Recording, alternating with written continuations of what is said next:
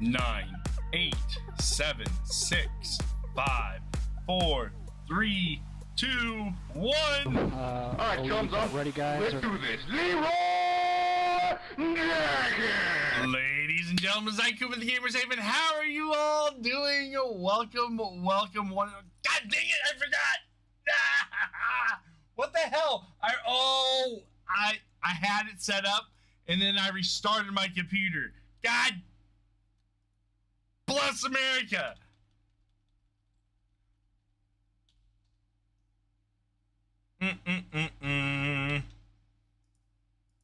There we go. All fixed. Death by snoo is an excellent way to go. Isn't snoo mean sex?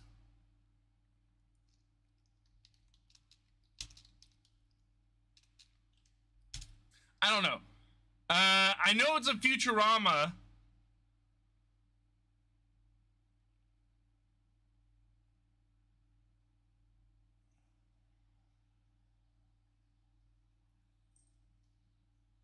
Waiting for Kuma's reaction on one part, but I can't wait till see him play the game. Oh, so yeah, that's definitely a Huntress right there.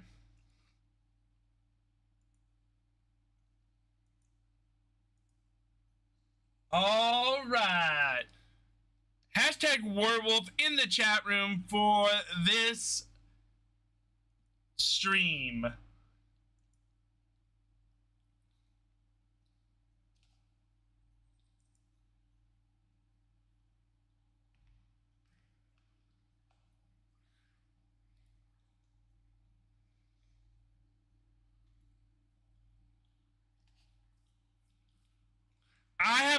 I've only watched a few episodes of Futurama.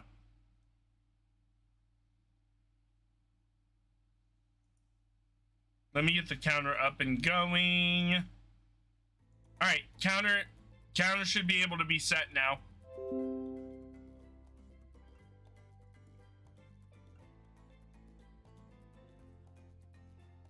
I mean, the spirit doesn't look half bad.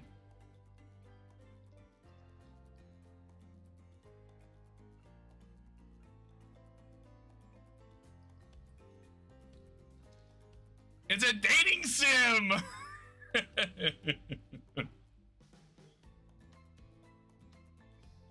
Alright!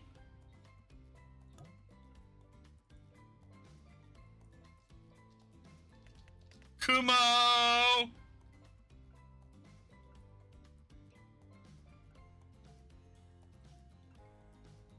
You could finally date the trapper there, Deadpool. This investment is already well worth it.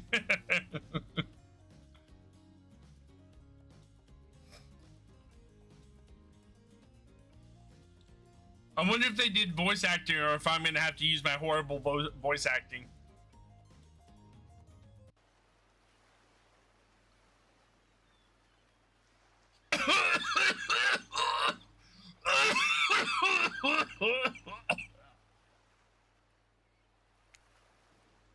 Wake up on a beach, soaking wet. Salt water stinging the inside of your throat as if you nearly drowned.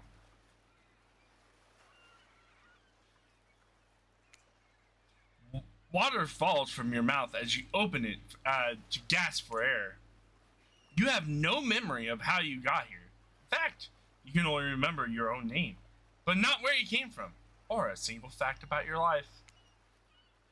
What you do know is that despite the outrageous beauty of the landscape around you, you feel incredibly sick to your stomach.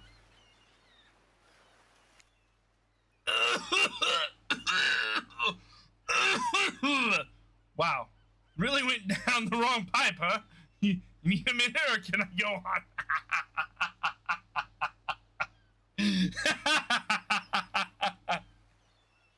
That's hilarious. Why? Okay, I might need to change my shirt.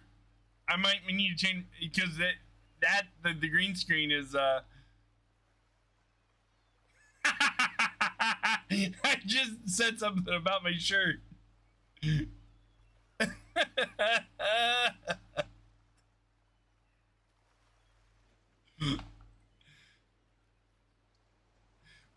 back. Hold on.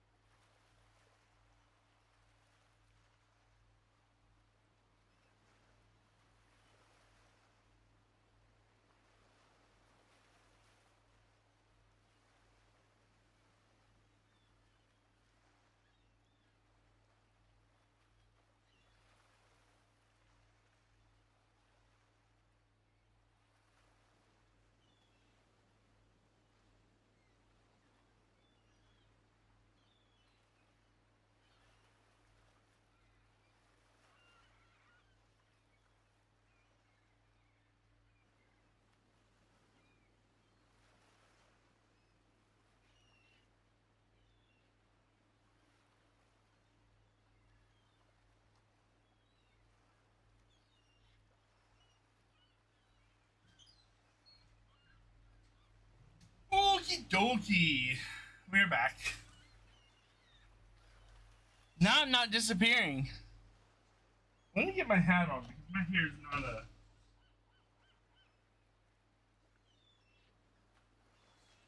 Oh, I forgot my headphones. Son of a bitch.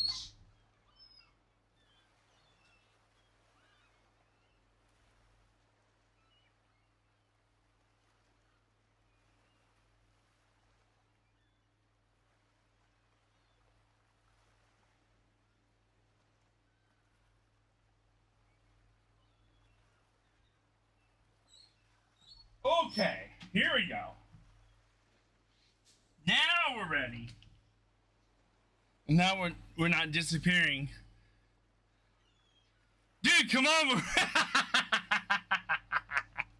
The suspense is real. No, you don't need to dislike the stream. Ugh. Because I can give you a minute. We got plenty of time. Endless time, really.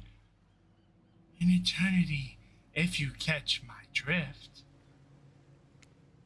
Whoa! Not now, Ocean. Sorry, Kumo. May I continue? Please go on.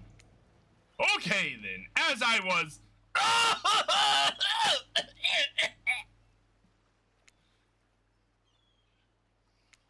As I was saying... What is up, Elfin Prince? You look down at your feet, ankle deep in the crystal blue water of a newly arrived wave. As the water as the water recedes back into the ocean, it reveals a grotesque discovery. Oh, wonderful.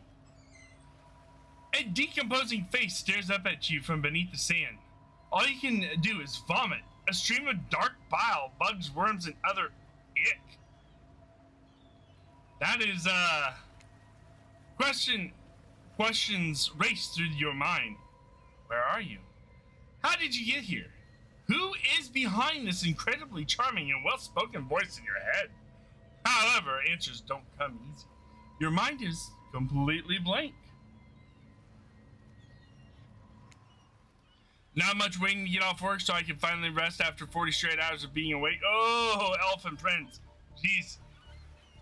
What will you do?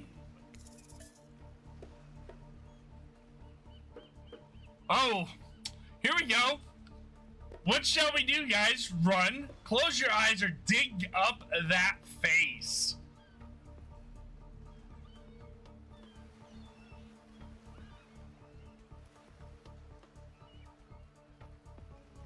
All right, here we go.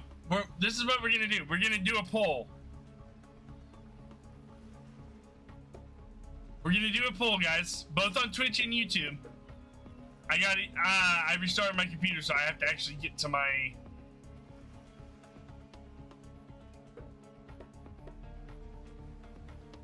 Audience participation! Audience participation!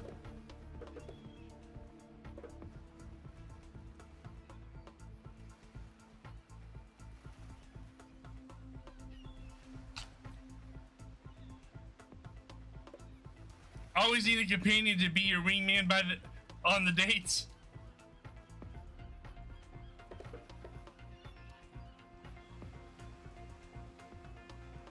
Hold on.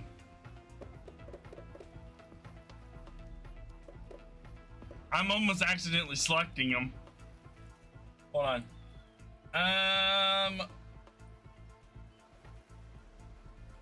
Alright. Let's get this,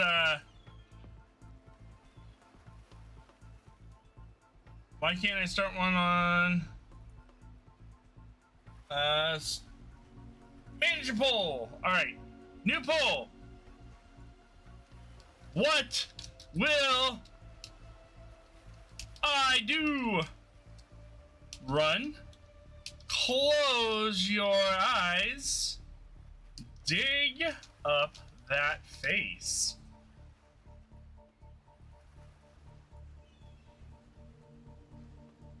It's not gonna run for very long. I'm just only gonna do it for like 2 minutes. 2 minutes on Twitch starting now, and then let me get over to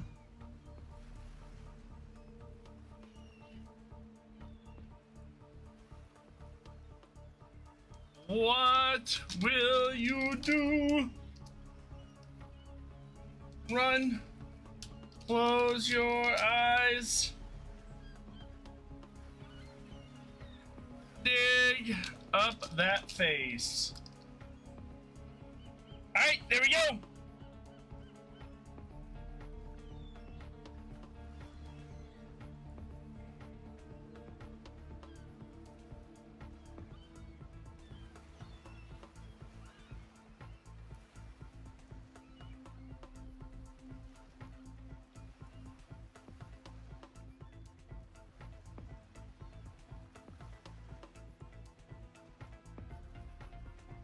Yeah, it looks like Dig's gonna win. Dig, dig, dig! We're not gold diggers here, we're face diggers.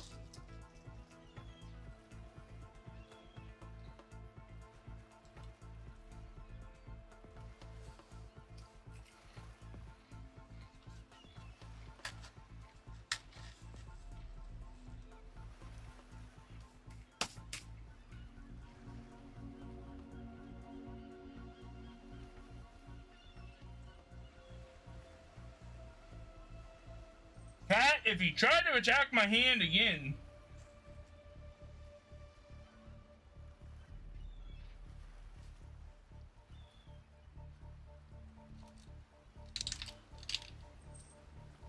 Right, Brittany, right.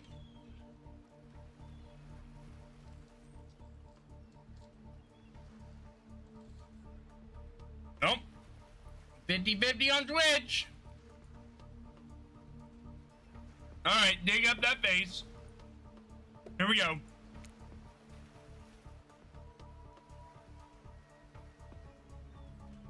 You brush the sand away from the half-buried human head embedded in the ground before you. There is no body, just this head. As you pick it up, flakes of skin fall to the ground. The jaw falls open, revealing a gold coin sitting on the rotting tongue of this poor, dead soul. Getting your hands dirty, I see. I like that. You're a take charge type. Right, Brady, right.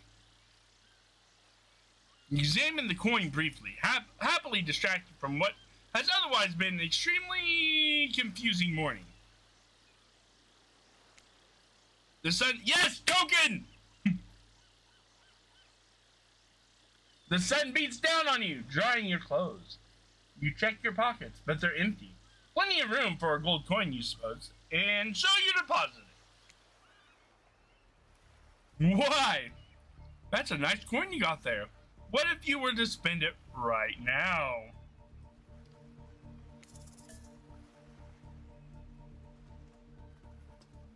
No thanks, why not?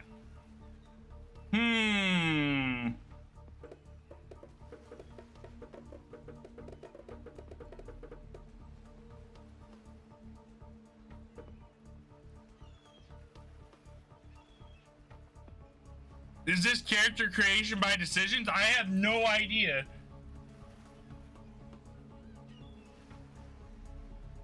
I have no idea, Cookie. Should we say no thanks or why not?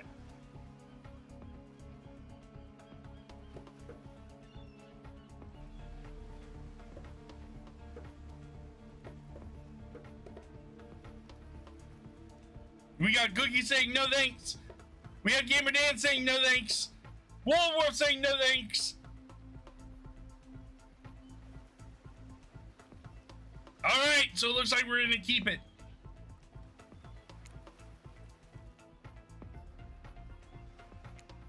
Look, I'm at a level with you here. That coin you found, it's mine. I dropped it yesterday and I've been looking for it all over for it. Dropped it into a dead person's mouth. Could you just give it back?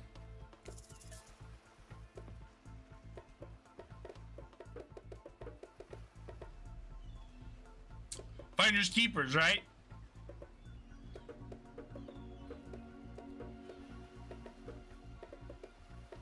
Weird, but no. Like, how did that coin get in the dead person's mouth?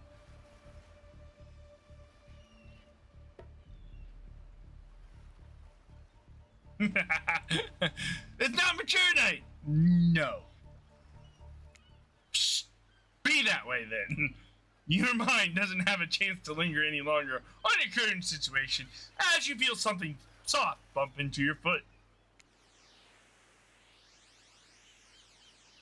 When you look down, you find a volleyball sitting in sand there next to you. You stare down, frozen. A voice calls out to you from behind you. Little help here, please? Turn around, and when you see what's waiting for you, your jaw just about hits the ground.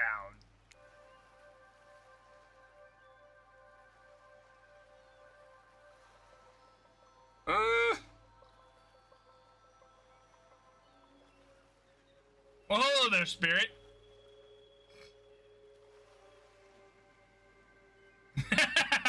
Wilson!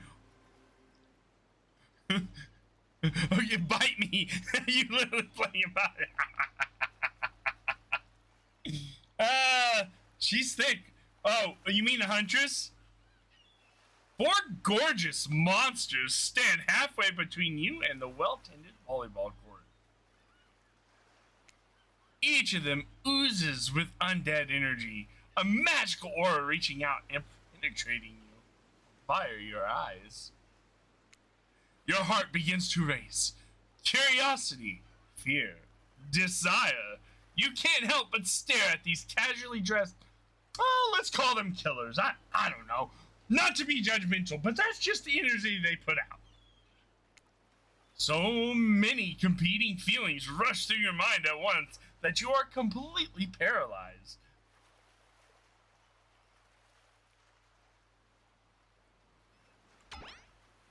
Hello. There are weird days, and then there's this. All you can do is look down at the ball and back up at the monstrous lineup of, well, literal monsters. Sexy ass monsters, though. Okay, it's mature night. Fuck it. It's mature night.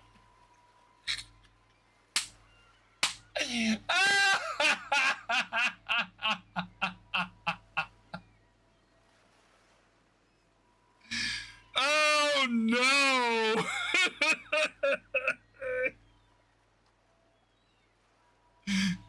It to me at this point. What do you do? Toss it back, kick it back, say, no thanks, say nothing, do nothing. Stand around, don't move. They won't see if you don't move. Right? Alright, let's see what the chat says.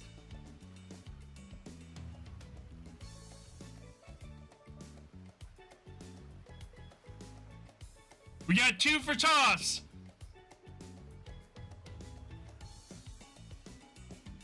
We got 3 for toss.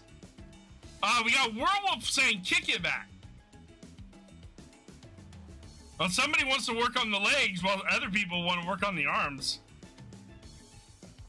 Looks like get to see Huntress do her thing.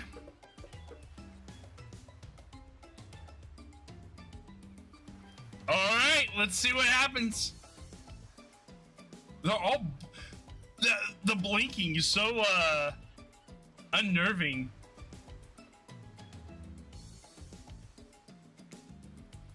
You bend down and grab the ball. It's warm from sitting in the sand on this beautiful day. When you give the ball a toss, it arcs beautifully through the air and lands right in the huntress's hands. Thick thighs save lives.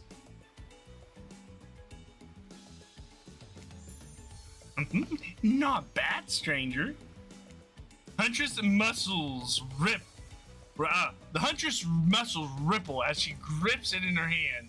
You look her up and down and consider what it might be like to be held tightly in those strong arms. Warm, perhaps. Maybe a little sweaty, but that's okay.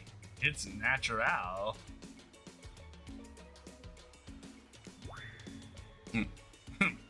Try hard much? Blech. They're speaking directly to you, but you still can't bring yourself to reply. You're entranced. When you snap out of it, you realize that everyone has gone back to the volleyball court. Alone again, you look across the beach at these strange residents who casually bat a volleyball back and forth, happily ignoring your intrusion into their private beach. Should you be frightened? Worried? Excited? I did refer to them as killers, not to give too much away. But at the same time, damn, they're looking very appealing in their own way. Nobody so much as lifted a blood-soaked finger in your direction. Honey Pop?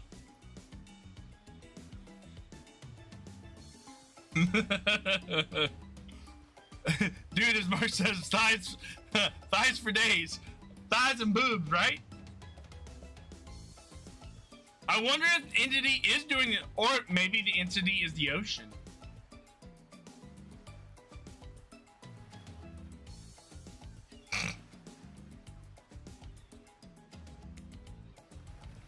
Don't be scared, Kumo. You were made for this. Well, geez, if the spooky ocean voice says it's not to be scared, I am sure it's going to work out. With no good reason not to, you decide to head over and see what happens next. You know, that could be used for private streams. There's nothing about Discord streams.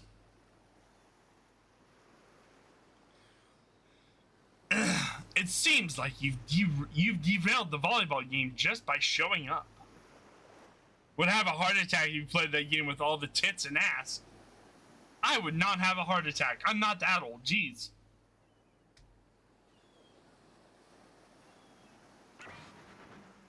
You derailed the game just by showing up, you nitwit. And I guess you're also a nitwit. Look, it's best just to go with what Trapper says when he says it. That's a policy I hold for pretty much anyone who always seems to have fresh blood on their hands. Hey, don't worry about it. It's just a game. Existence, that is. Besides, you seem a lot more interesting than a silly game.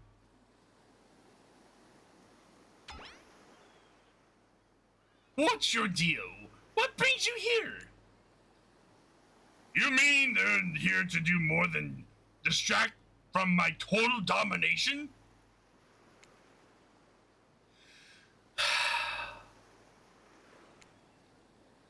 That was the Wraith. That sign means he was done with the game too.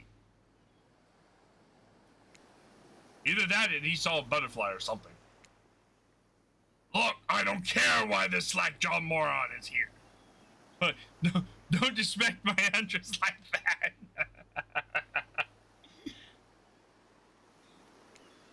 I just want to know, can I kill them or not?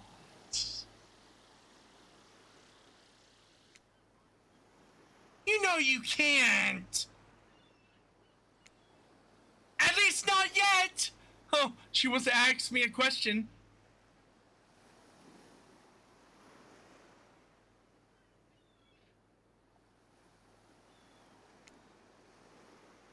Oh yeah, not yet.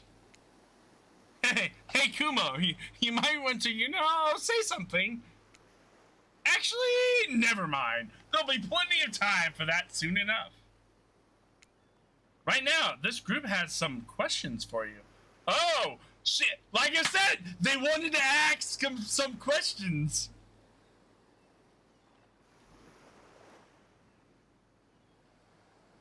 Someone needs to bury their face into that guy's pecs.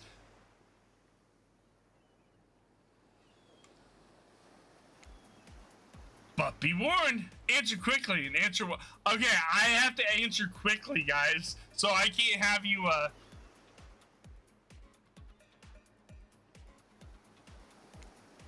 This is a time quiz and it will be very important later. Okay, well, here we go. Very important. Or not important anyway whatsoever. Probably that one. I can't remember. How attractive would you say you are? Average. I'm pretty average, I think. I'm pretty average, I think. Just another face in the crowd. Just another face in the crowd. Another normal, meaningless life in an endless cycle.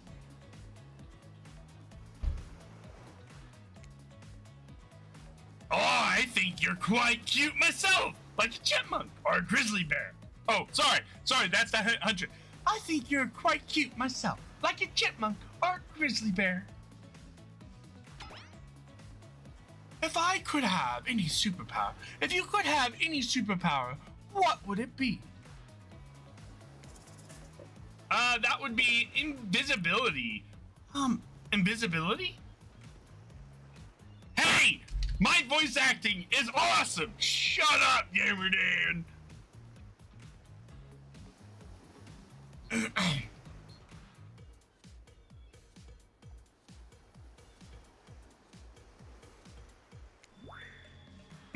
Same! Although sometimes I think I already am. What was your best subject in school? Oh, what was my best subject? I would have to say math. Probably math. Actually, that was my phone.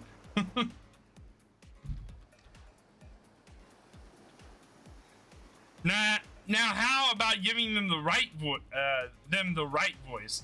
But voice acting is all about giving them their unique voice, right?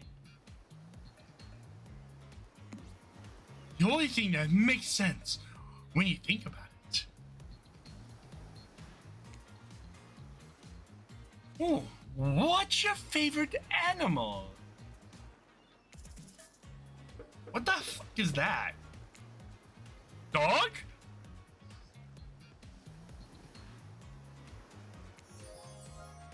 Oh, you look absolutely adorable in a little pink, a little puppy mask. What is your favorite color? Of course, blood red. Red, duh. The same color. Some call it the color of love, some call it the color of love, but love is just another word for pain. What is my dream job? Why is there a color option for a 3-day-old corpse? I have no idea, werewolf.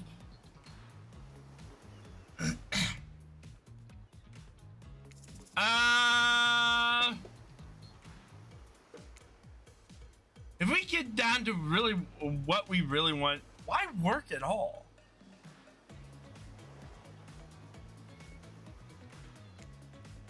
It takes a lot of courage to break free from society's expectations to climb the ladder. Only she could spin laziness in some kind of grand crusade. These damn millennials.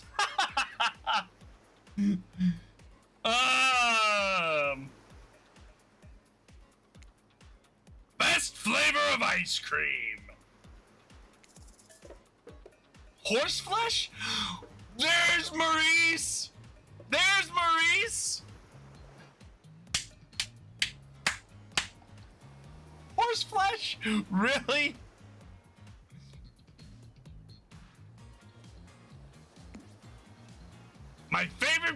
My favorite flavor is pain.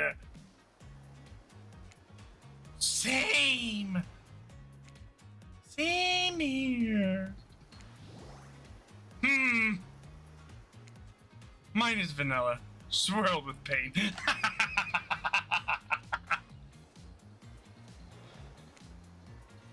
I think mint chip is the greatest flavor ever conceived myself. But enough about ice cream. Am I right? Hold on a second. This reminds me. Am I right? Always. It's a lesson you should learn before we go too much further. Do what I say if you want to survive. Pick mint chip. We're teaching lessons now, narrator. You rascal. Kill or be killed is the rule on this island. Even for faceless voices. Tell me, what is the best flavor of ice cream? Should I pick I'm gonna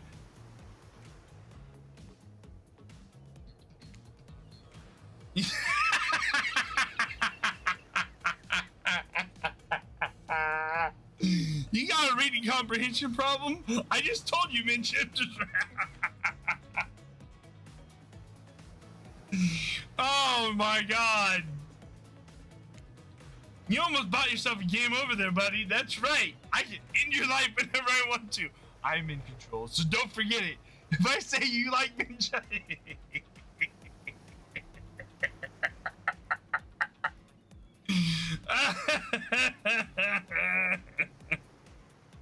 Actually, cookies and cream is where it's at, but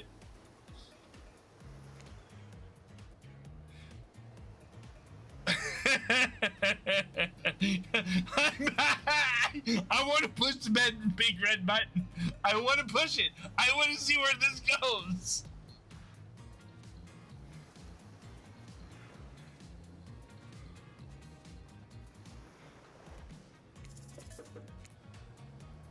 Oh, I didn't mean pick chocolate.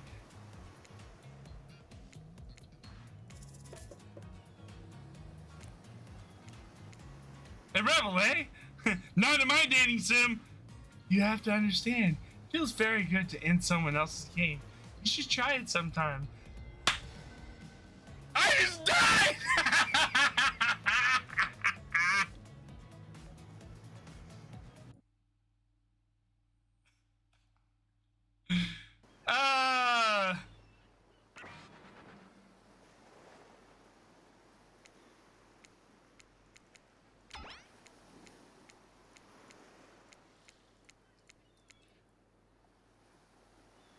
Way to fail. All right.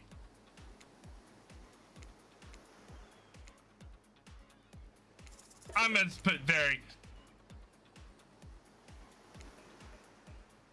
That's what you think very attractive is compared to this? Trapper flexes his muscles so tight you can practically see the blood running through his veins. If you could have any superpower, I'm gonna go with flight this time. Flight for sure. Technically, I suppose I can fly. Honestly, it's not all that cracked up to be. As far as I go, I'm still not where I want to be.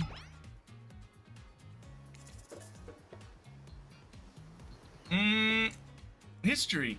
Nice. It's important to know what came before so that we're not doomed to repeat humanity's mistakes. I mean, we will always, but still.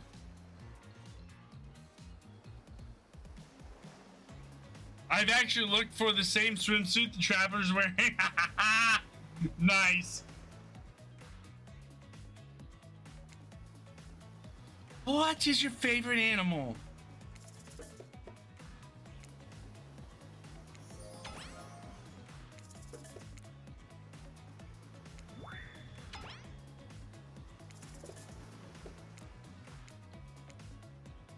All right. What is this?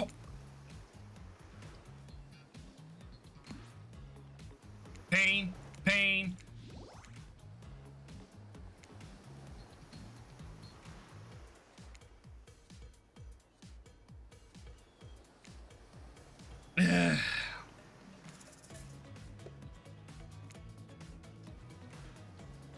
There, fine, a Pikmin chip. Well, if I didn't Pikmin chip, then I would have died.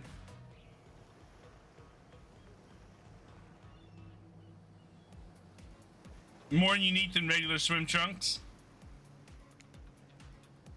I think you're gonna do just fine. Anywho, now that we know so much about you, I'm sure the group wants to start getting to know them. The group wants you to start getting to know them. I'm the trapper. I'm pretty much run things around here. I'm the smartest, richest, strongest person on this whole island. I don't like losers. If you want to know what a loser is, say hello to Wraith. Hi, I'm Wraith. I'm nothing like everyone else. I'm nothing like everyone else. I like nice people and loathe big dumb idiots. Hi, what's up? I'm the spirit. I don't like most things. I really don't hate most things either. It's not worth my time. But things that I do hate, I really hate. You know?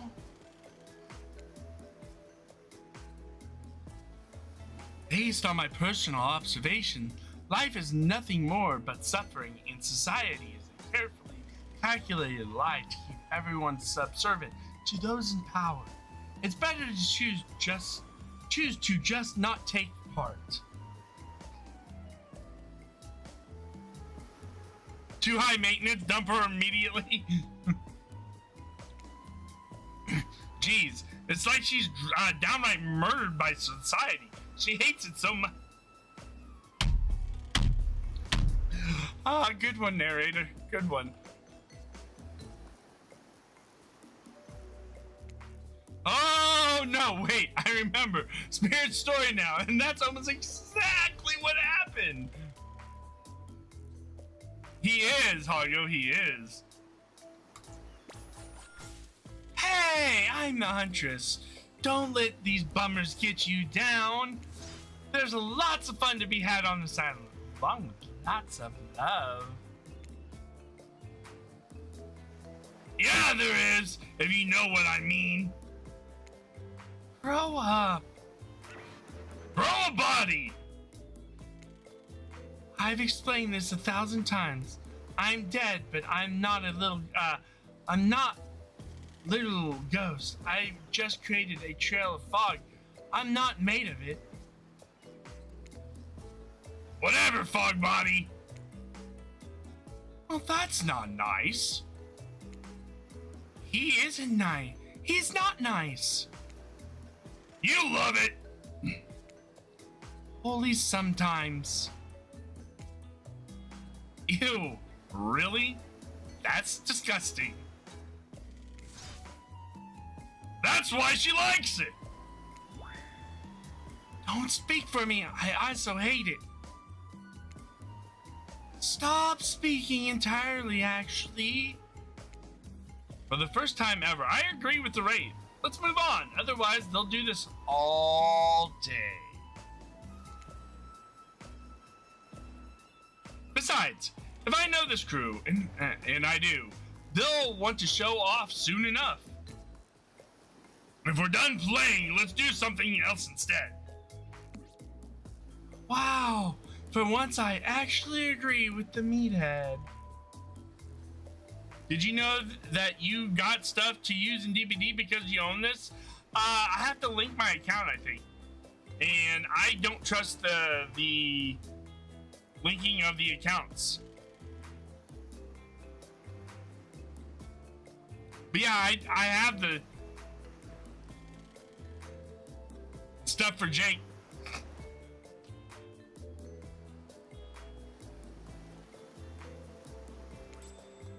I say we go to my yacht.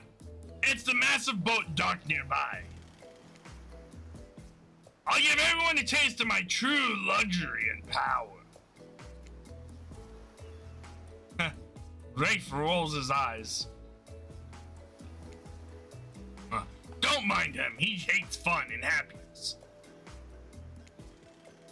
No, I hate the endless, desperate, soul-crushing pursuit of wealth. The way it is flaunted needlessly and the cruelty it engenders. What about hanging out by the pool? I find the water calming, simple, beautiful. Hey, what about our volleyball game? Oh, wait, sorry. Hey, what about our volleyball game? We can exercise and have some fun as a group. Are you all serious? There's a perfectly good lounge to chill out right here. I'm tired, and besides, I hate being in the sun. Where do you want to go? All right, guys. All right, let's throw up a poll. Or should we just do the poll in the chat? Where should we go? I know where I want to go.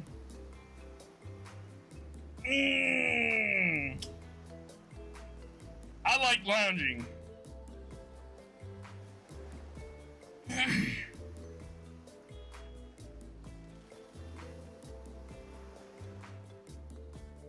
Wherever the trapper wants to go. He wants to go on his yacht.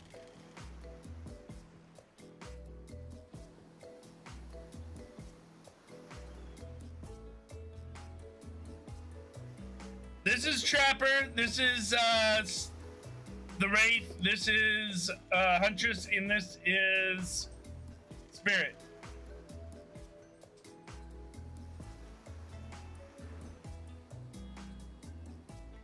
Hello?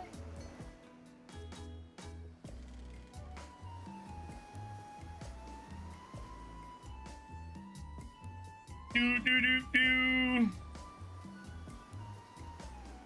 Well, Hoggo's the only one that answered so far.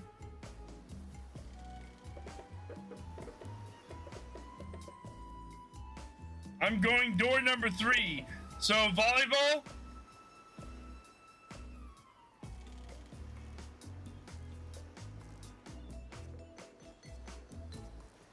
You want to say the beach as well? Okay, is that... Are you saying you want to do the volleyball then? Or the pool? Okay, 3.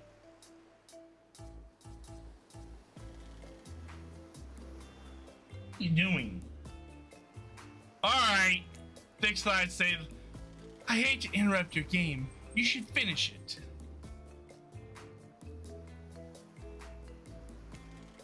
Yeah! I love to play outdoors. I also love to meet new people. I also love to bring them home to play. I'm sort of a big kid at heart. Obviously, you are too. I like you already. I hate people who are too serious. They ruin everything. Well, they do if you don't handle them swiftly. Ah! Claudette! Hold on. Just one moment. Activities coordinators.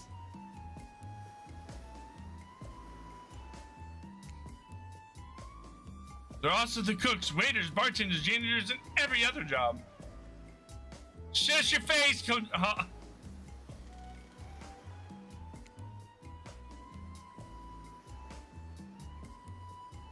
They're the only help remaining on this island. Maybe Jake was the skull.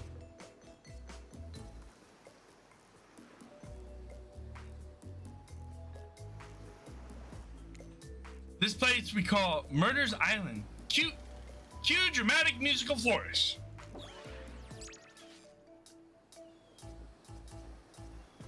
None of the others survived. Survived the interview process, I mean.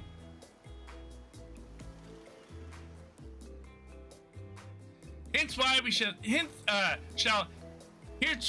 heretofore refer them as survivors with a capital S. These two have worked here a long time, so very long. I don't actually know how long it's been. Sorry. Anyway, I should probably let Dwight and Claudette do their mandated jobs. They sure look happy, but they're vibrating with a nervous energy that is starting to give me the creeps. We will now escort the group to the venue of your choosing. However, in the future, we recommend waiting for us to present you with your options whenever possible. Don't just run off to various activities unsupervised. We don't have much time, autonomy around here. The least you can do is allow us to do our job. The most you could do is help us get off this right?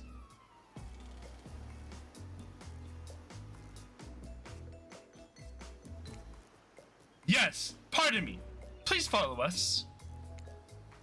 Hey, narrator? Yes? Something I can help you with. Those two, Claudette and Dwight, did they just start mentioning something about wanting to escape? Is escape an option? Should I be trying to escape? Escape? Them? Oh, no. I think you're mistaken. It seemed like Dwight was asking for help to get off this island, though. Oh, right, yes, that's true he was. But he's just meant that he wants to get to the other vacation island getaway. A couple miles south of here.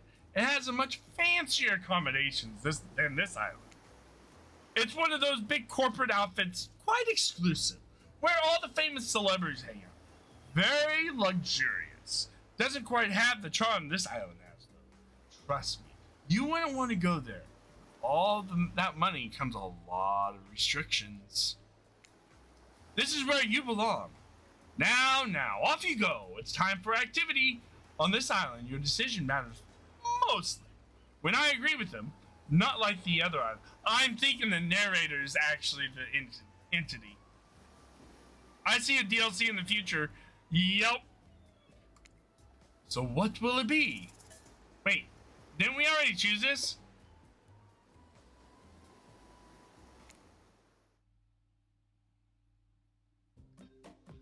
Wow, It's so exciting to have someone else into athletics on the island. Spirit and Wraith are so boring, and Trapper's so predictable, relying on his brute strength to win games. He has no respect at all for grace and skill. Thank goodness you didn't choose the yacht. What kind of person wants to be sitting ducked in the middle of an open ocean? You're just asking for a sneak attack from an elk. On an ocean. Right. Wonder how long it would take for her to bring up an elk attack. Game starting up again. Make sure you're watching close. She's really something, huh? Elk don't swim. Live in the forest long enough and you'll see an elk swim. Believe you me. Cheer for me, cute stuff. The killers resumed their place on the volleyball court and resumed the match that they were playing before you arrived. Hey! Fancy a lemonade? I see you're working up a thirst eyeing those bouncing buns playing volleyball. Claudette hands you a lemonade.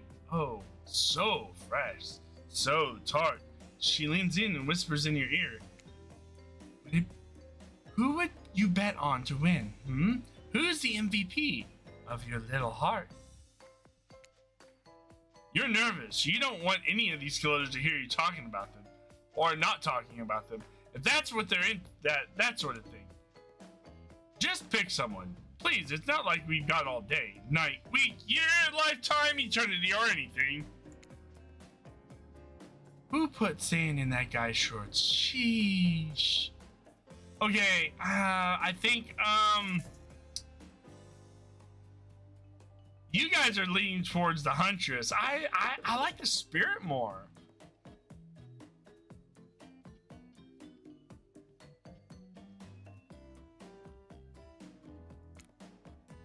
Spirit?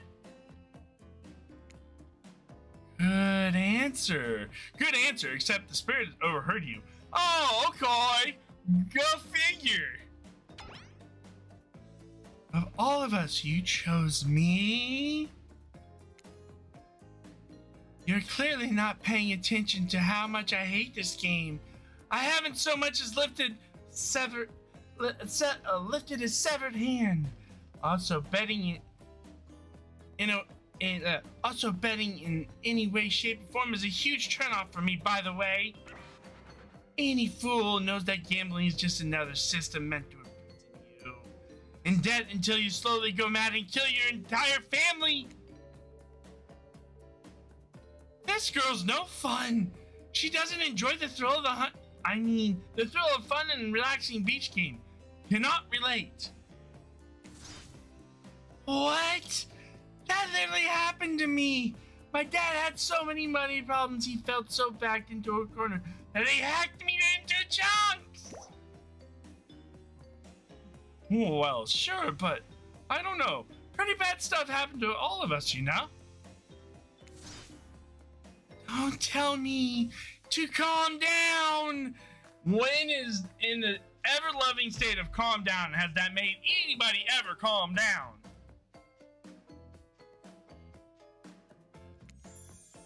Not me.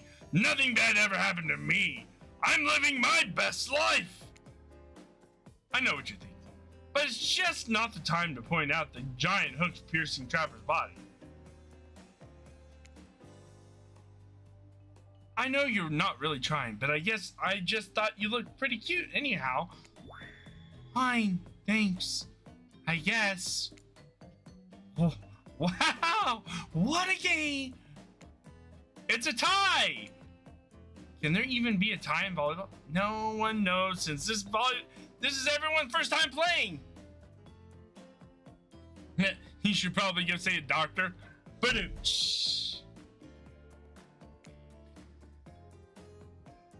these killers don't usually have time for team sports amid their busy schedule of brutally tearing survivors to shreds.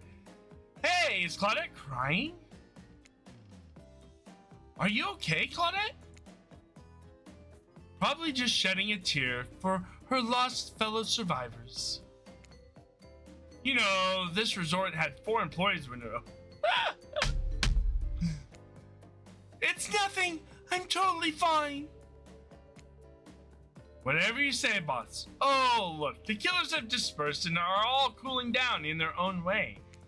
Spirit is reading a novel I like reading. Trapper's stretching sensually in between chainsaw curls. Wraith is standing by on the beach, desperately hoping that the sand will swallow him up. And the Huntress is doing some target practice with her bloodied hatchet. You feel a nudge. The White is looking at you, expectant.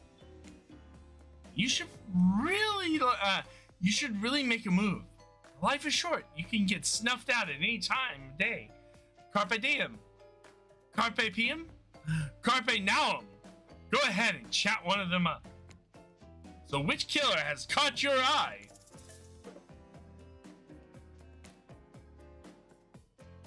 You make your way over to the Spirit, who's deep in a thick paperback novel. She looks up at you. Surprised that someone like you has the time of day for someone like me. Weird thing to say since you barely even remember what someone you are. So far, she seems like an unpredictable gal, though. What are you thinking about right now? Vengeance against my father. What else? Man, this chick is emo. Seems like she's great to hang out at the mall with and help you pick out a pair of giant ugly boots. Wow. Wow. These are pretty gothic up in here. You want to run that or maybe change it up?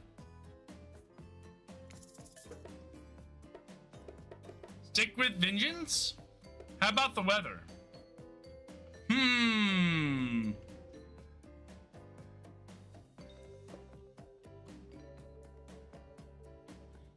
Should we stick with vengeance or should we ask about the weather? Will the weather get us murdered?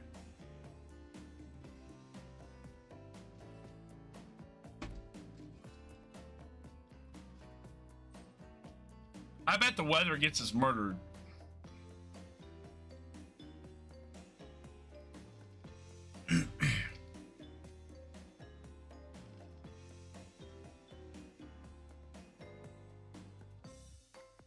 So we got one for one of each.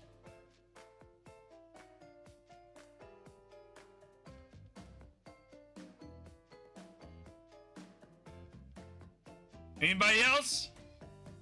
Because I'll be the tiebreaker.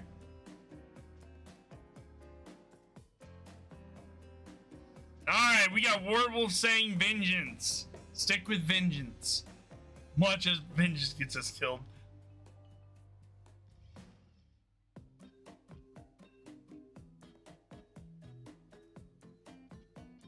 Yeah, the current weather is after. Yeah. I know. Parents really just don't understand. It's like they were young once too, but they managed to forget what it's like. It's so frustrating. Right? And then they become so obsessed with their job, with their status, with their wealth in society that they become completely crazed and end up murdering their whole families. Yeah, it totally blows. I hate parents. My dad was like, "You're too young to get your ears pierced." And I was like, "But mom got hers pierced when I was a baby." And she was like, "It was a different time." Don't talk back. Did one of them attack you with a katana? No, but my dad stepped on my foot and it really hurt because I had been taking a nap and I didn't have shoes on, but he was wearing some really heavy boots. We've clearly both been through a lot. I think you look great with pierced ears for what it's worth. I actually do have, I did actually have my ear pierced. The left one right here, but it's all closed up now.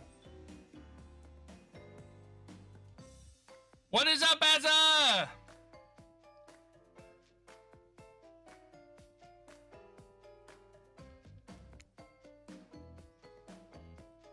Come on, everyone! The fun games can't be over already. I get it. I get it. Volleyball? Not ruthless enough. Look at us. We crave action. We crave excitement. We crave the thrill of the hunt. It's time to see if our friend here has the hunter's instinct. I saw you. Oh! God damn it!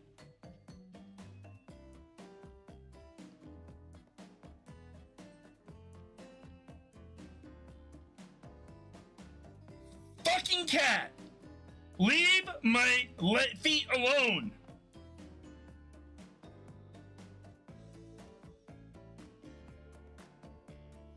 That hurt!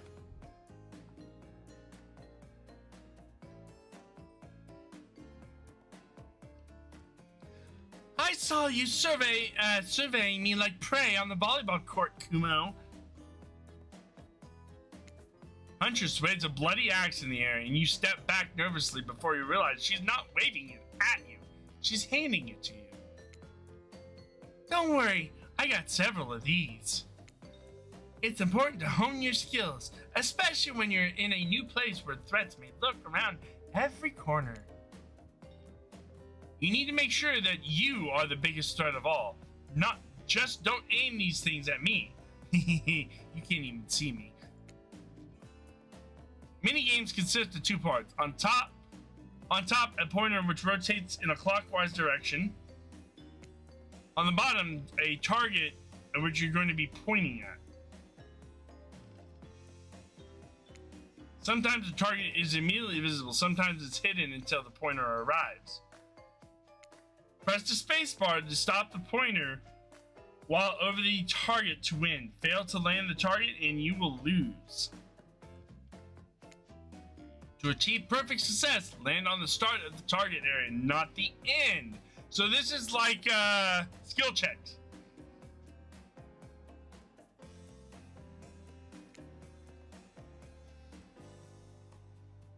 Okay, ready to play? Or would you like me to repeat that? Oh, wait. Okay, ready to play? Or would you like me to Can I get a couple practice ones?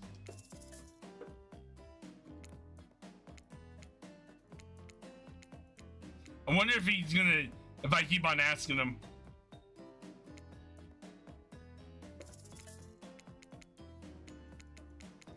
Hold on. I want to see if he does anything if I keep on.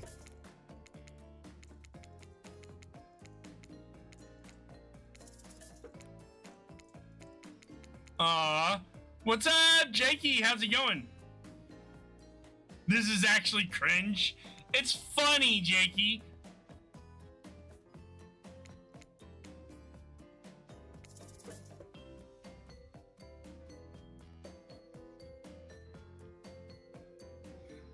All right. Away we go. Show them what you got. Perfect. The dweebs have taken over DVD. How you doing, Jakey? Welcome to the stream.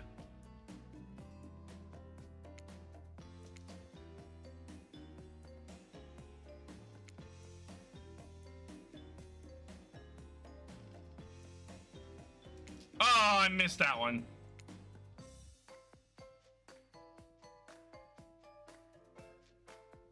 I missed. I'm impressed. A worthy opponent. I mean, could have been better, but who's keeping score? For the record, I am. And you got 5 points. Hatchet throwing? Cool, I guess. I like stabbing to be a bit more up close and personal. Some are allowed horn blows and the survivors snap into action. Time's up! You heard him. Get to the next activity.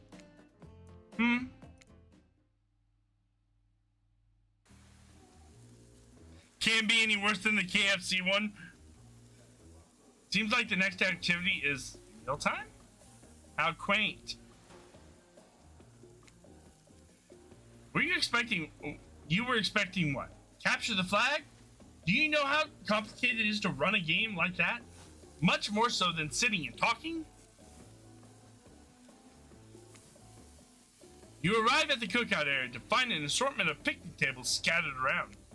What were you expecting? Some kind of grand hall with a huge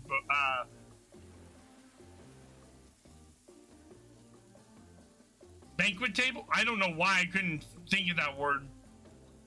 With a huge banquet table? This ain't some prestigious, fancy epic like you find on cable.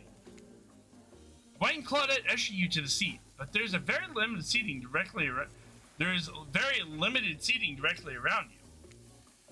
And oh, great, terrific! It seems that everyone wants to sit next to you. Even better is that they don't want to sit next to a certain other people either. To start, no one wants to sit next to the Trapper. Meanwhile, he refuses to sit next to the Wraith or Trickster. Oh, well, hello, Trickster. Oh yeah, Trickster's here. Surprise? Yeah, well, they don't call him expected stir. I'm sorry, even I get nervous around crowds of killers, and my whole gets a little flustered. Oh, hey there. You're looking good, Kumo. Really good. And we literally can't let hunters and trappers sit together. No, seriously, their arms are too big. They can't fit at the table if they sit side by side. Look at this. We can't even fit everyone on screen at the same time. You probably think this was an error, but it's not. It's completely intentional. Let that be a lesson to you. Every error you think you see is a choice. Got that? So, are they saying that every error on Dead by Daylight is a choice?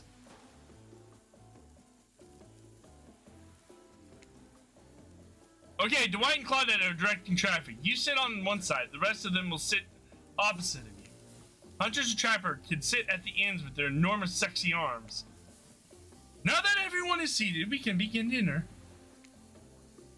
Tonight's meal was prepared slowly and carefully with both love and hate for 12 hours over a bit. We hope you will all enjoy. We really hope you do. Hey, you didn't actually tell us what you're serving. What are we eating? It's meat. Seasoned with a specific number of special herbs and spices that we simply can't divulge. My favorite! I know, right, Warwolf? I want to go after Claudette too.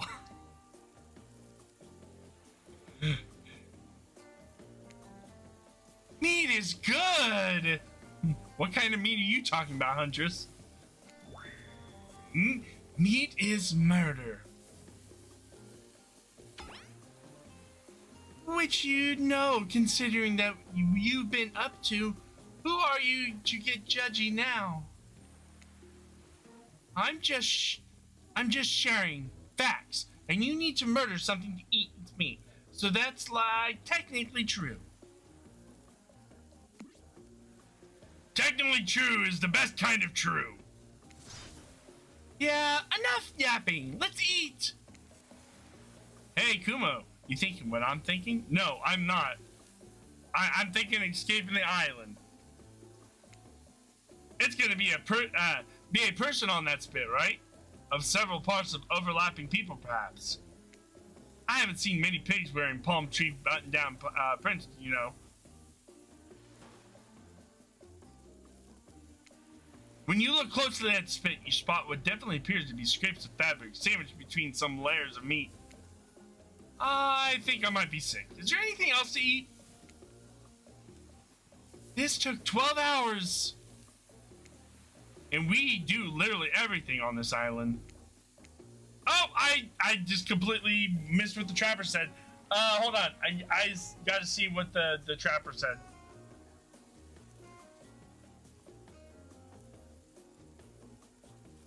Like, I accidentally hit the space bar.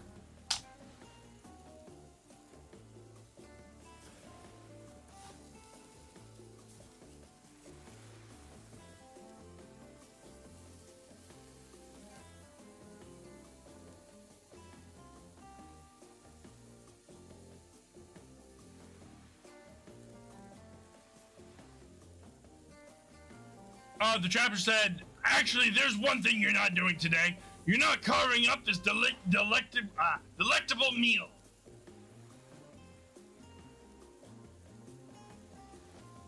Wow, he's right for a change, because I'm the one with my broad axe. It's a perfect tool for easily chopping anything in twain.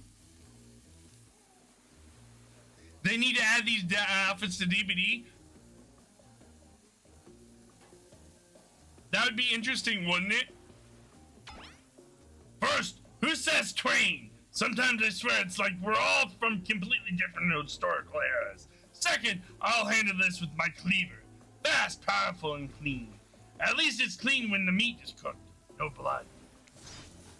Ugh. You two and your ridiculous bicep swinging contest. Enough! Grow up! Obviously, my gorgeous katana is the only option. Obs! The hell it is! Oh, I'll show you both my katana and send you to actual hell if you'd like. Please stop. Please, I hate it when we fight, or talk, or even when we look at each other in the eye.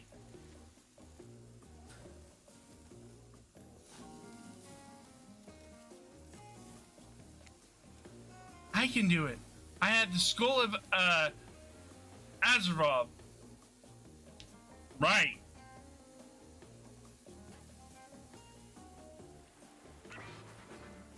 Great! Great! Instead of slicing it up, you can club it into a second death. Hey, Kumo, I know this isn't what you want to eat, but hurry up and volunteer to carve up Felix. I mean dinner! Well,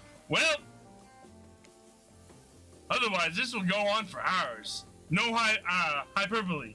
They once argued over who had the most effective weapons for 72 hours straight. And it doesn't matter which one does it. When they're done, they will take even longer cleaning the weapon, all while explaining the value in maintaining your tools. Despite being a bunch of cold-blooded killers, for some reason they always terrify the tetanus. Hey, why don't you just let me carve up dinner?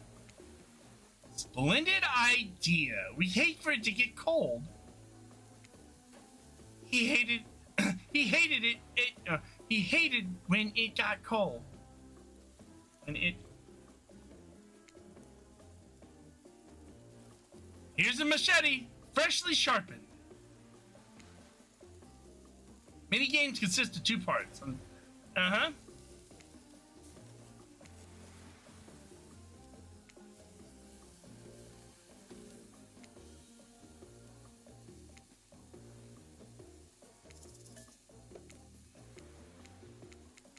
Okay. Hey, Dapper, how's it going? Alright, let's see if I can get the...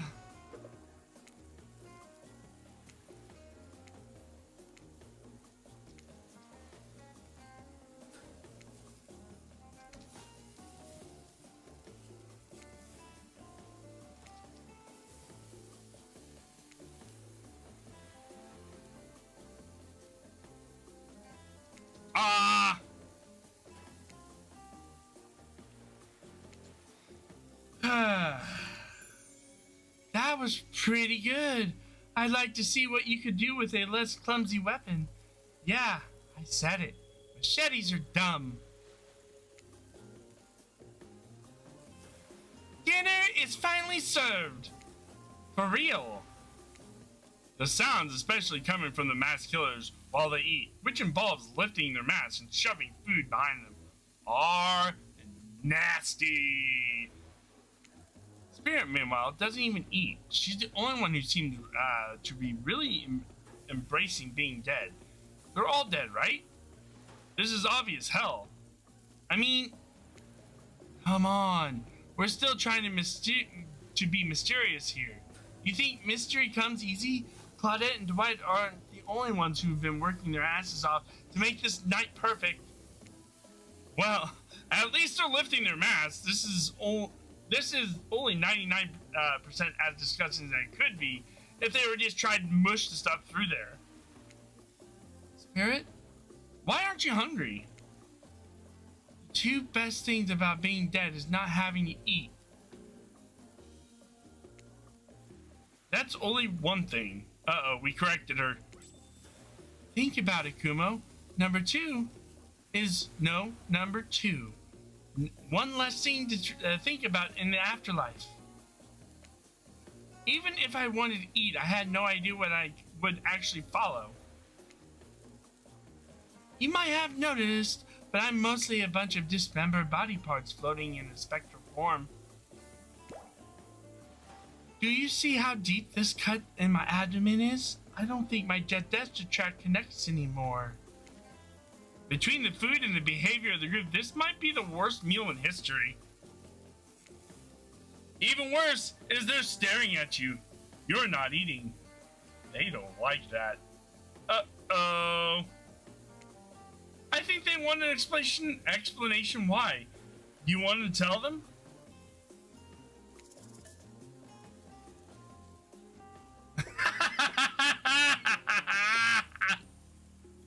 Okay. This is gross. I'm sorry. Look at that seagull. Which one would you pick, guys?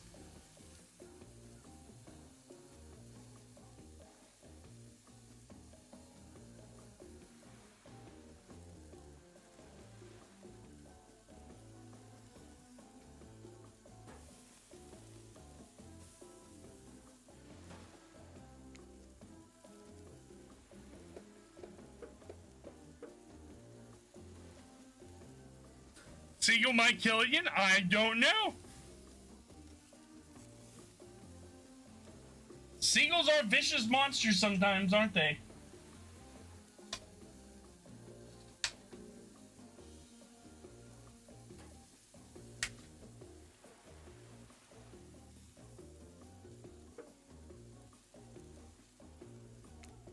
Wow! You ever see a seagull that big? I haven't. That's incredible! Anyway, what are we talking about? No, lame misdirect. Yeah, she's right, Kumo. Pretty lame. Own who you are, never compromise. Didn't you wash up on this island with no memory of who you are and how you got here? Yes, you did. Poor thing.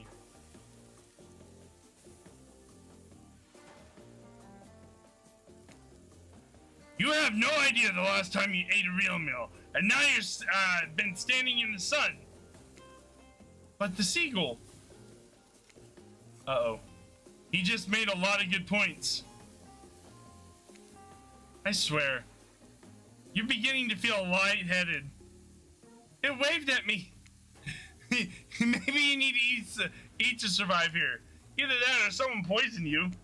No, wait, you haven't eaten. So you can't be whatever the answer, you clearly not ready to pass out.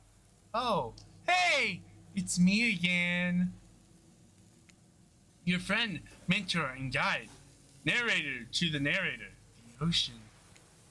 Not sure how I feel about the characterization, but I'll allow it. I brought you here, and I might be the only one who can help you now. There's only one thing you must do to survive.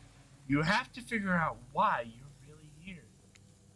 No one can tell you, not unless you follow the right path, or at least a right path.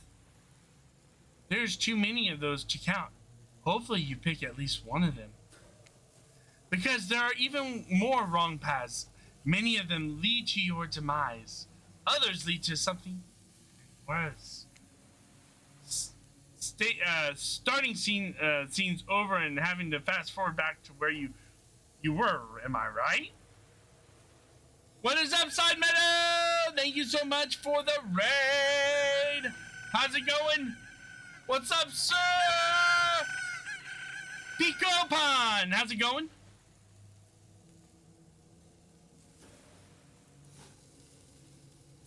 What were you playing, Side? Raid!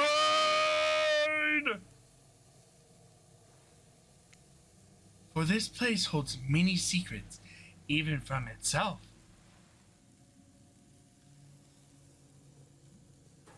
Cock-a-doodly-doo, buckaroo! Don't forget to hit that like button, subscribe button, follow button. We are streaming on YouTube and Twitch. We are playing for the first time ever, Hooked on You, a Dead by Daylight dating sim. Was playing Hunt Showdown. I have that game. I just played it once and never picked it back up. But the one that truly matters can only be learned if you answer the most important question. Why are you here? Why are you here? Answer that and you'll learn the truth. The ultimate truth. Big mysterious. I gotta give it up for the ocean character. This is some quality early game storytelling. Hold on, I'm back. One more piece of advice. You made many choices by now. Some of them I liked, and some of them I did not. It is your best interest to make more choices like that I like. Well, then how am I supposed to know? You wake up to find the hunters holding your limp body, gingerly pouring cool water into your mouth. Oh, good. You're okay. Sometimes when I try and care for people, they have a way of ending up less alive than when I started. Which would be a total bummer if that happened to you. It's been so long since I had a normal, happy, healthy, living person around. Usually I'm just falling into the same old routine of smashing everyone's head open with a hatchet before I really get to know who they are as a person. But you're not nearly as scared or too busy writhing in pain to see me for me. You feel nervous in her arms, not just because they are maybe crushing you a little, but because she's beautiful.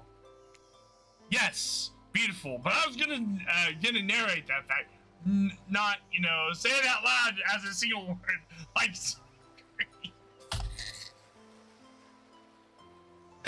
Oh my god.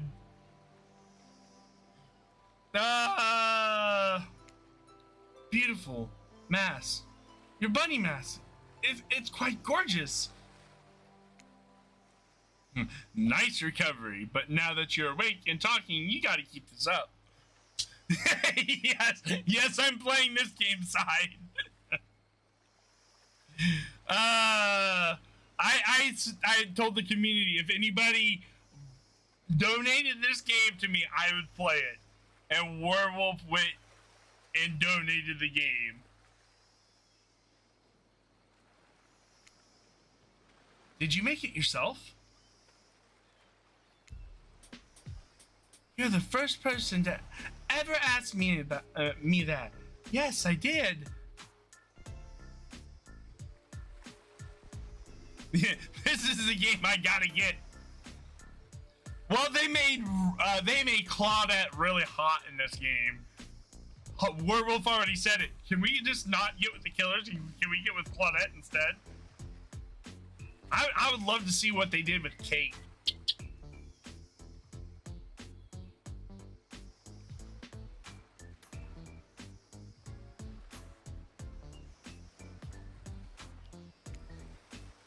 You seem so quirky and cool. You could do anything. Own Etsy store, be a doctor. Why is it that you kill people? Huntress sighs. You can practically see the memories flickering across her eyes, but she hasn't tried to kill you yet. So that's a good sign. The Huntress look fine. Have you seen the spirit there, Side Meadow?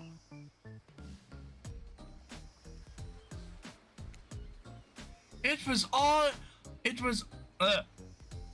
all I was ever taught to do as a young girl, so I thought it was right. Even through the match, you can see that the Huntress is blushing a bit. It seems like your line of questioning has made her a little nervous. Hey, you didn't eat much at dinner. Want a snack? She offers you some jerky. Probably human jerky, but her spice game is on point because it smells pretty damn good. We're gonna have to sip. When on Murder Island, you might as well eat as the killer do. Plus, you really are hungry, and you can chow down on jerky essentially, right? I'd love some. But the Huntress, thick thighs, save lives. After a moment of quiet chewing on what you chose to believe is not human thigh meat, you decide to be bold and ask another question. Well, I bet there's ways you can essentially eat jerky, but we won't get into that.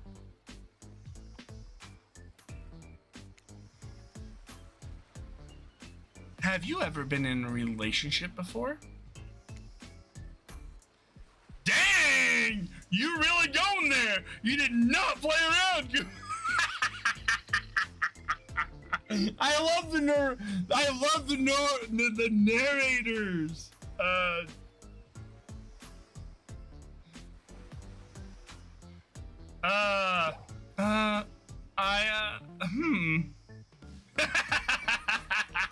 Her face. Her face.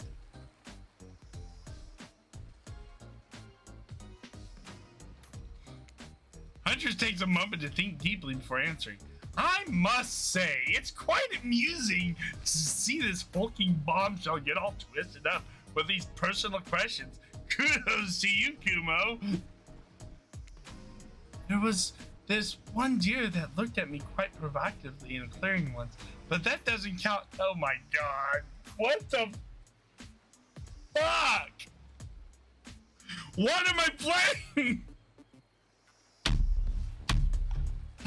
What?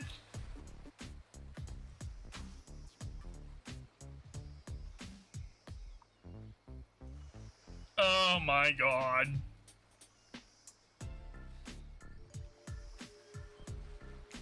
You hear the faintest giggle bubble out from behind the Huntress mask. What's up, Blue Rose?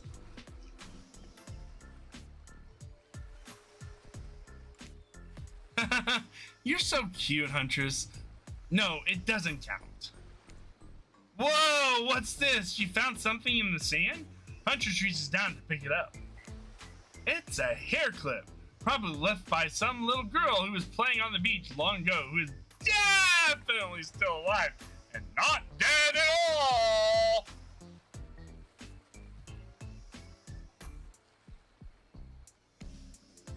Huntress closes the bag of jerky with the hair clip. Seems like she's a little mixed up on how exactly this particular item works. Should you go with the flow or show off some of your knowledge of advanced human needs? Show her a thing or two? Or go with the flow?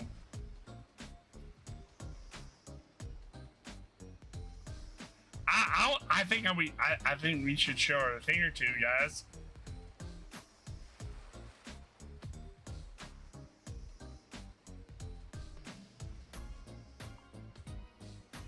Yep, show. Here we go. Let's show her a thing or two. You silly goose.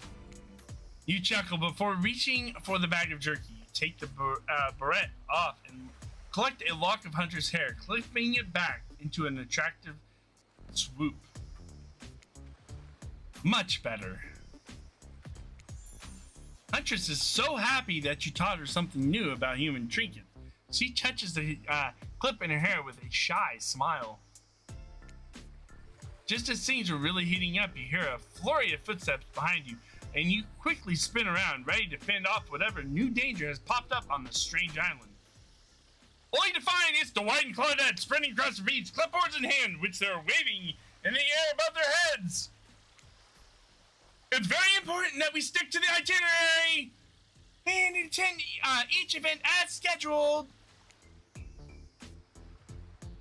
Playing sick or excuse me, words Playing sick or for cute flirt points was not a part of this evening's activity.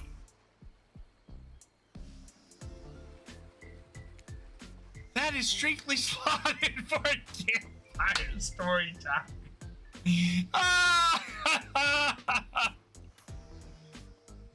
But look at Claudette. Look at Claudette.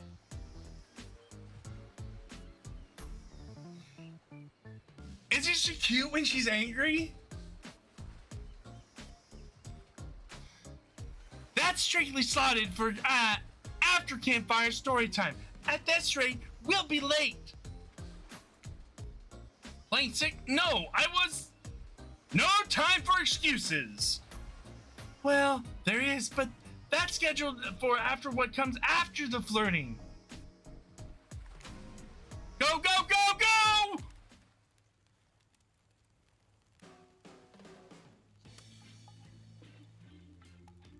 Once everyone is gathered at the fire pit, Dwight and Claudette quickly making an announcement. Haha, biddies. You're fine, side. It is technically mature night without the drinking. So, if you can get past the censors and stuff.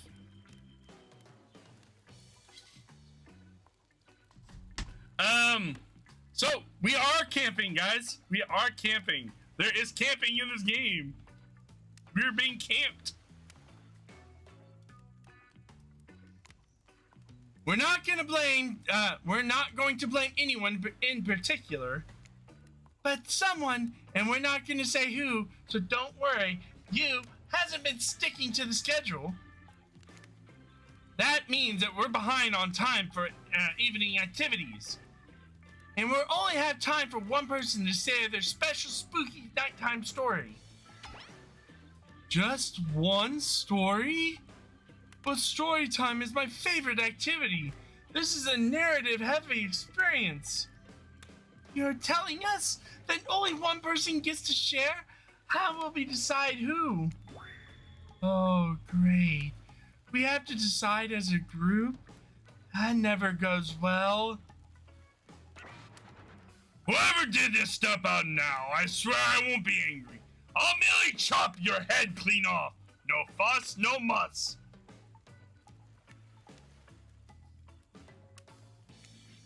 Voice trembling, you realize this is probably it for you, but you embrace your fate. Sorry, everyone. I think they're talking about me. To be honest, I still don't understand how this whole schedule thing works. I guess I lost track of time while I was passed out.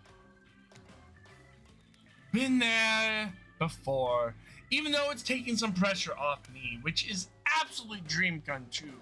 Is it really fair to pick on the newbie? Seriously, has anything ever happened on schedule even once?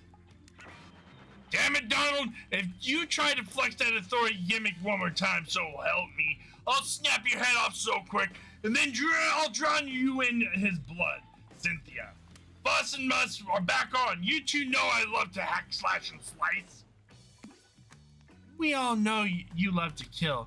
It's almost all you talk about. Nobody named any names. Who even knows any names? Not us. I renounced my name. Who's Donald? Crap! I hit the space bar again.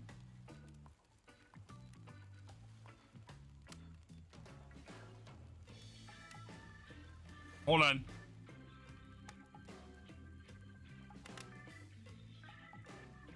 Don't forget to hit that like button, subscribe button, follow button.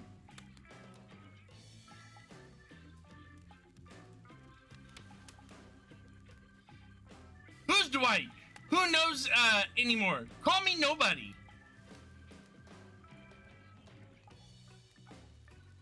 But we still gotta get started on story time, so... They changed his name to Nobody.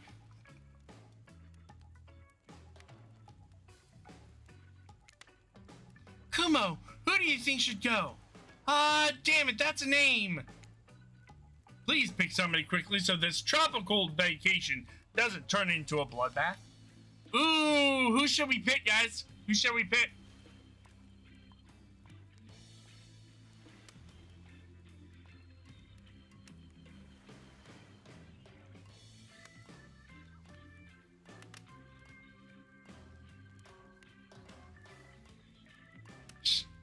Shall we go keep on going with the huntress, or shall we go with the spirit?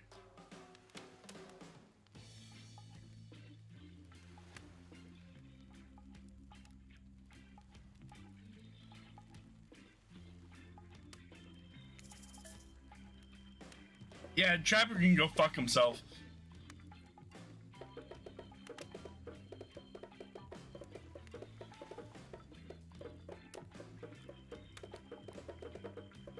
Thick thighs or emo girl?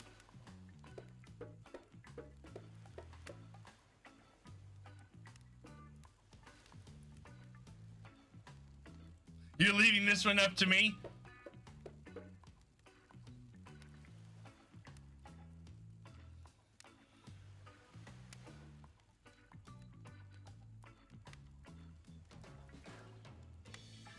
I'm going. I choose you, spirit. Dapper chose. Dang it! I can't go back. Whoa! This entire experience is being carefully crafted to avoid IP infringement lawsuit. So let's be careful with cat phrases, will ya?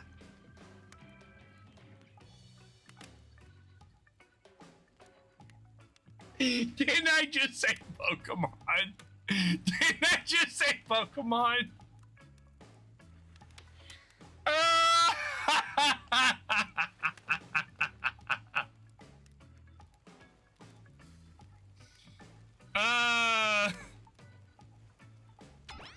Really? You want to hear from me? Spirit huffs and dramatically rolls her eyes as she gets to her feet in front of the campfire.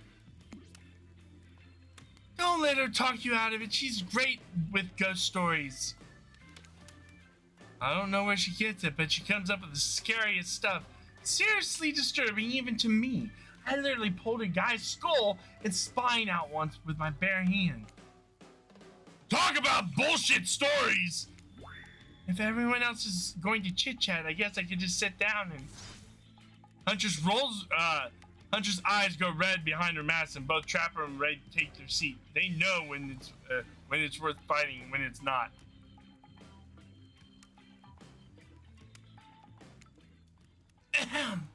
Well, I hate to break it to you, but tonight's story isn't scary.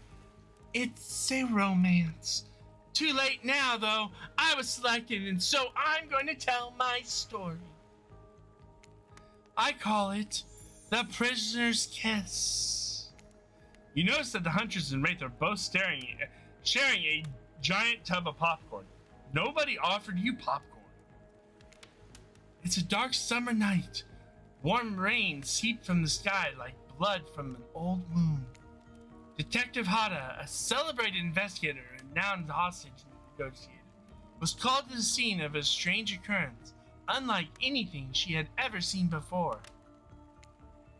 When she arrived, the scene was chaotic. Crowds had begun to gather. A dozen other officers were doing everything they could to keep curious onlookers away. But how could anyone resist wanting to know more?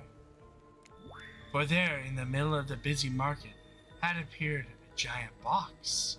Strange, alien in its appearance, and massive in size. Size doesn't matter. I mean, no one knew how it got there. Was it delivered? Built on site? In such a busy area, how could something like that just appear? A mystery it was, as if conjured by magic. But this was no illusion. The huge box was very real, and someone was trapped inside. Spirit pauses the story to look from face to face of each audience member. She had no expression, but you feel her vibrating with energy. She is in her element.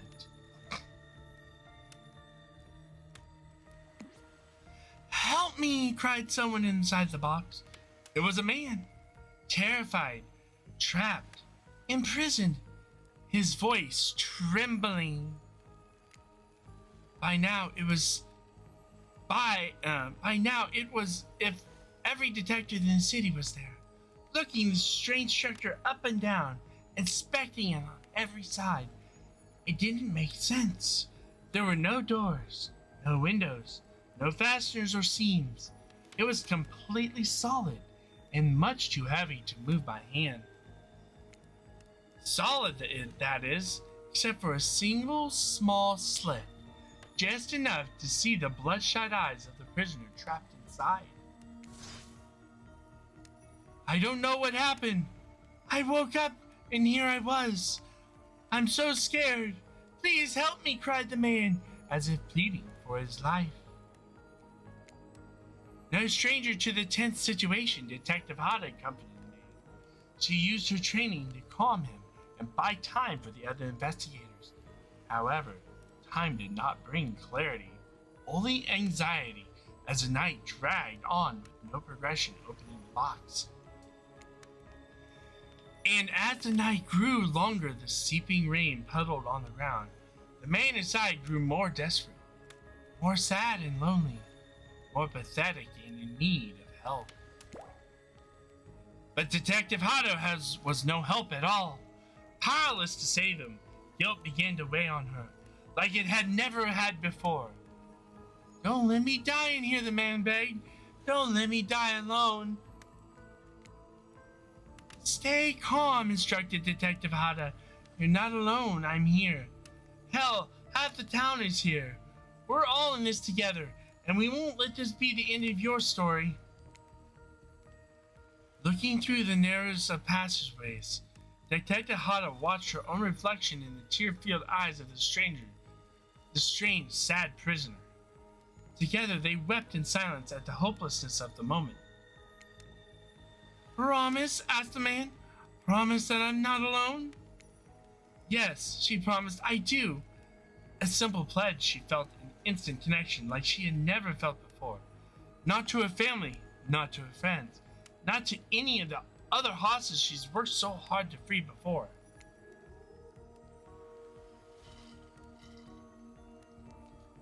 And so when the man's eyes closed and backed away, it didn't scare Detective Hada, for she knew he would return.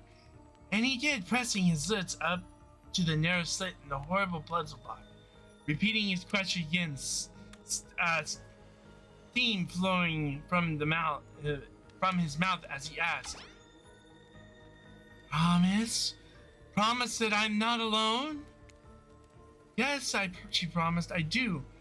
And pressing her palm against the cold outside of the box without truly knowing why, Detective Hada leaned forward and placed her own lips up to the opening, letting her breath creep into the stranger's structure, allowing her warm lips to fall on this man's.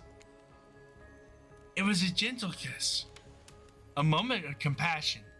She could feel in this brief contact the beating of her heart, pulsing blood through every inch of her body, matched the beat for beat in this soft touch. Thank you, said the man. No trace of fear remaining in his voice, he backed away to the darkness, disappearing in a single moment of eerie calmness. Get back, yelled an officer, suddenly thrusting himself between Detective Hada and the box, breaking a silence that would soon be filled with cacophonic of whirring gears and clanking latches. A symphony of mechanical activity happened all at once. Something had triggered, as if an unseen lever pulled. On the side of the giant box began to slide open. She's out for blood.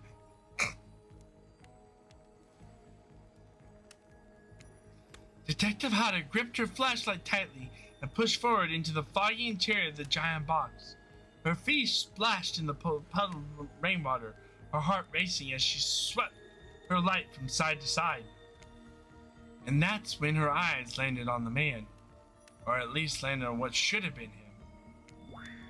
There, in the corner of the box, was a pile of pieces, like parts of a doll, almost pulled apart, or perhaps that's just how Detective Hada had to think of him in that moment to survive. A collection of segments, limbs, and pieces, disconnected from one another, clearly severed and placed into a neat little pile. Atop that pile, a head, cold, pale, eyes open, lips icy blue. Spirit stares at the fire, her own expression lifeless. Her lips blue. Tears fall from her chin, soaked into the sand at her feet. You are blown away by the story. It's safe to say you're not alone. Everyone else is looking into the fire or up in the sky somewhere, but at the spirit. It was you who chose her. You are you who initiated this harrowing tale. So sad, so creepy, so sensual. She really went into a great detail when it came to describing that kiss. Too much detail, and now no one is sure to act. Dwight and Claudette are staring daggers at you. You have to do something. Oh no, Dwight and Claudette are staring daggers at us. Ah! This game was supposed to be a lighthearted romp. Please, I said do something. Oh no, stand up and try to start one of those slow claps.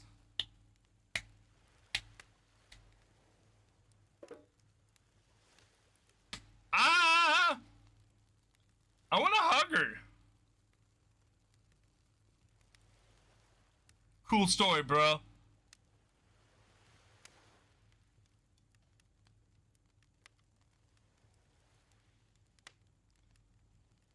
What do you guys think? I want to hug her.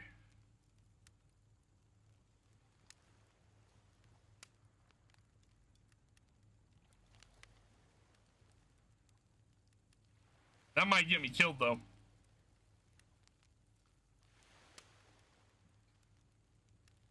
Hug sharp pain.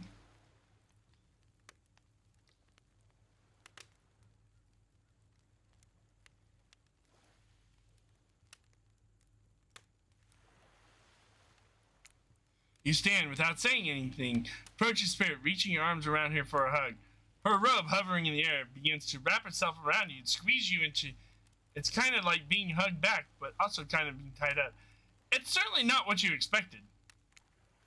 Instinctively, you pull yourself away, but it's an awkward movement, and you nearly fall over into the fire. Spirit says nothing and floats away without so much as a goodbye. Meanwhile, you realize everyone has just watched your truly strange interaction from the corner of the ride. On that note, everyone decides it's time to take a break and split up for a little bit so that they can all have a moment alone before bed. Ouch! Everyone leaves and you're alone by the fire. The only thing you hear is the ocean slowly lapping against the shore. This is nice. A true moment of peace and tranquility that lasts for all of 7 seconds. Because the trickster shows up and he's blaring his latest song. Hey baby, you look lonely. Mind if I join you? He doesn't wait for an answer. I know you've been hearing about these guppies all day. I want you to hear something from a big fish like me. Something special those in charge of this island don't want you to hear. I am the ultimate catch on this island. The only lobster in this ocean of sardines. No one can give you what I can. You just have to find me. Come find me, baby. The trickster leaves. You're a bit confused about what to make of this cryptic clues, but you aren't going to get any time for yourself to think about them just yet. Spirit approaches you. You know, I was watching you while I told my story. I could tell it was having an effect on you. This fog that follows me around, I could feel you breathing heavily, taking me in. You and I are both absolutely flabbergasted at that piece of information.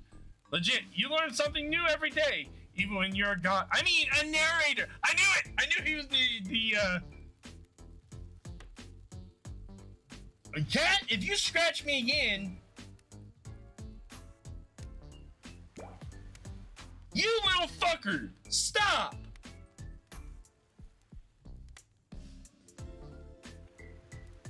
Oh!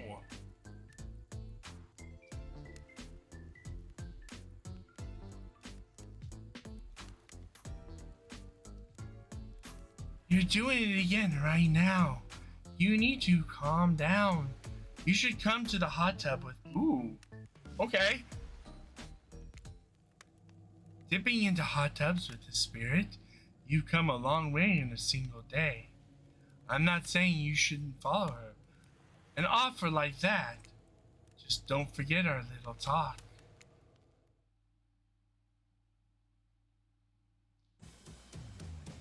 You and your storyteller friend slip into the water. It's just the right temperature for an evening dip. Plus, if some jealous shark comes along and manages to jump from the ocean into the pool, you're also pretty sure your killer companion could handle it. I just want to be told. What is up, Hopsy? This is Hooked on You, a Dead by Daylight dating sim. We can all thank Werewolf for gifting this to me. Oh, hello! What is this? Oh my fucking god. I just want to be totally clear. Even though that story bore some similarities to my life, it was not about me in any way, shape, or form. Not symbolically, not metaphorically, not any other ethically. Kumo's failing to get a date, so this game, I believe you completely. Sure, you were cut to pieces in your life, but so was the person in the story. Perfectly normal coincidence. So you're on this island, trapped, one might say, in a most puzzling place. Dirty little perv! No, that's Red Raven there, Hopsy. Also, a completely regular coincidence. I'm sure that his lips were blue. Your lips are blue. Really? You call this blue? Searching for answers, hoping to find revenge! Oh, okay, so the simile stopped there, I guess. Coincidences. Sorry, the coincidences. Get this through your head, whoever you are. Samurai blood runs through my veins. Or, well, maybe it's coagulated by now. No need to sweat the details. Regardless, I am a descendant of noble warriors. Thousands of years of training with bladed weapons precede my entrance into this world. Do you know how many swords that is? A lot. You gotta figure that with that many sharp edges, a person is bound to get disconnected from a body part here and there. The truth is, I wouldn't typically share this, so don't go blabbing about it. I dreamt that story, like watching a movie in my sleep, when I was just a little girl, years before my father sunk his blade into my skin. I've never been able to shake it. That's a very adult story for children to dream. Do you believe me? Yeah. I know we just met, but yeah, I do believe you. The way you told that story, it clearly came from someplace deep. Fool! Who taught you to trust a stranger? You're gonna get hurt if you don't learn to take better care of yourself. Now you got me wondering, do I believe you if you believe her or not? And if I know everything just because trust me, I do know everything. Don't I already know the answer to my own question about if I believe your answer to the spirit's question? Whoa. Ocean got me dripping. Sorry, I didn't mean to distract us, but what's important is that a certain corpsey cutie floating in a cloud of magical mist might still be waiting for you to say the right thing and free her from her puzzle body. If you believe that she is the... Damn it, got me going again! Unfortunately, before you can follow this conundrum to what will surely be a mind-numbing cycle of new questions, you find someone standing before you with a fresh towel ready to dry you off. Sorry, kids, but it's time for bed. I might be the youngest one here, but I'm no kid. I do, however, love being wrapped up in a fresh, clean towel. My mother used to help me wash my hair when I was young. She combed out all the tangles, tie a ribbon around it before sending me on my way. I miss her. You watch as the spirit stares off in the distance, her hand gripping into a tight fist. She doesn't notice you're watching her at first. When she catches you looking, she turns away, roughly grabs a towel from Dwight, and then pushes him and Claudette aside as she floats off. At least not a bloody towel. You head over to the campfire. The heat is comforting on this chilly night. Looking into the crackling embers, you think about the spirit story about the prisoner and the puzzle box. If you manage to escape this place, will you leave with your life? Or has it already been taken from you? Or is it just a matter of time until you make a gruesome discovery? Before you can dwell too much on your fate, Claudette and Dwight arrive. There are now familiar creepy smiles stretching from ear to ear. It's a bit menacing to see a smile like that lit by a firelight. We must apologize for the accommodations. We weren't prepared for another guest, but we're going to make you comfortable, or die trying. They hand over a pillow and blanket and welcome you to snuggle by the fire. Perhaps some music will put you at ease? Just try to keep the volume to the minimum. Our other guests aren't the type you'll want to rob of their beauty sleep. Ah, mini game again.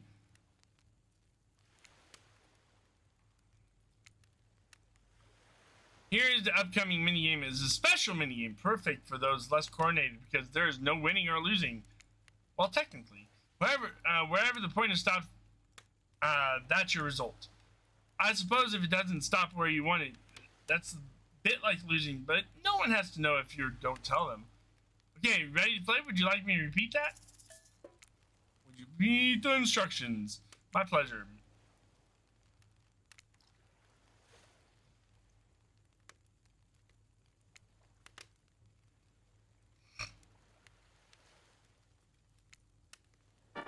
Yay!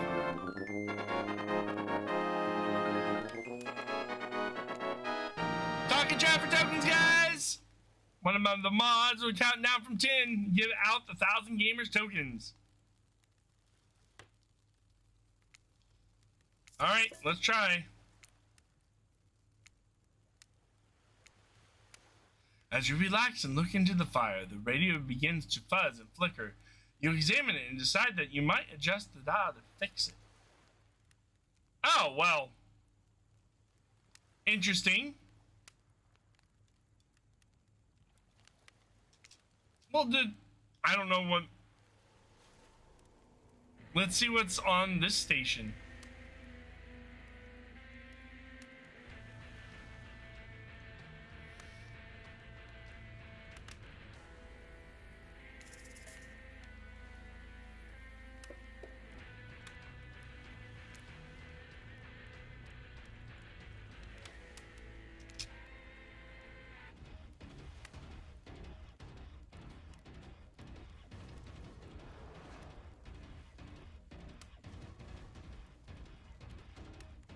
Interesting.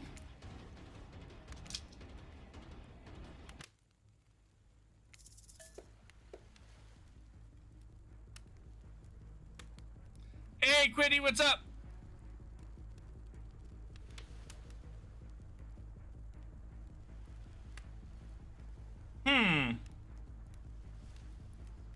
Interesting.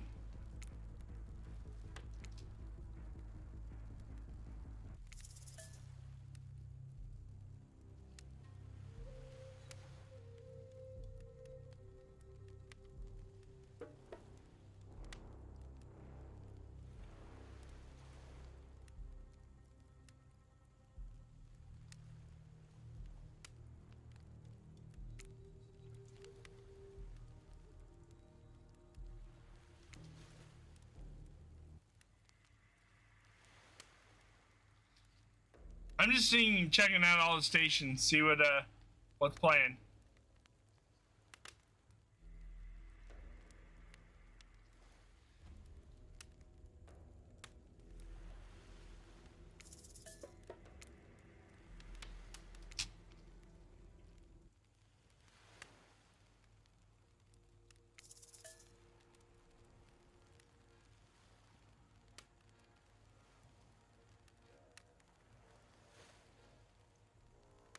That one's very quiet.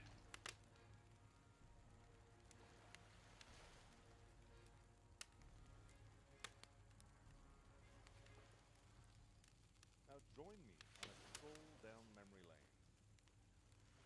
Behavior's been making games for about 30 years, mostly for other people, licenses and other publishers and developers.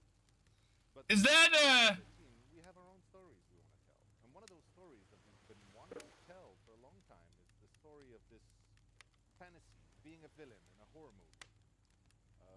Way back when, a decade or so ago, people were telling us that's what's his face? The one who says Resident Evil, but really don't even try. I think we did a pretty good job so far. We tried. We didn't give up. We released one as a comedic twist on this called Naughty Bear. If you don't know Naughty Bear, go check it out. It's magical. A little later on, though, we had one of our designers come up with a little prototype, a very simple hide-and-seek thing with someone trying to hide and do it.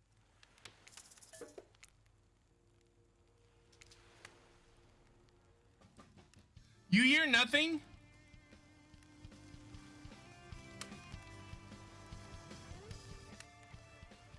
Hold on, let me adjust.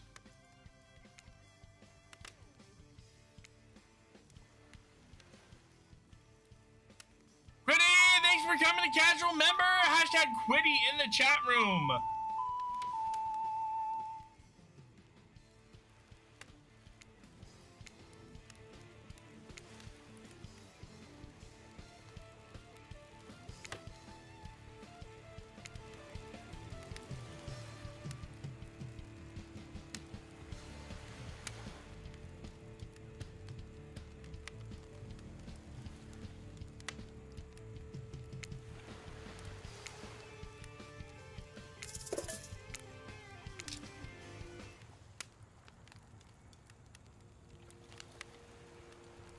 Let me know if that's too loud now.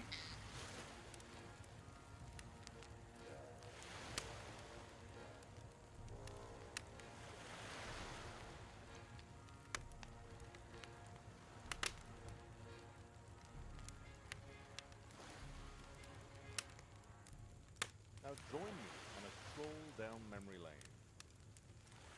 Behavior's been making games for about 30 years, mostly for other people, licenses and other publishers and developers. But You can hear that, right? We have our own stories we want to tell. And one of those stories that we've been wanting to tell for a long time is the story of this fantasy, being a villain in a horror movie. Way back when, a decade or so ago, people were telling us horror doesn't sell. That's Matt, isn't it? Like Silent Hill or Resident Evil, but really don't even try. So we tried. We didn't give up. We released one as a comedic twist on this called Naughty Bear. If you don't know Naughty Bear, go check it out. It's magical. A little later on, though, we had one of our designers come up with a little prototype, a very simple hide-and-seek thing with someone trying to hide and do a thing, and someone else trying to catch them and finish the game. And it was so good. It was pure thumb candy.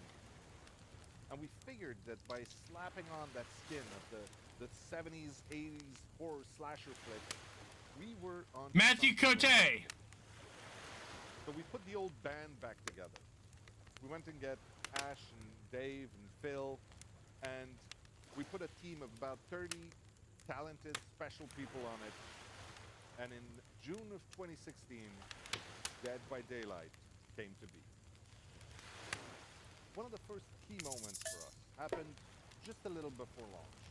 So the first Halloween before launch, we showed it internally to the rest of the behavior team. I remember we put the killer on the big screen and we put the survivors in a different room and we had people play the game, and there was a lot of excitement and it was really cool. And then we put the survivor on the big screen and people went a little nuts, and we saw the crowd really gather and root for the little guy to survive. And we realized at that point that not only was Dead by Daylight going to be a great game, but it's going to make for an amazing show.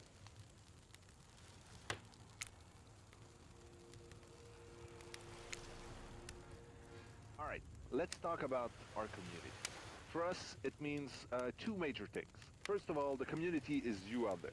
It's you and everybody else either playing the game or talking about the game or creating content relating to the game or being inspired by the game to write music or to make outfits. It's everybody that's part of what makes Dead by Daylight this amazingly rich and passionate environment. It means groups of people who interact on every single possible social platform, in person. It means people who play together. It's even the people who play. Let's talk about our community. For us, it means two major things. First of all,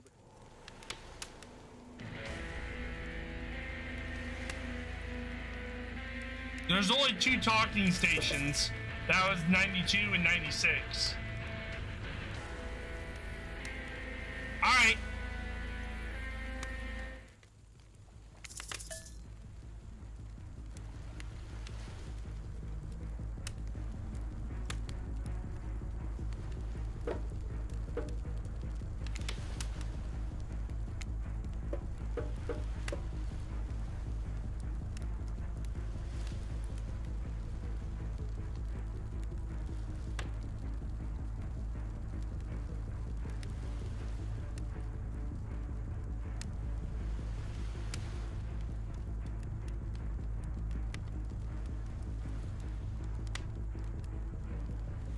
All right.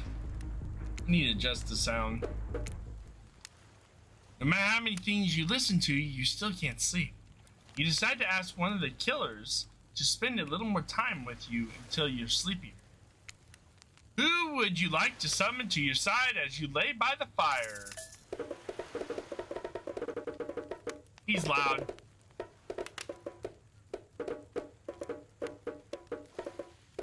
Six Side Says Lies or Emo Girl, guys.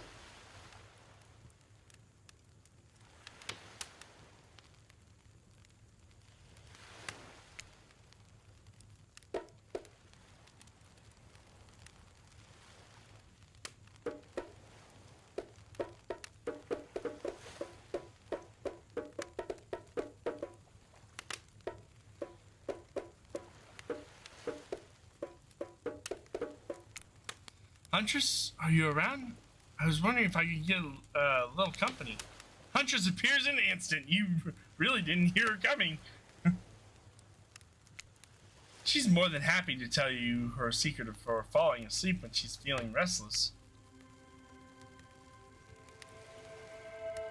If a Soviet lullaby doesn't work, the special mushroom tea has always done the trick. When I'm not coating the blade of my hatchet in it to ease the passing of my victim, I'm steeping it in a piping hot mug of water. Try it. You do. You finally start to feel sleepy. Except, maybe this isn't really a sleepy feeling. Maybe you're paralyzed? You try to get your eyes open, but you can't. Darkness overtakes you. The dark voice from earlier speaks to you again. It shouldn't be as spooky by now. You've had a whole day of strange voices in your head. This one is still undeniably odd. Really worked up a sweat watching those killers toss the ball around, huh? Would it have hurt so much to go splash around in some cool ocean waves afterwards? I'm just saying, I'm out here, you know. You wake up suddenly to see someone looming over you. Trapper sitting beside you, sketching a portrait. Oh, you're awake! I saw you with the Huntress right before bedtime. You should know, they're not what they seem. They're not like me, who's obviously completely honest and trustworthy. I was checking out to make sure you weren't sleeping near one of my... Actually, never mind. Just be careful where you sit. But since I'm here, I'd like to share two things with you. One, I don't take rejection well. Two, the first thing is very important to remember. Who are you drawing? Were you drawing me? Oh, wait. Get back here.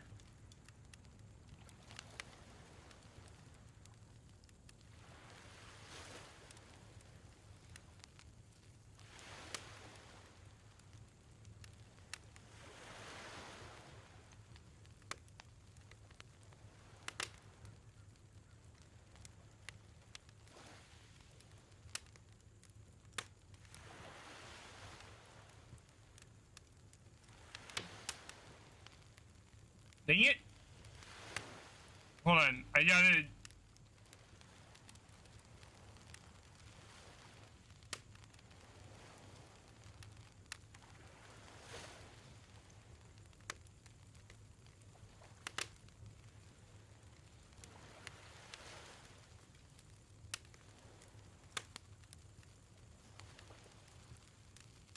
Trapper doesn't answer. That's what that... You aren't drawing, stink lines radiating, you aren't drawing stink lines radiating out from me, are you? Still nothing from Trapper. Look, I'm not easy guy to get along with, but I'm an easy guy to spend time with. That will make sense if you choose to spend time with me tomorrow. The rest of this scum, the rest of this scum lived like rats. They wouldn't know a good time if it bit them in their ass. I mean that literally. Point is, if you select me, you're in for a day of luxury, extravagant, and fun. Yes, I said fun. And if I don't pick you, remember what I said earlier, or it might be the last thing you ever forget. But hey, you look tired. Get some rest. Sleep. Maybe even sleep well if you can. Just try not to roll over to the about 15 to your left. Finally alone, for real this time, maybe. You drift off to sleep again. Hopefully you're not poisoned. We survived the first day. We only had one death.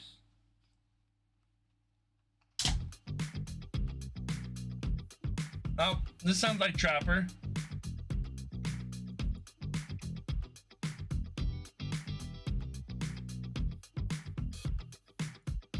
Wait a second. Where are we? This isn't... Oh, jeez. It is. It's one of those really reality show confessional rooms where all the contestants talk directly to the camera. I think today went really well. Those were some of my first interactions with someone who isn't a parent, that didn't end up in bloodshed or ultimately perishing in my Russian cottage.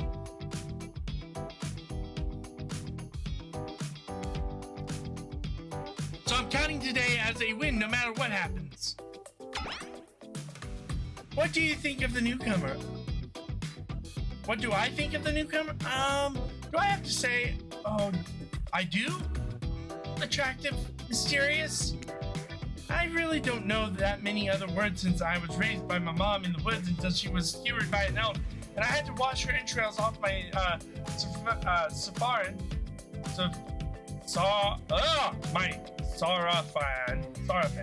Sarafan. That being said, other three should make sure to be on their guard. I don't know who this newcomer will want to spend time with tomorrow, but I, for one, will not let my guard down easily. Who knows about the others? Faith, I think, knows more that he's letting on about this place, but he's a hard nut to crack. Meanwhile, Spirit is just screaming all the time. Major buzzkill. And Trapper, oof. Where do I even begin with the Trapper? He's buff, sure, but daddy-ish much. Sheesh. Look, I don't need anyone. I've been perfectly fine on my own since my mother died. I eat a fine diet of raw deer, bear, and human. I'm fit as a fiddle. How do you link YouTube account to Discord? All right, so to do that, you go to your user settings, and it is in connections. You go to connections. But we're gonna take a break right here. I need to get something to drink. I'll be right back.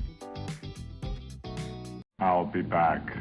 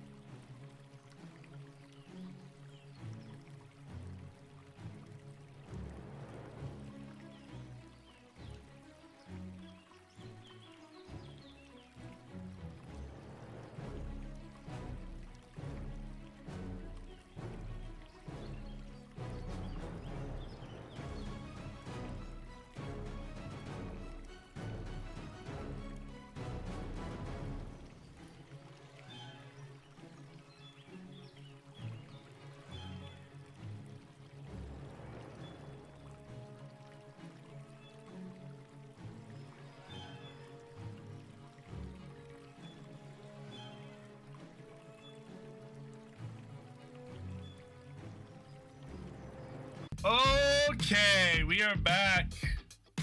Is the music too loud now? I think it's a little bit too loud.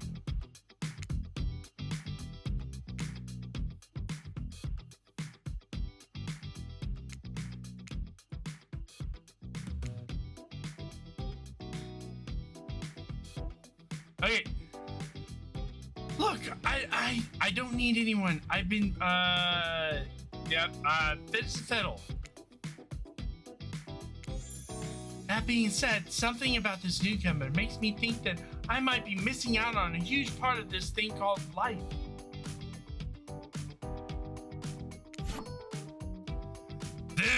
This is weird. I don't care enough to kill this person, but if anyone wants to, I don't care enough to stop them. Might have to just kill Dwight to feel anything again. I'm not really sure how I feel about Kumo. On one hand, everyone I've ever cared about has met a awful fate, so it's probably good for Kumo if they just keep it going. On the other hand, There's something about them that could only work out for my plan, or for me. I know that everyone thinks me as beautiful, cold-blooded monster. I can't help it. Circulation just isn't my thing. I don't choose to be cold. This cute hat and robe? Okay, those are choice for sure. If someone were to come around and capture my heart, at least that beats being stabbed in it. Besides, I'm gonna get bloody revenge on society that has used me to threw me away. Maybe it wouldn't hurt to have a little help. Still alive!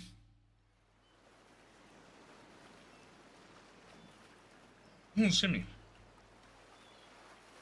You open your eyes. The sun is shining. There's not a cloud in the sky, and you feel great. Totally well rested. Yes, you can die in this game. I've died once. I have died once.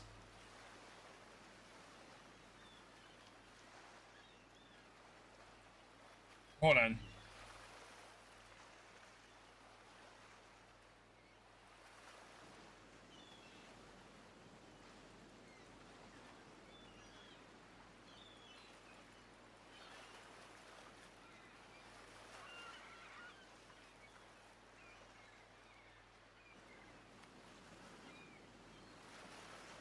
Oh, that's not what I wanted to do. Sorry, hold on. I hit the wrong button. What is going on? My OBS is messing up. We're back, I think. There we go. Alright. You're not even suspicious of the fact that you fell asleep by the campfire but woke up several yards down the beach. Wait, are you on vacation? Was yesterday nothing more than a strange dream? No, not a dream. You really are here for another day. Why, I have no idea. You're obviously a weirdo. Speaking of weirdos, I see the rest of the gang is hanging out on the beach. This is definitely not a dream. I wouldn't rule out a nightmare just yet, though. Nightmares are dreams, too. At least they make for a sexy bunch, no? And talk about sexy, here comes the trickster carrying coffee. Morning, beautiful. I thought you might like a nice cup of joe to start the incredible day off right. Trickster seems suspiciously cheerful. I'm sure there's nothing nefarious behind this joyful demeanor, though. Everyone knows magicians are morning people. Want to wish you luck. Today is an important one. My regret is that I won't be a bigger part of it. Also, I'm just swamped with engagements, especially on the other island. Trickster winks at you. If you want to ask him how to reach the other island now, never mind, he left. Well, at least you brought me a cup of... No, wait, don't drink that! What the hell was that? They don't call him Trickster because he's good on skateboard. He definitely didn't get that name because he brings people drinks so they can have a good morning. That was certainly not coffee, and I don't want anyone casually poisoning, imprisoning, and torturing you. Yeah.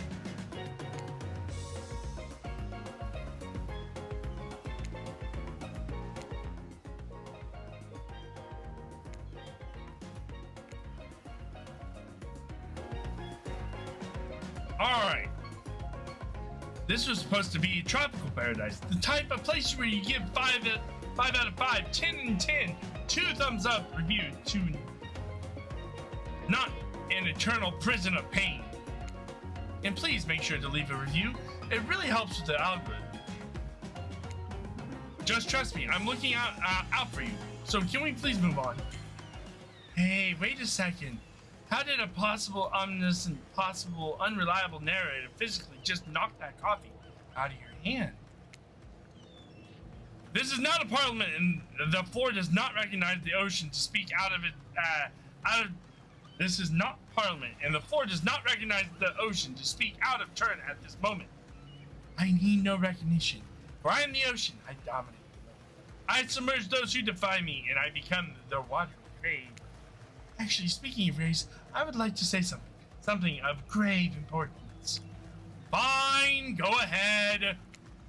Even if this place is an eternal prison of pain, I'm not saying it is. Even a place of extreme horror can still receive a 5 out of 5, and 10 out of 10 thumbs up review, even if it was crafted with love, or is that type of thing you're into. You know, the ocean's right. A lot of hard work goes into a place like this.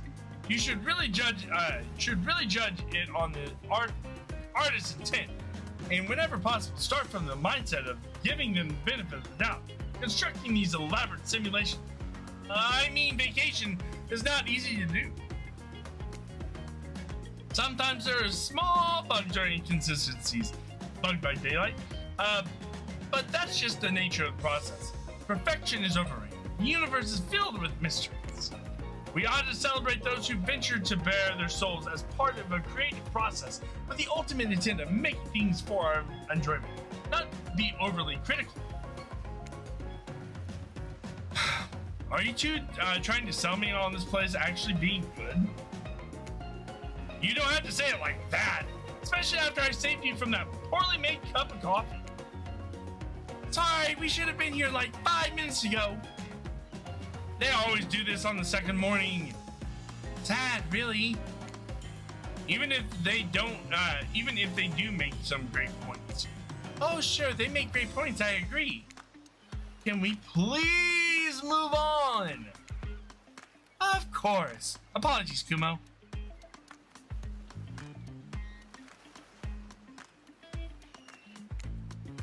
Last few minutes aside, we have been enjoying. Have you been enjoying your time here on the island?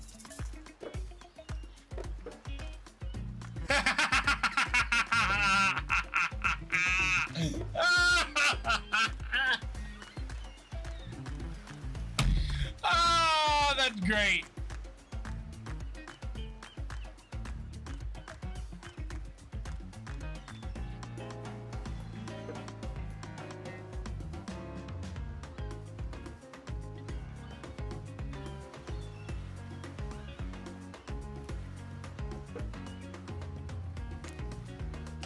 I'm not suspicious at all. I am not at all suspicious. There's no option here.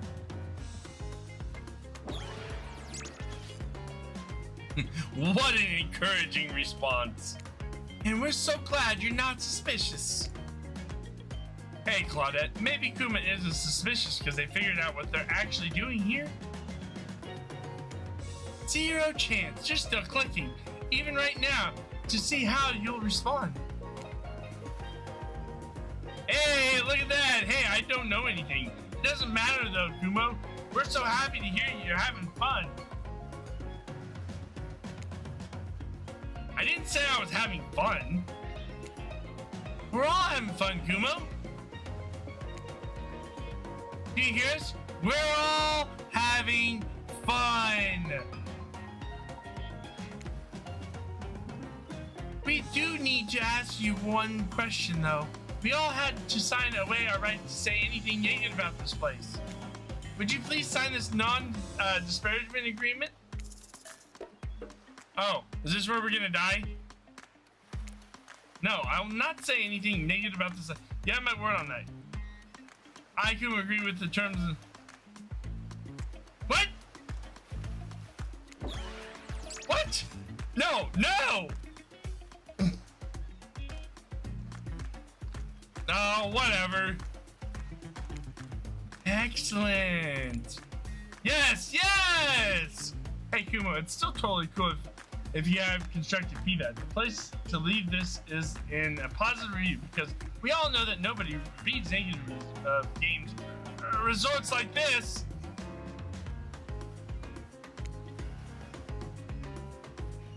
They tricked me, guys. They tricked me. Anyway, I see Dwight and Claudette have gone into a trance. With this, and with the grumbling I hear from your belly, that can mean only one thing. Practice.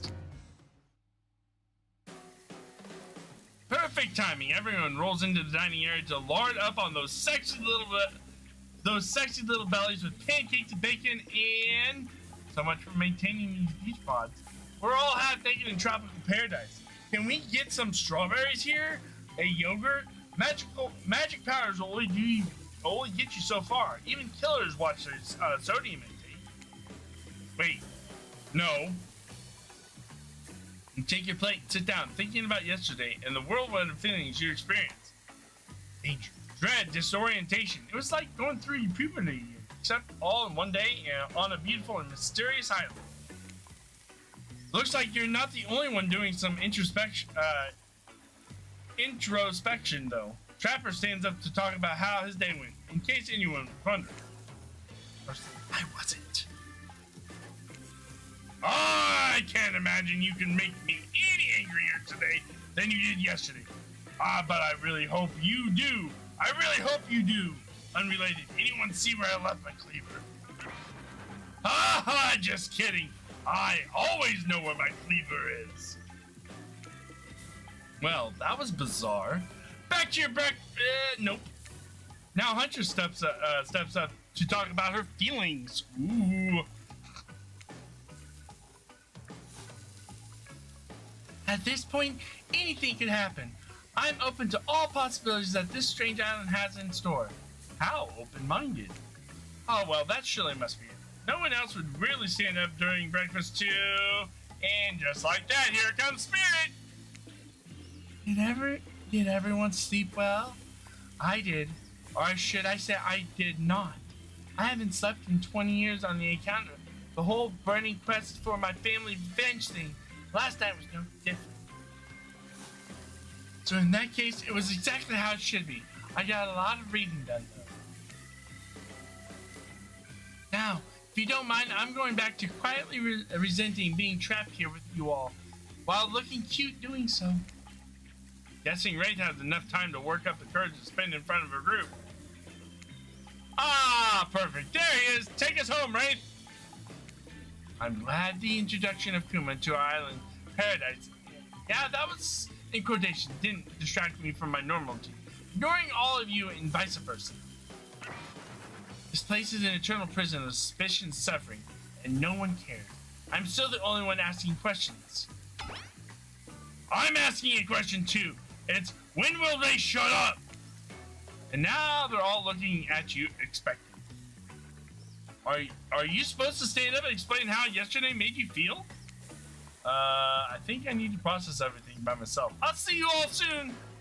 Damn, what a power play. Keep them waiting, keep them wanting more. You're getting good at this. A sexy true to life experience. Shame you didn't get to eat any breakfast, but so be it. After breakfast, you head to the hot tub by yourself to clear your head. Yesterday was, in short, a lot. Before you get there, though, something catches your attention. Who are you addressing? Me? Well, yeah, I guess that is okay, right? You know, I might be pursuing a relationship with one of these 4 fine killers, but it feels like the person I'm getting to know the most is you, narrator. It's only okay in so much as it serves to illustrate that you've lost your mind, seeing how I'm not real at all. Oh, blew me hard. That's... What's up, man? Don't say that. This is thanks to Werewolf there, Ed.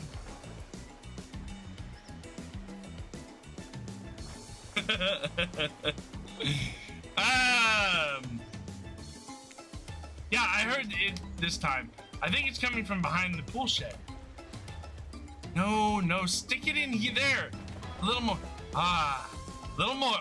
Oh, yeah. That's it, yes. How does that feel? Intense. Nice. Yeah, that feels right. Oh, that sounds horrible. The narrator's, this is uncomfortable.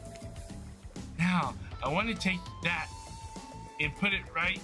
Yeah, you know what I'm talking about. Just like that. Exactly like that.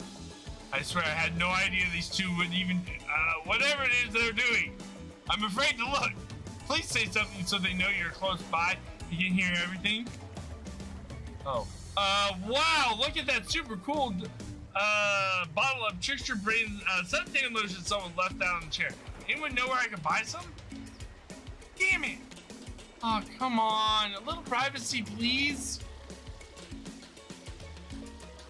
Dwight is painting, and Claudette has a crazed look in her eyes. Sorry, I didn't know how else to let you know I was here, and that I could hear. Well, you know. You know what? What do you think we were doing? You were doing. I don't know exactly what you were doing, but it sounded like fun. You think two people trying to find new ways to kill each other in desperate search to make their own death permanent is fun? Oops. Actually, behavior had nothing to do with this game. Well, who is the actual developer on this game?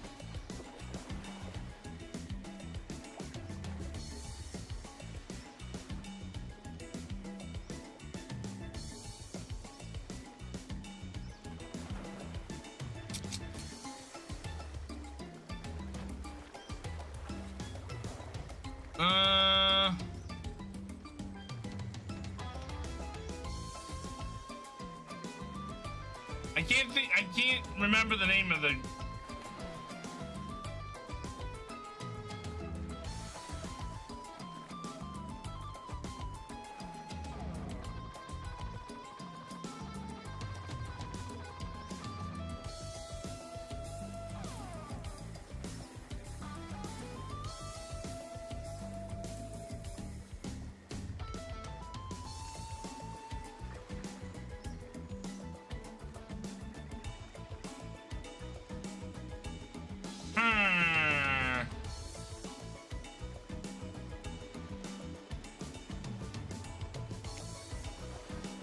We give 5 minutes to ourselves every day, and we spend it hoping if we stab each other in just the right spot, we won't get resurrected.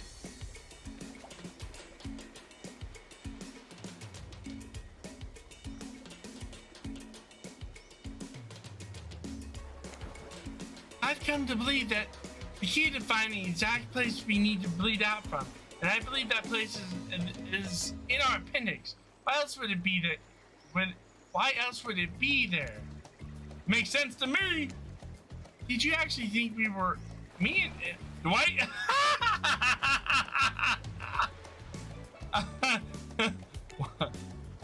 Don't have to laugh that hard. They get it. My life is a nightmare, and yet somehow it's never been worse than now. Oh no. Let's go, lover boy. I noted all of our entry wounds, and our 5 minutes is up anyway. Good luck, Kumo. You're gonna need it. Oh, hey, if you figure out how to escape the island, please make sure your ghost tells us how. That was both a tragedy and an economy. A cragamy. Shut up, I like it. Anyway, where were we? Oh yeah! You're heading in the hot tub by yourself to clear your head. Yesterday was, in short, a lot. So far, today has been exhausting too. But you're dedicating to achieving a true centered sense of calm, and that's not gonna happen. No drama, no bullshit. Just soaking up the sun in a heated pool. Today, you're on a date with you. Oh, I like that. I want to be on a date with me. Who would make the first move? And aside from the disturbing thought, all is going to plan until a shadow blocks your precious sun. Not sure.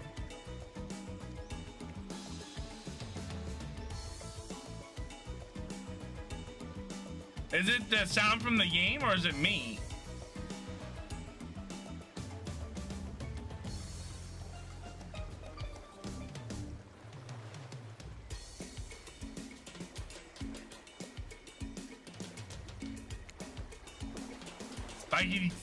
spiky tip, like a palm tree, is bending over to screw with you. But it's no tree at all. It's, hey babe. Breakfast was weird, huh? Everyone just getting up and announcing how they're feeling.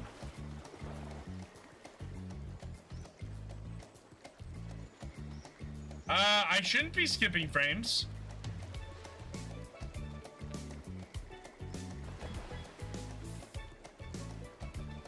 Hold on.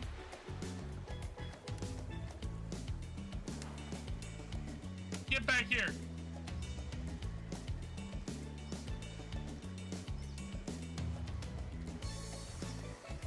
Come on.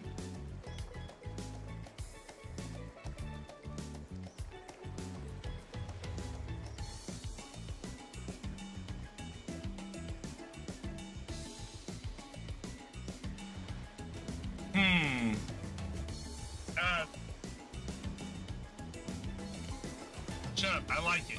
Anyway, where were we? Oh yeah! You're heading in the hot tub by yourself to clear your head. Yesterday was short a lot. So far, today has been exhausting too. But you're dedicating to achieving a true centered sense of calm, and that's not gonna happen. No drama, no bullshit. Just soaking up the sun in a heated pool. Today you're on a date with you. Oh, I like that. I want to be on a date with me. Who would make... I noticed that my webcam is like... The color is fluctuating for some reason.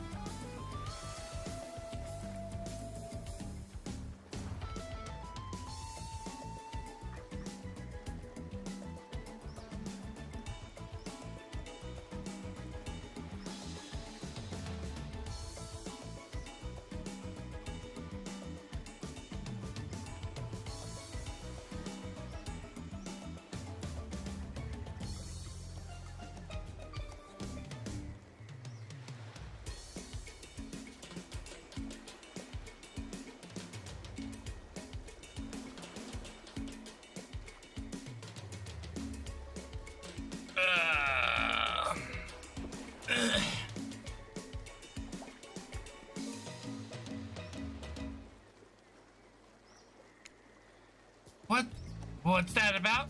Some forced kind of check-in with the group? I don't like it. Fishy. Kind of lazy. Whatever though, breakfast is dumb. No one should eat breakfast before noon or after 4 p.m. Yeah, I do intermittent fasting. You see my app, by the way. Maybe you could see them later in my private stage on the other island. You know, IP Island, where all the Hollywood celebs hang out. If you play your cards right, I could give you a private show. Get you around. His odds are pretty amazing. You gotta give him that. And that blow up bat, threatening but adorable, makes for an interesting silhouette. Genius design. He's a psychopath, just like the rest of them. You don't gotta give him anything, and we're not best friends just because we had a little talk about doing a little talking. Not an open invitation, you know, smashing the fourth wall every 5 seconds. Okay, now that the guy's gone and we got some ground rules established that we're definitely going to abide by, it's time to lay back, take some deep, slow breaths, and nope, another shadow. Not alone. Let's see who it is this time. Ah, yes, Huntress. That makes sense. You two have gotten pretty cozy.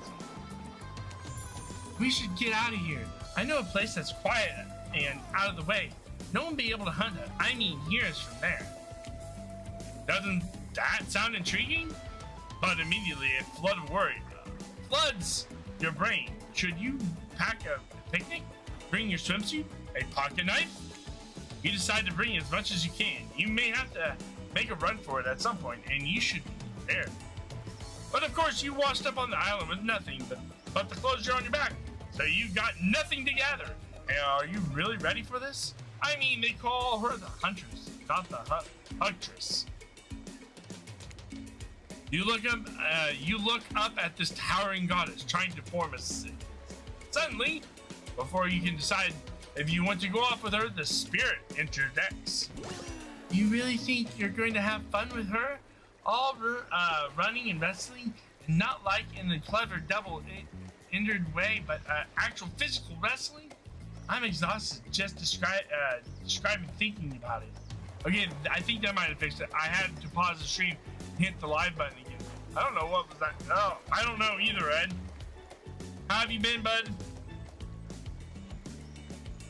When's your next day off, by the way?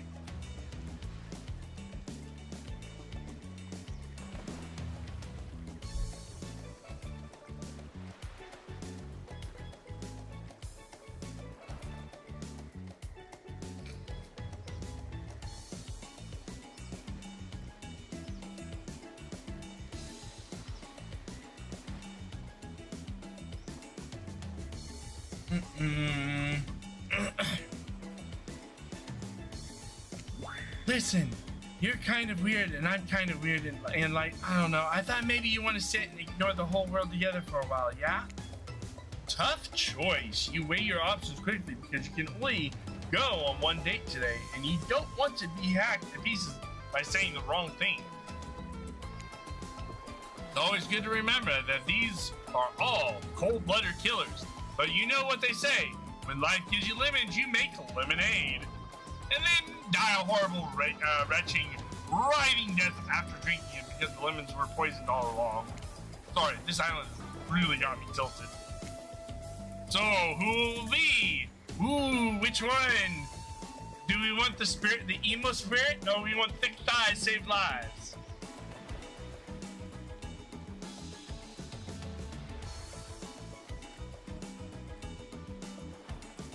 Ow!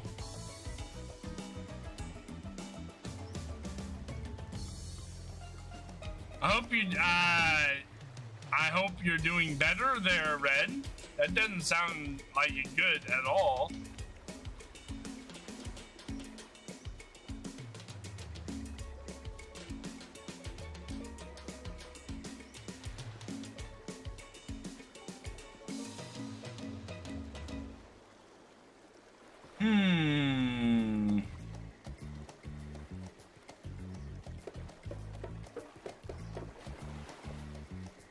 Yesterday and Friday are the days off. Oh yeah, because we have a thing to do on Friday, don't we? Which one should we do, Red? Thick Tide Save Lives or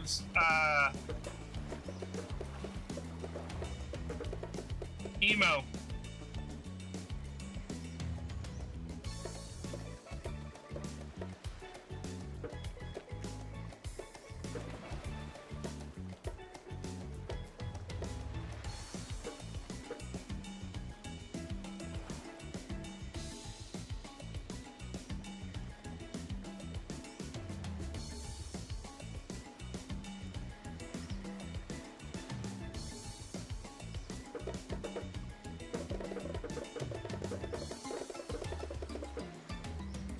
Here, we'll settle it this way.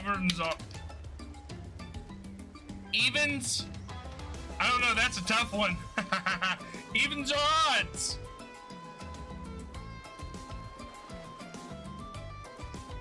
Evens are the spirit and odds are the huntress. We got... Well, we got the spirit. I gotta go with the spirit. We got spirit, yes we do. We got spirit. How about you?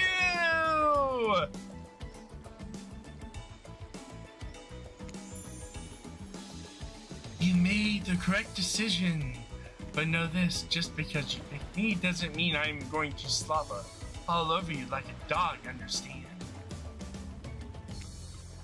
Well, of course, you still got a lot to prove to me.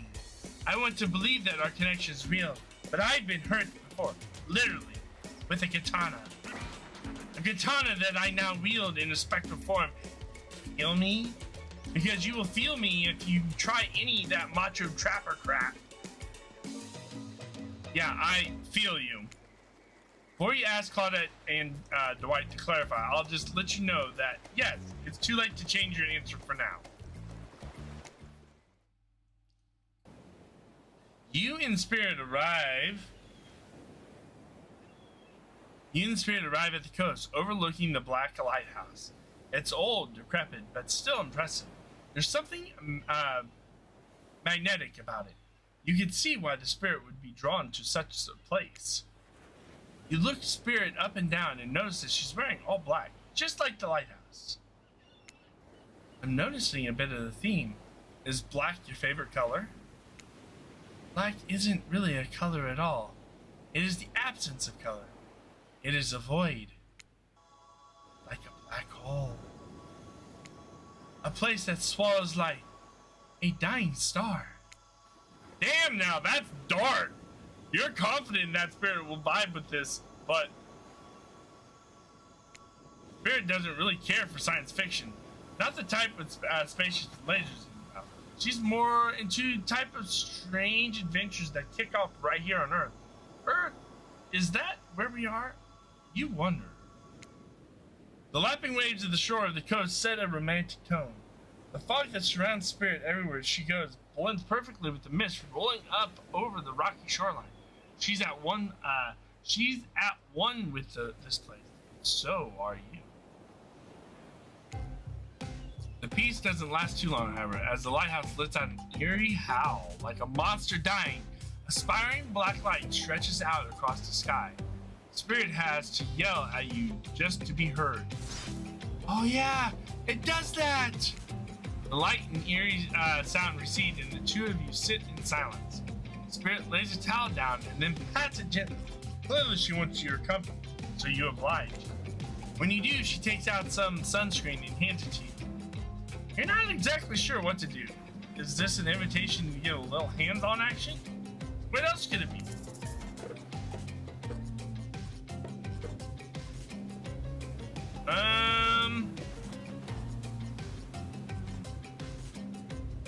I don't know.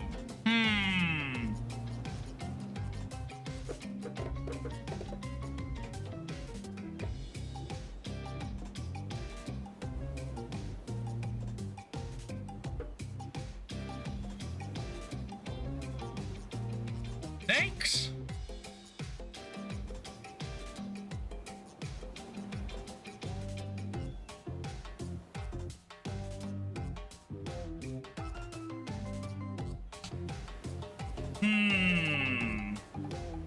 Hey, Yellow Rosa, how's it going? I'm not sure which one to pick.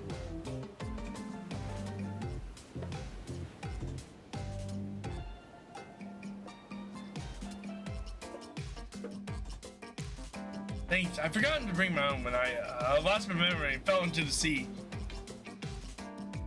Now we're talking. This is a pro's answer. No problem. I figured as much. Spirit turns away. You slather lotion all over your body. Need any help reaching those difficult spots? You see a hand float around your back.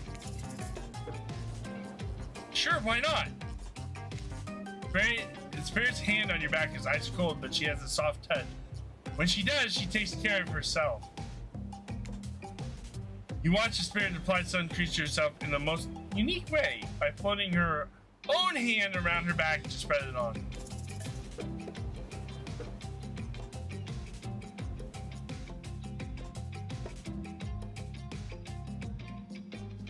Comment on her floating hand ability.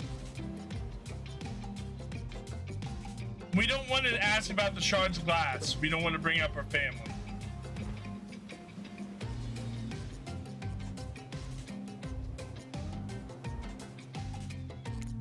The fact that your hands just float around you like that, you can reach things way easier than I can. It's almost like you're a kind of superhero. I'm glad you get a kick out of it. Ah, dang it. I'm glad you get a kick out of it. Floating severed limbs is exactly this type of superpower you think you wish for. I'd much rather be able to read minds. Maybe then I'd understand why people act the way they do.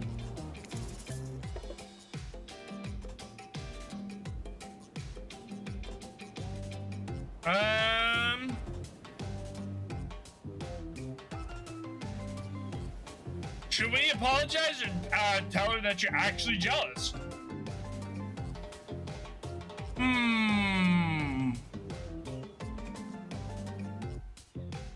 I'm gonna go this route. I didn't mean to hurt your feelings, but I'm honestly jealous. Maybe you should, like, oh God, oh no, oh no, oh no, oh no. She's gonna blow up. We're done. We're dead. We're dead! You know what? I got a cure for jealousy. This should cure you up in no time at all. I'll show you exactly what it feels to be like.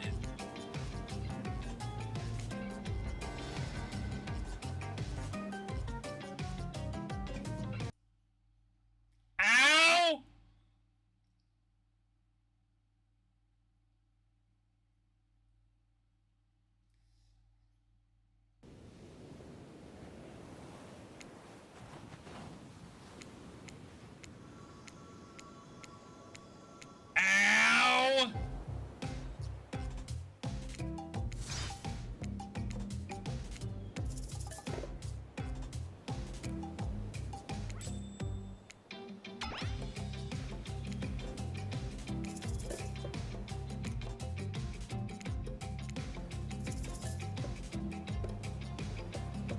Ow! So if you don't mind, what's the deal with all those shards glass sticking out from over your body? Really want to know? You're not creeped out by them? See, I thought it was the other way around that would get me killed. You're not creeped out, just nervous because you know the answer might be very personal, but she's a person you want. I was just thinking about what must have gone through to end up like that. It had to have been horrible. It was worse than death. At least death ends eventually. But I wouldn't want to forget it. It literally made me who I am right now. Truth is, I could pull all these bits of glass that are stuck in my flesh right out if I wanted to, but I don't want to. Each shard is a reminder of what my father did and what the world did to him. This is why I refuse to play the universe's game. I hate the idea I'll be forced to succumb to pressure the way he did in the end. The way the fear and anger filled him up, then came bursting out. The way his misery flooded home and drowned us all. Yeesh. It's not hard to think about revenge. The dragon inside me doing to me what the world did to him. I have to fight it, even though it gives me strength. It must maintain control. You're stronger than he ever was, I'm sure of it. I appreciate that, Kumo.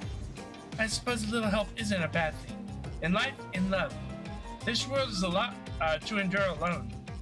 Maybe I could use a little assistant reaching my delicate toes for a bit of motion. You know, having your body contorted into eventual poses really does a number on my joints. Oh my God! It rubs the lotion on its skin, or it gets the hose again!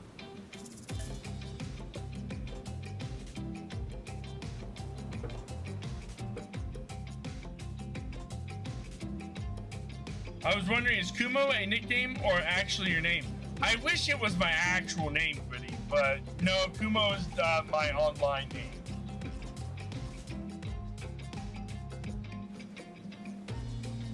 I hate my actual name.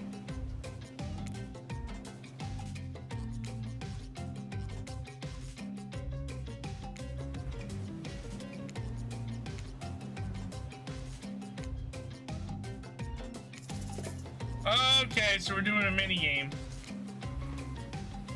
Not bad. Perfect. Perfect.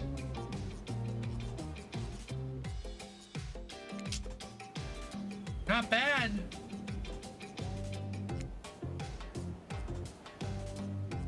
Red Raven, there's some people who actually know my name.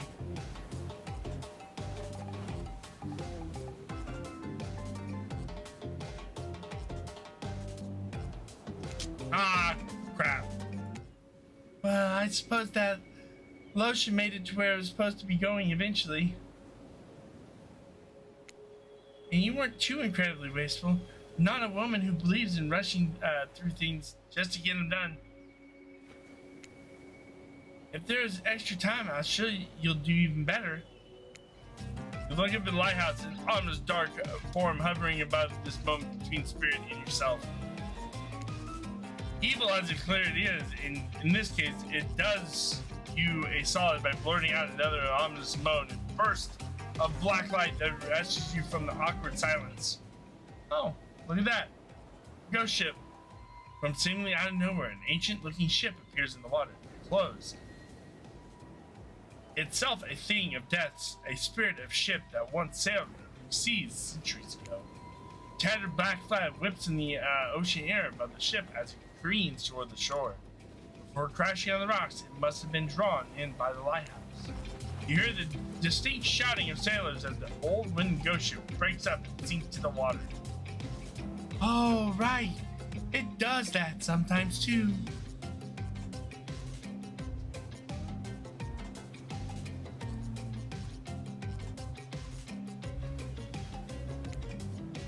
Should we do something?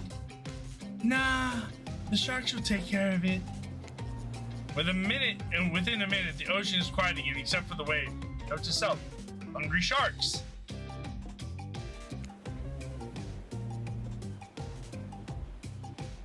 But these time-traveling pirates, or whoever they were, you're half sure you saw one of those skulls and crossbows fly. Aren't the only ones drawn here? It's Rafe! He has emerged from the palm trees behind you.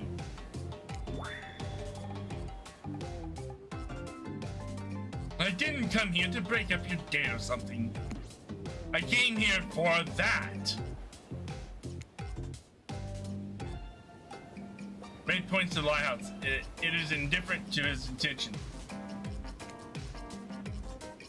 I've been seeing it in my dreams, shining in strange light. I can't avoid it. Though through the woods and walls, nothing seems to stop it from reaching out to me. Duh! It's a lighthouse! It's a haunted lighthouse. It does that to everyone at some point. You're no more special than me. Those dead pirates or the mermaid I saw washed up on shore that one time. Ah! Why does it double click like that? Hold on. I'm gonna see if I can count one time. Ah!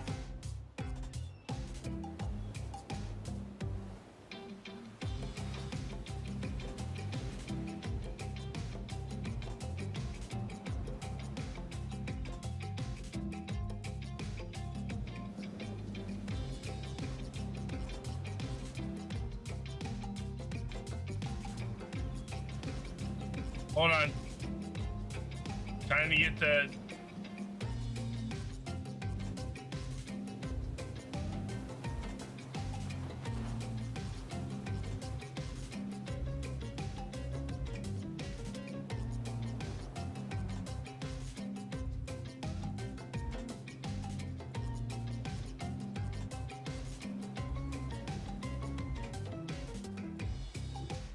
I'm trying to get to the point where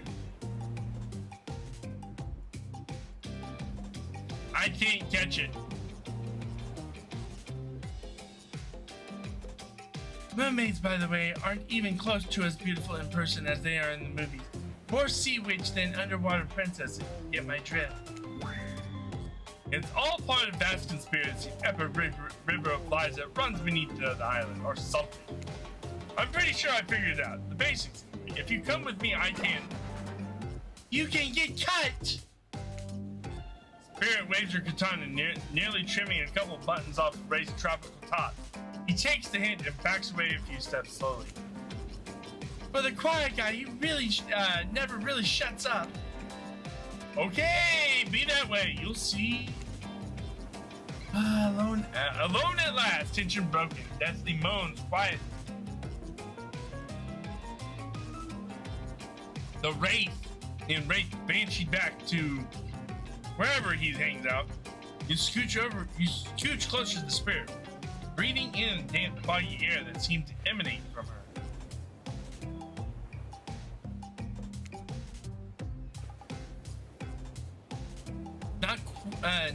It's not quite clear how the whole fog thing works, but you don't even care. You're feeling this moment. Spirit seems to be feeling it too. She starts to adjust her robe. and you get a peek at the bathing suit beneath.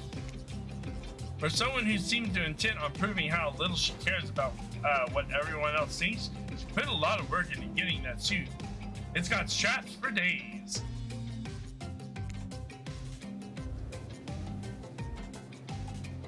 However, you're so focused on what's happening with the spirit, you don't see the next interruption coming. I saw you about it. And Claudia and Dwight burst in on you and interrupt what you're doing. It doesn't seem like they were worried they'd bump into much. We're here to make a very dramatic announcement. Well, technically, we're here to invite you to join us back to the beach, where we'll be making a very dramatic announcement. It's hard being the producers and the hosts. Aren't survivors supposed to work in groups of 4? When you arrive at the beach, you realize you were set up. Despite promising an announcement, Dwight and Claudia simply staying quietly. This isn't at all what was promised. Next intervention, corrupt intervention, yeah. Wait a minute, there's no announcement here. But there is! Me! You've got mud in your ears, friend. I told you to get lost. Don't you see? Lost is what I am, and so are you. But I know the way out. I got a map back to my secret lair. Literally and figuratively. Yeah, I know the difference. That's why you should ditch Spirit and come spend the rest of the night with me instead. You got a secret lair? Damn it! Who said anything about secret lair? I said I got a sap in my secret hair. That's a flap on my secret chair. Don't change the subject! Don't ask me what he was talking about. You're trying to make a mess of the first day I've had in I don't know how long. It's not even clear what year it is, but it's been a while. It's not about, I'm not about to be ditched for the likes of you. It's not me messing things up. I like to keep telling you, but it's this dang island. I've come to accept the difficult truth. Whatever's happening here, well, I'm convinced that it's our fate. It's not anyone's decision. It's simply that the way it will be. There's no use fighting it. What would you even know about fighting? All you know is hiding in your spooky little secret hair and crying like a baby when ringing your little bell. Don't tell me what I can and can't fight back again. I was born a fighter. Dragon lives inside me. I can't not fight. Even with all I might want to do is hide. Don't you see this giant hat? It's a metaphor. If I have to do a fate, if I do have a fate, my fate is to win every fight that comes my way. Got it? Folks! Oh, you hide. I've seen you hide. You do your phase walking routine. What do you call it? That basically cloaking. We all know that cloaking is a type of hiding. Folks, you cloak. I don't cloak. I'm not a cloaker. I phase walk in the open. You just can't see me. I have no idea what they're talking about, but this sure sounds some video game community forum thread, meaning that if there ever was such a thing, not that you know about that either. It sure doesn't seem like Dwight and Claudette are gonna stop this, so it's on you. Ahem. I think I was brought here to make this choice, so I'm going to do that now. And I choose Spirit. When it comes to that, neither of these two seem to be easy to love. I mean, damn, Spirit literally broken shard glass sticking out of her. But she has a certain charm to her gloom. Spirit and I were actually having a nice time. Besides, if it's my fate to end up on this island, well, it's hell the fate, really. And I don't take this the wrong way, Ray, but the amount of awkwardness you packed in a single day, no wonder you're so skinny. All that second guessing yourself must burn a lot of calories. No offense taken. Yeah, okay, it's true. I can be a little awkward, I guess, sometimes. Right, so I'm gonna stick with Spirit. Spirit breathes a sigh of relief. I've got enough revenge to do without having to kill you and Raid 2.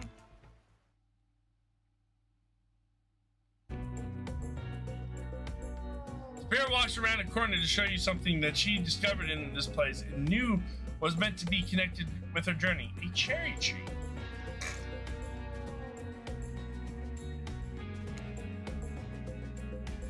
It's just a small sapling, but it has begun to sprout flowers. It doesn't make sense to see a cherry tree here, but in this place, cherry tree here in this place. It also doesn't make sense to see a ghost in a black bathing suit, so you just accept it. As Spirit steps up to the tree, a cold breeze pulls some petals off and they come cascading through the air around you both. Do you know the meaning of the cherry blossom? They're beautiful, but also quite symbolic. Of course, like all good symbols, their meaning is pretty complicated. What do they mean to you? For many people, being among cherry blossoms is like being a celebration of life. People travel great distance just to be near their vibrant beauty. However, as beautiful as they might be, they aren't magical. They're simply flowers. They quickly die and fade away, and for this reason, they are also a symbol of fleeting nature of life, our fragile morality. In a way, it's a specter of looming death that calls attention to this special moment, to see and appreciate life. How does that duality make you feel, Kumo?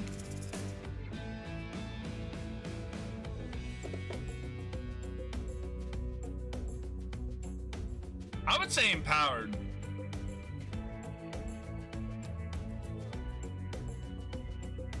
What's up, Mama?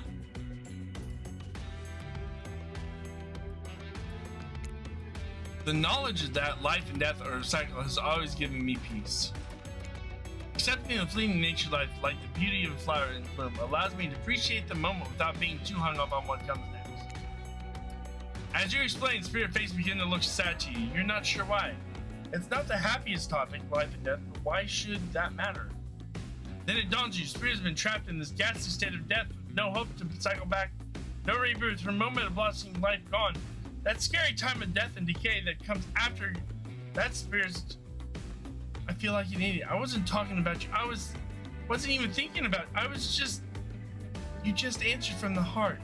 I can't let that bother me. Our priorities are not the same. I have my mission. Once the fallen cherry blossoms represent the souls of samurai warriors, those with noble characters, those who did not fear death, those who were killed in the greatest sacrifice to honor their emperor. Their lives were short, but their purpose gave them beauty. Those warriors saw death coming, but they never despaired. They stood and faced it. They held their swords and struck down their fear.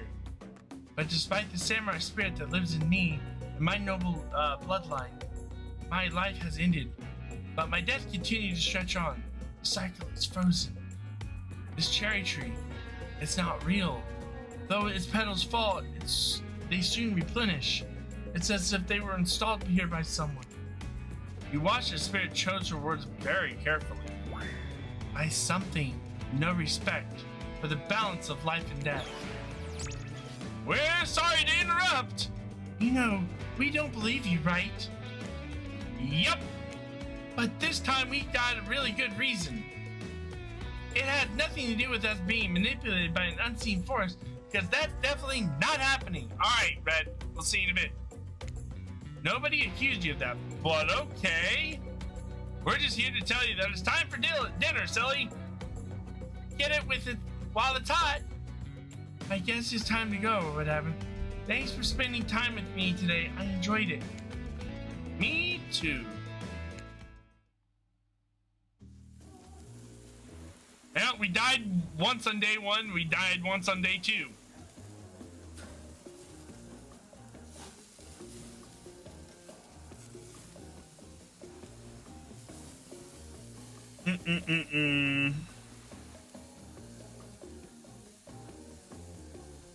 I might have to end this soon though, guys. I'm getting tired and I have to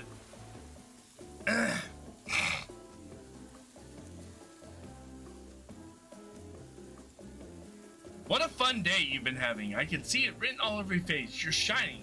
And that's not just the remaining anxious sweat from you spending an afternoon courting a psycho killer. No, you're really feeling this whole romantic experience. Don't worry, I'll keep your dirty little secrets. But enough of gentle ribbing. Time to get back to the business. All the appetizing singles have arrived for dinner, including Trickster. Wraith is here too. We're not going to do the gag where we cram all of them on screen at the same time again. So just believe me, they're all here. They're just as sexy and demented as you remember them. Your love on the line. Everyone's being very careful not to offend you by saying the wrong thing. Congrats, by the way, on getting this far. I'm as surprised as you are that these four are falling for you. No, not because of your personality, but because you just met them yesterday. However, since Wraith seems like the biggest long shot to end up holding onto your heart, he throws caution to the wind and speaks out. It's a pretty small consolation prize for being the least loved killer on Murder Island, but hey, letting him have this moment in the spotlight is the least we can do. Heaven knows they won't do anything better than that. I'm sick of watching everyone else gorge themselves while I'm preoccupied with, trying to get to the bottom of this never-ending nightmare. So tonight, none of that. I'm not really hungry anyway, so I say we just do a simple salad or something. The green kind, not the mayo kind. Mayo's gross. I'm fine with lettuce. It doesn't have to be fancy. Not iceberg though. It has no nutritional value. Letting Wraith choose was a mistake. That's on all of us. Dinner will be served shortly, but certain power brokers would like to know about your day. Excuse me. Would you like to share your day with the rest of the group? You've had an interesting day, that's for sure, but how will you describe it to the others? Say too much or too little, and it could affect your standing with the group. Okay, but don't just sit there and say nothing. Nothing is not an option.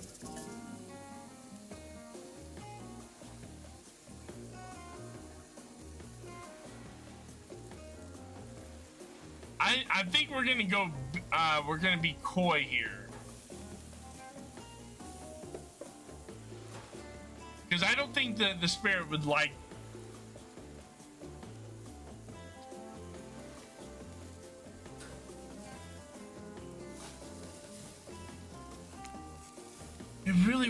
It wasn't really a date. We're like two people avoiding everyone else choosing to be alone, but doing it in a relative close. That's exactly right. Couldn't have not said anything valued better myself.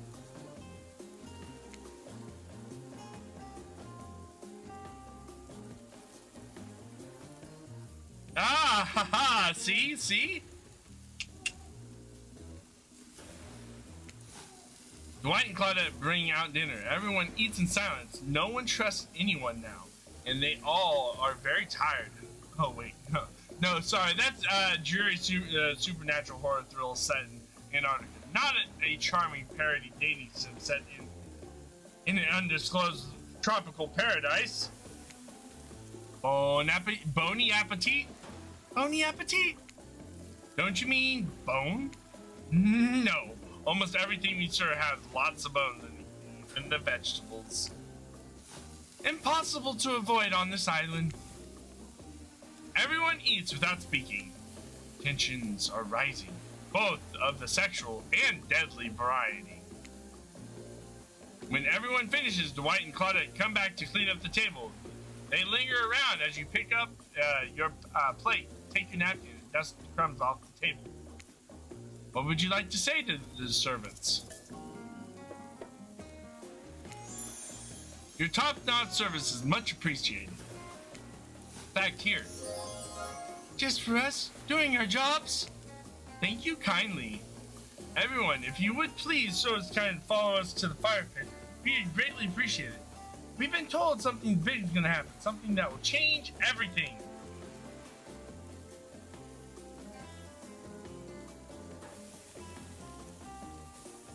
You can willingly go, or you can go unwillingly. You have no choice. Tough cookies!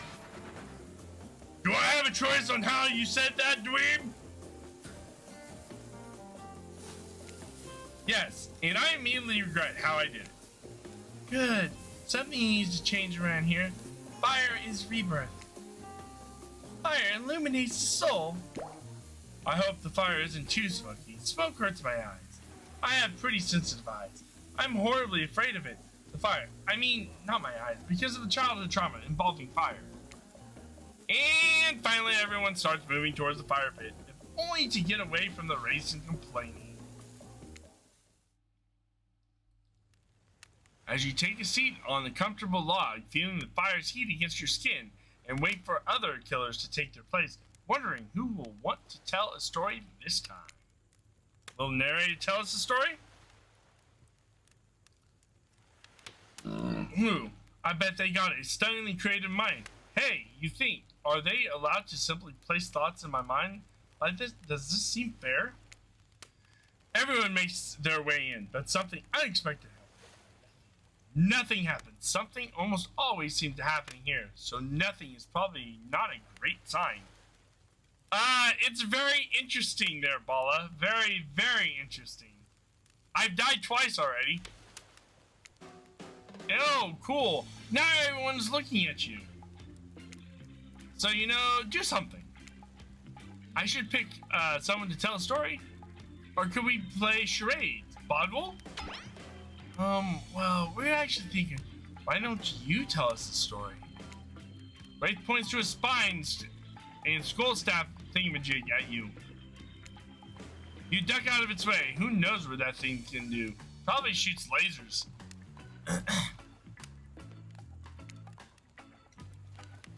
Try not to bore us. We're just very interested in you. Don't speak for me, Huntress. Now you can't tell if you're warm. Now you can't tell if you're warm from the fire or it's your nerves heating up. I know that the fire is right here. Maybe if we stop talking about it all the time, we can start to pretend it's not here and it doesn't, threaten to burn us all alive. He's not supposed to hear me. Get out of here, Wraith. Kumo was about to make an important decision about telling a story or not. Fine, I'll tell the story. I hope it's a mystery. Okay. So what type of story do you want to tell? Ooh, should we tell a action, adventure, romance?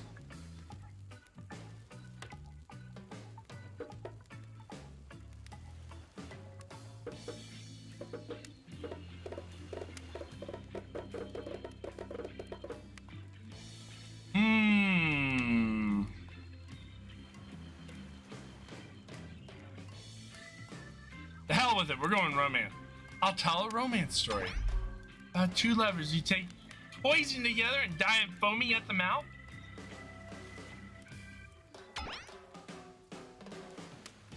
What about two strong hunters who meet when they tried to bludgeon the same Willy Wolverine? Wiley, not quite. It's about my parents. They met at a party in college. He was hosting. She had been dragged there by some friends. They couldn't have been more different, and yet, as night went on, they were drawn to each other. She made fun of his taste in music, and he took an interest in her major, women's studies. They were married within 2 months. Bit soon to know if you can trust someone, don't you think? That's so sweet. Exactly. I learned a lot of love from them. If you know, you know. Some people don't need years to get acquainted with their partner. Love could spark from a mere look across a campfire. Now you got their attention. Each killer is furiously attempting to catch your eye from across the... Except for the trickster, who has wandered over to the bar and is loudly playing his own music on his headphones to drown you out. Okay, that was not a very good story. I don't mean to insult you, but it was actually quite bad.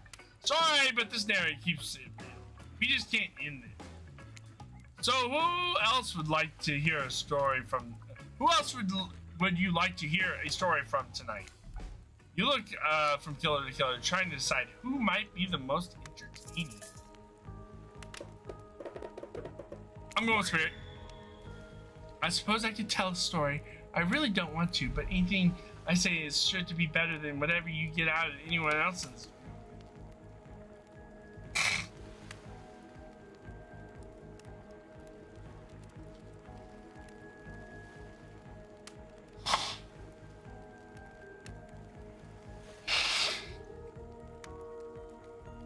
All right.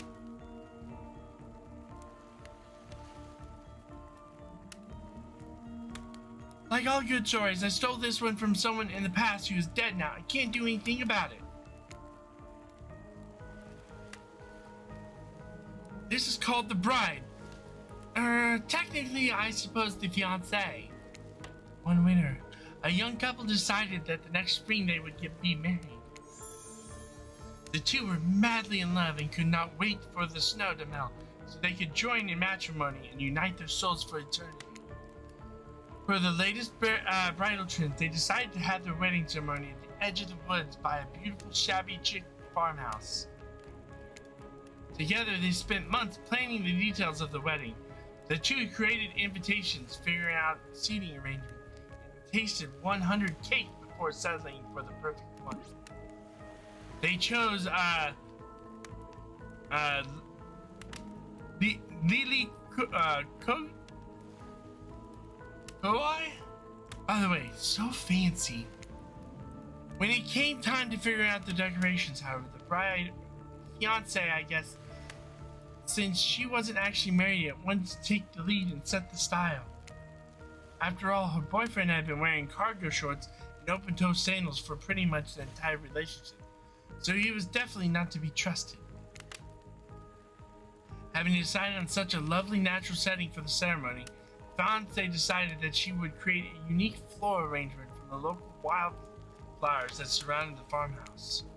As soon as the sun rose on the first day of spring, she set off into the woods. Each day, she spent hours mapping out where the best blooms could be found and prepared to pick them herself the morning of the wedding so that they'd be at the height of their freshness and beauty. Enamored with the incredible variety of flowers in the woods, she surveyed the bride. As the fiancé said they had not been married yet, became obsessed with knowing just how many there were so she could choose the absolute best. When the fateful morning of her big day finally came, the fiancé told her husband that she had one final errand before her wedding. Excited for the ceremony to come, she dressed in her beautiful white gown to set off into the woods to gather flowers. Treading carefully, she followed her route, selecting only the best stems and collecting them in a basket. However, when she came upon a once familiar clearing, something was not as she expected. Somehow, it was more beautiful now than it had ever been. And just on the edge of her view was now a bush filled with blossoms so vibrant and colorful, she became dizzy just looking at it. But the fiancé ignored her son's spell and pressed ahead, scooping up flower after flower. Every time she did, she noticed just further ahead, and possibly even more beautiful blossoms. Carried by the sweet fragrance of the spring air, the bride fiancé crept further into the woods until she turned a corner, stepped over a mossy fallen tree trunk, and realized she had been here before. But this wasn't the clearing she remembered, or at least not how she remembered it. Flowers were suddenly overripe, decaying, falling from their stems into festering, molding piles on the floor. Where bees had been, now lay flies buzzed. Where the scenes of flowers that once intoxicated her, the odor of mildew now made her sick. She turned and looked back in the path that was dark. Into a shadowy glen she walked. That day, as guests gathered at the farmhouse, the fiancé was nowhere to be seen. Her friends, family, and loved ones began to look for her, but she failed. They searched the pastures, the tree line, and into the forest, but there were no beautiful wildflowers or young lovers to be seen. Just old dead trees, trampled vines, and moss-covered rocks. The fiancé stayed a fiancé for eternity, always wondering, looking for a fresher bloom to clip, never finding it. distracted by a never-ending search for perfection, unable to see that you're loved for who you are. Out there all alone. I thought it was beautiful and sad. Just like someone we know. How's your story time? A lot of people like to take pot shots at sequels, but I think every good story deserves a follow-up. When you think it's the end, the sequel is almost never as rewarding as the original. That's why I'm much more a fan of episodic style of storytelling. Knowing it's a series takes a lot of pressure off the individual installment and builds a greater sense of community between audience and creator. Tell me, Kumo, you could delete any sequel from existence. What would it be? Don't answer that. We don't actually care. We're just here to make sure that we seamlessly move on to the next segment of the evening. God forbid my small talk get in the way of a romantic twilight moment. But I'm gonna need you to shut up. Yeah, shut your trap. You know we need to get back to that thing we do whenever we're not on screen.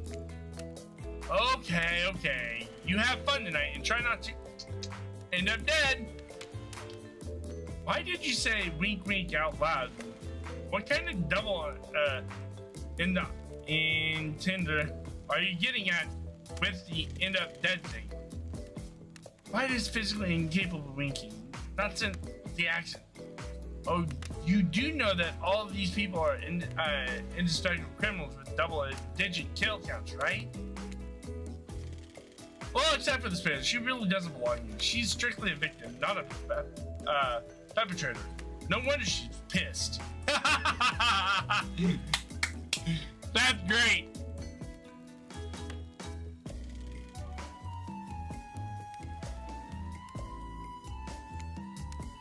Did I hear somebody trash talking spirit? Deal me in.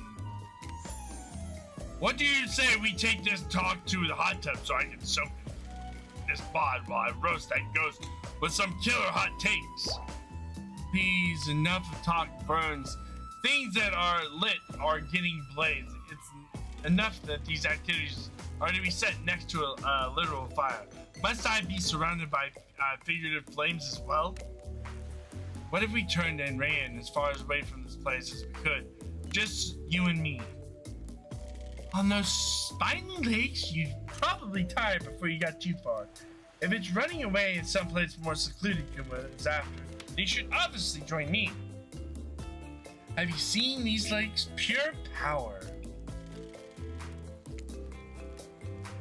Not that my walk speed really reflects my giant stature. That's because I choose to move slowly for stealthier reasons. It's my own choice and completely logical. Why is everyone so obsessed with comparing themselves to each other and creating drama? I'm so over that. Don't you get it? Society wants to trick you into fighting with each other so that corporations can swoop in and sell your fake solutions to all your fabricated problems. I'll be sitting in the shade drinking something locally sourced while thumbing through a public domain novella printed on recycled paper because I refuse to play their games anymore. It's like she's actively trying to be unappealing as possible. Does it really turn anyone else on or just me? Despite Trapper's insatiable appetite, it seems that his attention, along with the attention of everyone else, is still on you for the moment. If I could, I don't know, pick one of us, maybe you could just all move on with our lives, or some special project we might have going on. You heard him. Who will it be? Who will you head off with for an evening activity? I'm just saying, you might not get a ton of chances to date around like this before your time. And no, I'm not satisfied with the name either, but with the seemingly reality TV dating show boom happening, it's pretty much all of it was taken. Which killer do you pick? And yes, we're back to excluding Trickster because I'm that guy. We're going Spirit? Oh, you picked me, yay! Sorry, that was rude. I despise phoniness, so I should be honest with you. You make for an interesting company, and I love the idea of winning over these other killers at all costs, even when I hate the game or the prize. But I had a long day. Floating, subverting expectation, grinding my teeth as It takes a lot out of me. So don't stop bringing your A game, all right? It might seem like I hate everything, and I'm getting to really know who I am. It's an impossible task, not worth trying, but too bad. You won't know unless you search deep inside yourself and bring everything you got. Or just say the exact right thing at the right time and melt my cold heart in instant. I don't know the rules here, but better you hear any better than you do. So, see you at the bar, I guess. I wish this was actually voice acted. You arrive at the bar to find Dwight and Claudette both holding cocktail shakers, surrounded by a bevy of bottles of assorted boozes.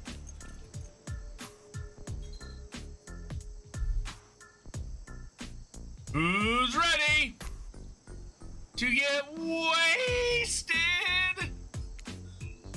Well, I don't drink, so not me. You really don't drink? Ever? Is that like because it would just fall out of a hole in your stomach thing? Or I don't drink alcohol. Alcohol is poison to the body and mind. And I don't need to act like a fool to have good.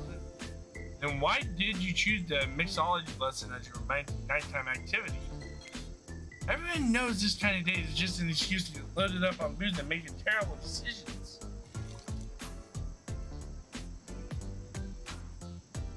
It's true, not a single person has ever learned anything at one of these things. Wait, now that's not true. You learned how to tie a cherry knot in a stem using only your tongue. Whoa! Who ordered the soda with a splash of my private business? That's off menu. Oh, I know that I'm drinking. Well, I know what I'm drinking to forget tonight. Mixology is a real thing and doesn't require alcohol to be interesting. I'll have you all know that I worked at a restaurant before I was finally executed by your father, on whom you will have to your bloody vengeance. Right.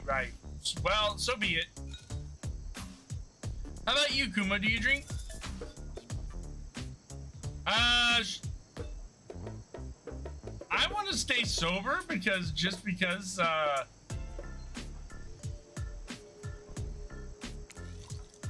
got the impression that tonight will be on a night I want to remember perfectly. So I'm gonna pass on the alcoholic drink. Here. Alcohol is a false escape. Besides, it's not like sober people can't have fun.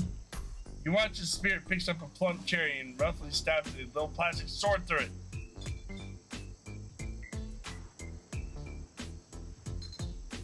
Cherry juice splatters everywhere, and its little fruity little guts flop out into Spirit's lap.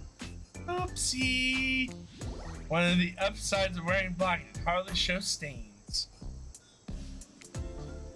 No takey backsies. So, lovers, what drink shall we make? Dark and Stormy, Bloody Mary, Zombie, Fancy Beer. I'm gonna go Dark and Stormy. How about a Dark and Stormy drink for my Dark and Stormy date? Okay, that one is cute. Please allow us to demonstrate how a Dark and Stormy is made. First, rum, or in this case, rum extract and a bit of pineapple juice is poured over ice. Then French ginger beer is added in. Garnish with a lime wheel. And drink. Then, do you think you're up to the challenge of replicating this recipe, Kumo? Replicating rum substitute and ginger beer over ice? Don't forget the lime wheel! Rum substitute and ginger beer over ice with a lime wheel. I'm not sure I appreciate your tone, but yes, you got it. You're a natural, a sassy natural, and you and Dwight might have more in common than... Don't you dare. Spirit seems to be in a lovely mood as she sips her Dark and Stormy. She's not even rolling her eyes at your petty behavior. On cue, a little Dark Storm begins to make its way in the form of ocean. Chase your own Dark and Stormy as you watch the clouds approach. It's quite refreshing. Isn't this fun? Honestly, it's the most drama-free fun I've had since I got here. And since you picked up picked a simple but delicious drink, you got plenty of time left to relax. Want to make out a little? You breathe in a sip of your drink and immediately begin to talk before you can get to the yes out. Lightning strikes a palm tree in the beach and immediately starts a fire. The activity ends abruptly as Claudette and usher the two of you away from the bar. Wow, okay.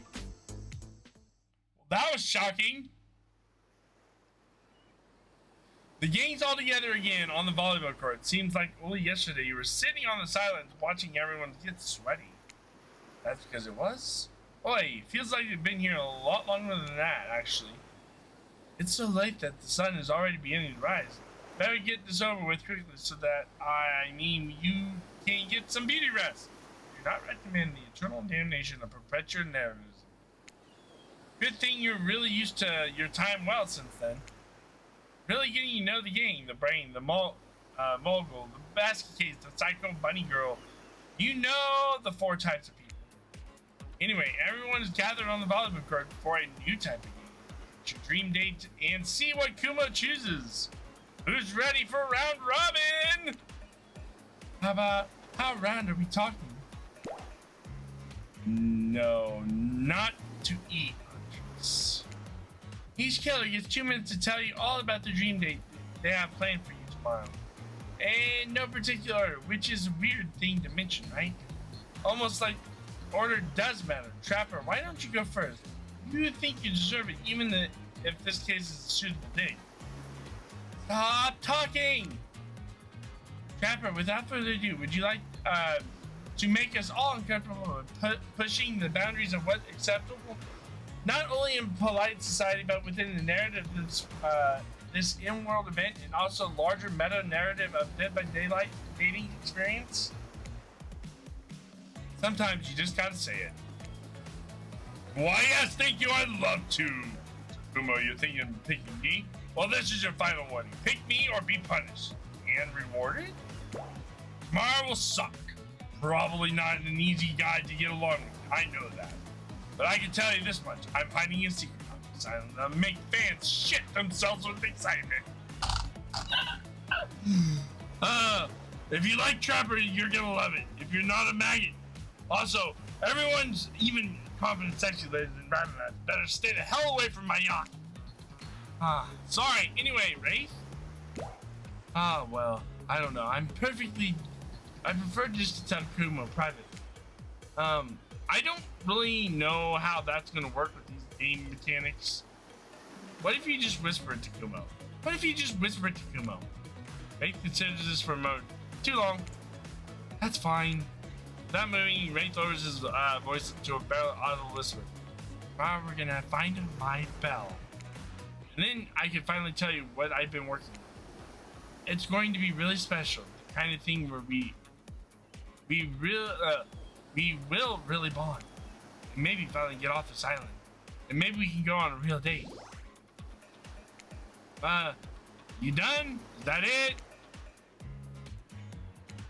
Great. Huntress, why don't you take it from here? Tomorrow morning I'm planning a nice atmospheric breakfast on you. Don't worry, Trapper won't even know it's gone.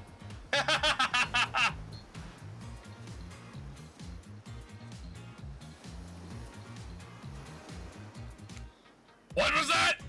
Nothing, go away! Well then, boy oh boy, I got such an adventure planned. Involves hunting for treasure.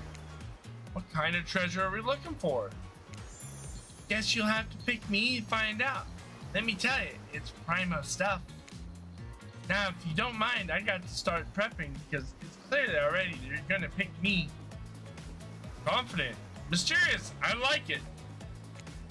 Hit us, spirit. Figuratively, damn it, Dwight. You gotta watch your words with these people. Tomorrow you'll spit in the face of a god, die, and be reborn anew. That's it? If you're not intrigued by that, I don't want you. Go draw crane art with Trapper or dig up whatever mysteries. I don't know what those guys do all day. Do you want to at least specify what god you'd be spitting in the face of? All of them! Okay, then. So hydrate tonight if you intend to hang with the spirit. And time's up for everyone. Gosh, you'll need to dream about those options so you're ready to choose in the morning. Now go dream about all these swoon-worthy options so you're ready to make the choice to come dawn. Have a swell night. Did you two forget to mention something? Oh gosh, how could we forget? Before you run off to slumber peacefully, there's one more thing you have to do. Not really survival dating competition parody would be complete without singling out one of our contestants who's already teetering on the edge of psychological break, probably a trapper, and giving them a little push. Hold up! This has been a survival dating competition parody this entire time, and I'm just now finding out about it? Come on, the signs were there. You just didn't read them. Welcome to Murder Island! Now is the time to eliminate one of the killers. Oof. It's like butchering, but it hurts even worse. You can't kill a killer, but you can break their heart? You dare to even try? You mean... That's right, tomorrow's one of the sexy slicers will not be eligible to take you on a date. Who's it gonna be? But why? Because it's dramatic? Because it's surprising? Because it's classic reversal of fate? And it will hurt somebody's feelings! Someone dangerous. What's it gonna be, Chance? What's your thought process here? The trapper seems like he might throw you in your sleep if you eliminate him. That being said, at least you see him coming. Spirit could be anywhere. She floats, and I hear she can disappear. Hard to track.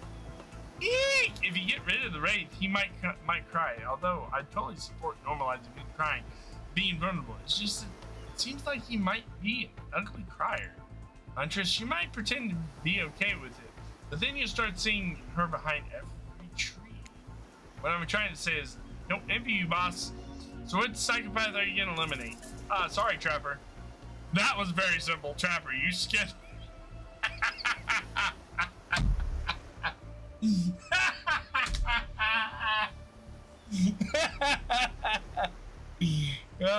Yes, Trapper, you scared the living shit out of me. You're eliminated. That's fair. Honestly, though, I don't care. You suck! But not in a good way. You bore me. You personality free maggot. It wouldn't even fun to kill you, which I was totally going to do tomorrow the first chance I got. So really, this is a win-win for both of us. Still might kill you, out of principle for eliminating. Sleep with both eyes open, and have fun on your date tomorrow.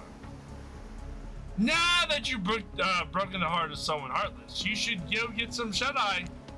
And don't worry too much about the broken heart you left behind.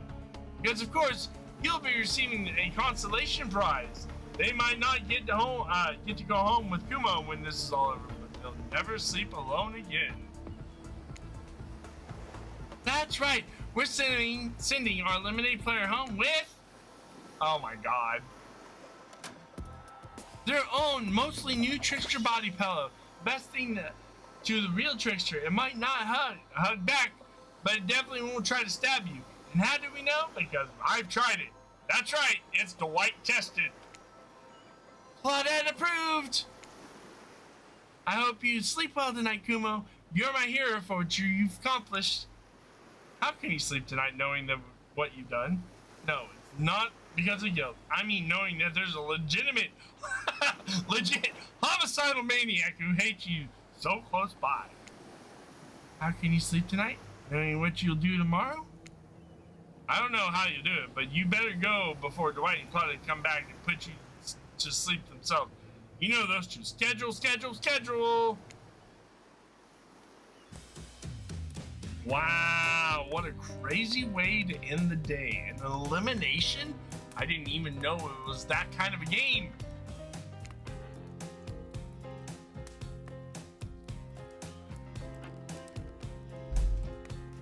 Let's check in with everyone, especially with our loser. Everyone deserves a send-off. Well, we'll see how things go tomorrow. I suppose I'm not expecting you. I tend to shut my mind off during hard times. I know it seems all exciting, devil may care, but the truth is I'm really pessimistic at heart. That tends to happen when your mother is cured by an elk when you were young? Yeah, how'd you know? Well, yes, it's also the only thing you talk about. If you'll excuse me, I think I saw a raccoon over in the tree and I'm feeling peckish. I don't really know what's happening. I honestly haven't been paying attention. Oh, sorry, I forgot. I'm focusing on the more important thing. One way or another, I won't be here for much longer. I don't handle rejection well. At least I don't think I do. No one has ever been dumb enough to reject me before. Yeah, the more I think about it, the angrier I'm getting. I'm a giant rage monster, so everyone in this room should be scared right now. Turn off the camera! I think there was a chance I might get eliminated? Yeah, I did. Did I care if I got eliminated? Not even a little. Does the volume of words I spend talking about how much I don't care about things signify a deeper yearning within me to be seen, heard, and validated by those around me? It's something like that, Red. Something like that. Nah. What? No, you're not part of this. You don't get a confessional. It's cool, man. I'm not part of anything, you feel me? Not a cog in anyone's. I'm my own machine. The whole thing is pretty cute, though. Trying with a low budget, old school marketing vibe. Not gonna lie, I kind of wish I wasn't so busy right now. I'd definitely be down with a reality show style dating competition with survival elements. But I got my new album coming up, upcoming tour, finalizing the new sneaker line, producing a limited series on my own, starting a new social NFT crypto app, and doing these private gigs over on IP Island. My dudes, you gotta come check it out. IP Island, it's dope. It's where the real killers hang out. Fully licensed, no legal drama. Where's? Take a hike. I'm gonna tell everyone that Trisha said that about them. Don't worry.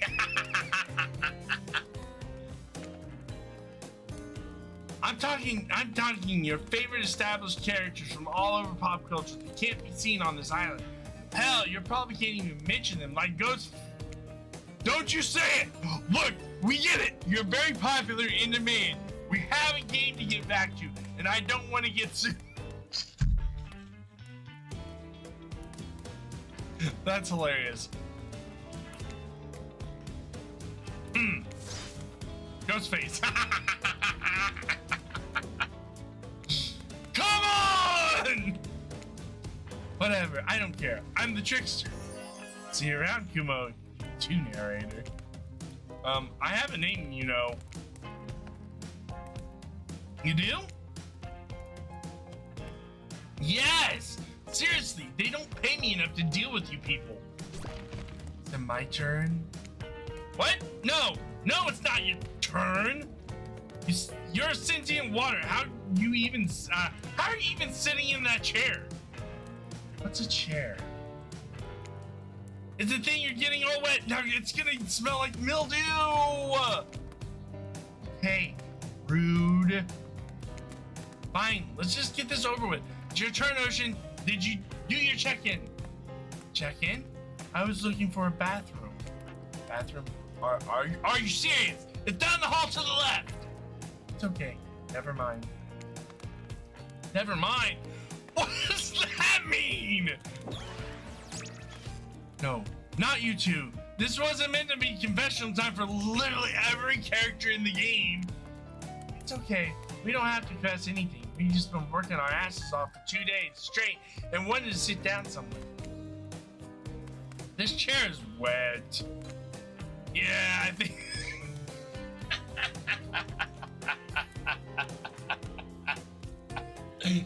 Yeah, I think the ocean just peed in it. How's that? You know what? I don't care. You two are looking pretty pleased with yourselves. I've got something to confess. Oh, great. What's it gonna be? You ate glue in 2nd grade? You cheated on an algebra test once? Watching Trapper get eliminated was the first time in an ending spiral staircase of pain in my life that I felt a medicum of joy.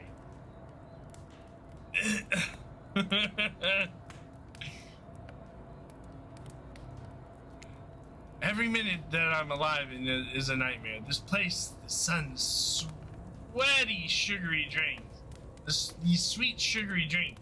Sounds fun for a long weekend, but for eternity, the unrelenting rhythm of crashing waves and wailing seagulls is like a crescendoing song of evil that makes me question the very foundation of the universe. Why am I here? Why are any of us here? What kind of sentient being would do this? Please erase me from this existence. Make it so I was never born. Pull the plug on this experience and let my soul be free. Please, please let me out of this polo shirt. Okay. Let's get you to bed, buddy. I don't want to go to bed. I don't want to go to bed. Going to bed means going to bed. Eventually, I'll have to wake up. Yikes, huh? That was a weird way to end. Oh, well, what are you going to do? You let the camera roll long enough, someone's bound to say something crazy.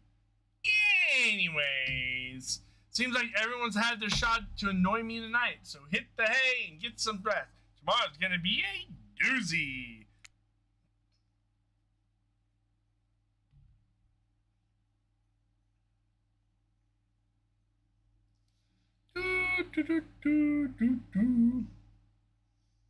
All right.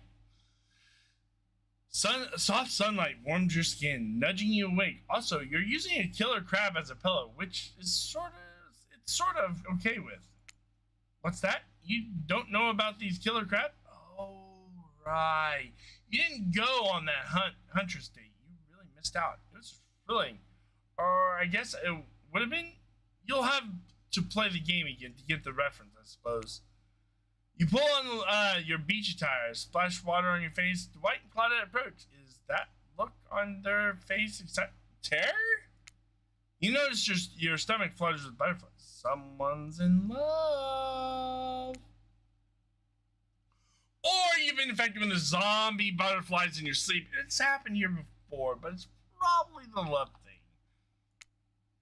It's time! Claudette gestures over to the beach where the killers all stand, flanked by tiki torches. It's a scene very reminiscent of a TV show you used to hate to watch with your ex.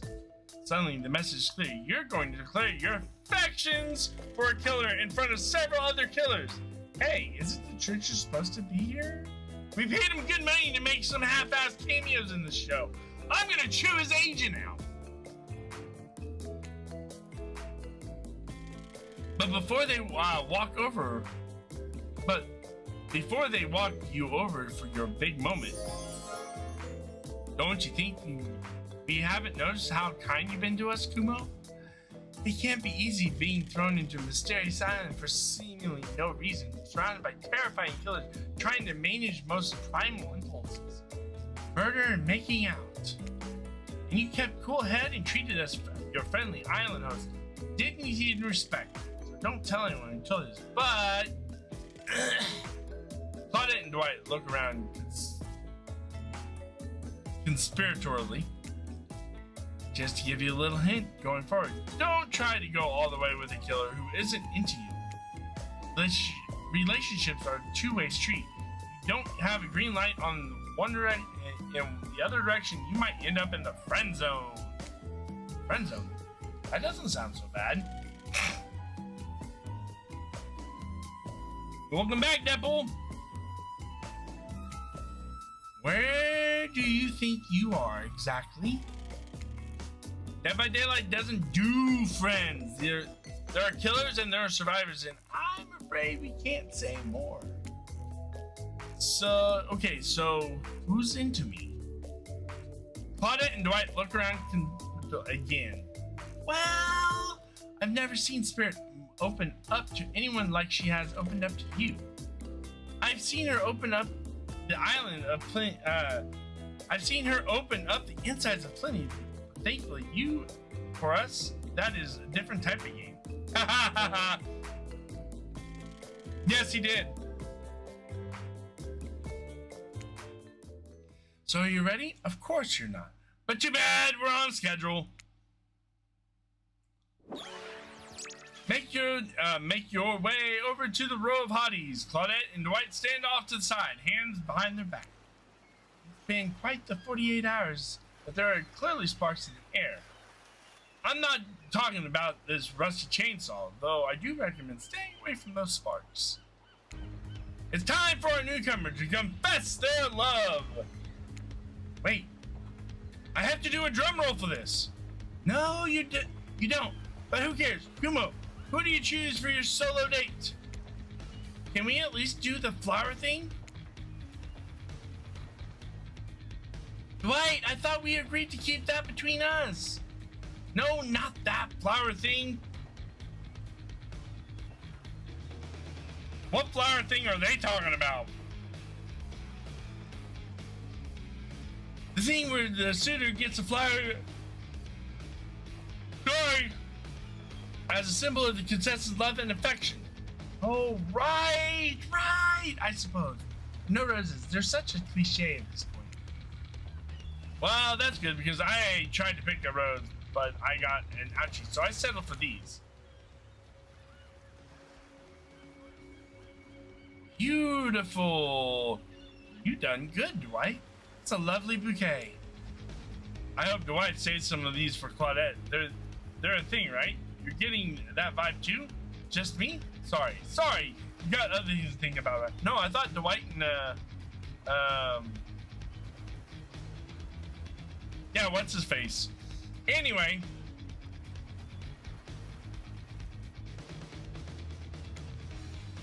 Kumo, who do you select to receive these flowers and spend the day with you today? It's gonna be Spirit. You approach the Spirit, peering below the brim of her impressive large hat into her haunting eyes. Spirit, since I met you, I've been enchanted by your presence. You've challenged me to be a better person and resisted the urge to show me the sharp end of your katana. For that, I thank you. It's very interesting, Deadpool. Very interesting. I'm ready to take our relationship to the next level. And we shall. Up to the eye of the dark stone that is our reality. To the lantern room of the Black Lighthouse. It's time to see what you're made of, Kumo. Well, I hope that she means that figuratively, not... I hope she means that metaphorically, not figuratively. I thought it'd be nice to start the day out on the trapper's yacht before we head up to the Black Lighthouse. Even if I kind of hate this basic vacation stuff like yachts and snorkeling or whatever, it's good for you to see me in the sun a little bit at least. There's more to me than what you've already gotten to experience. I know that my whole vibe can be a little dark. The hat, the swimsuit, the plum of floating hair. This wasn't always who I was. I was a normal young woman once. Went to school, hung out with friends. I like how this game killers are nice. Right, Deadpool. I've already died twice now. I even had a part-time job working at a restaurant in town. And then, well, I know what happened. He murdered me and I woke up as an undead avenger. That's not what I was getting at. Something else happened to me. I realized I needed to be seen. I don't even know by whom. A lot of time when you think about ghosts, they're these kind of see-through flickering specters. You imagine reaching out and having your hand go right through them. He'll definitely choose Trapper. Oh, like that sort of thing. Maybe there's some warpy effect on the world around you. I don't know, it depends on which movie you're watching. When I died, well, I dare you to try and reach your hand through me. Not really. That's not an invitation. It's rhetorical. Why did I end up this way? Who brought me here in this island? Who knows? I sure don't. I got my ideas. I'm not exactly out there digging around in caves and dusting out antiques trying to find clues that analyze the meaning. I do want to take this experience seriously. I want to give the process a chance. Maybe it may be a dumb process and one that I have extreme little respect for as a person. But you just woke up on the beach with no memory of who you are or where you came from, and rather than freak out and simply try to swim away, you gave this a chance. Oh.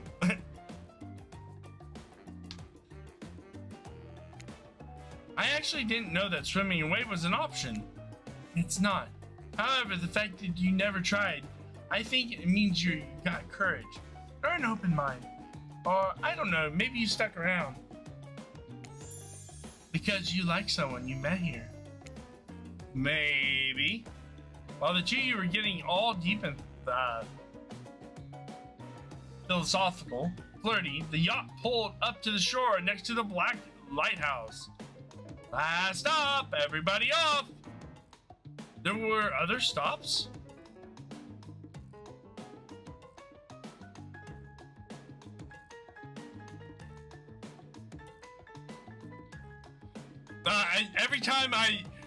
Every time you mention trapper around Jackson, I just think of that one clip.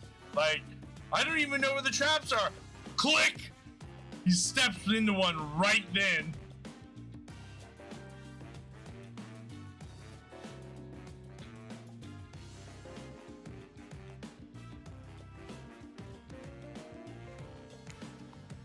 Oh no, not that.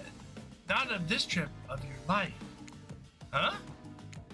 Spirit rolls her eyes and leaves for the shore. I'm just messing with you. This was the only stop.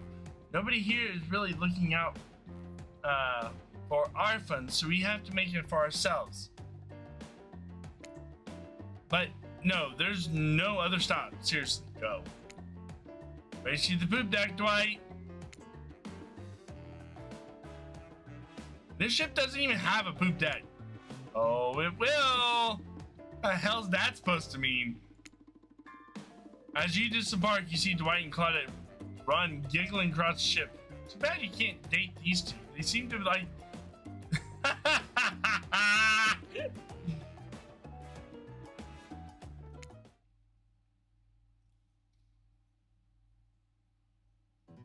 You arrived at the beach near the majestic black lighthouse. Its imposing form towers above you. A flock of birds circle lazily, no sense of fear or urgency as if circling a corpse that hasn't moved in ages. I'm excited about today, see?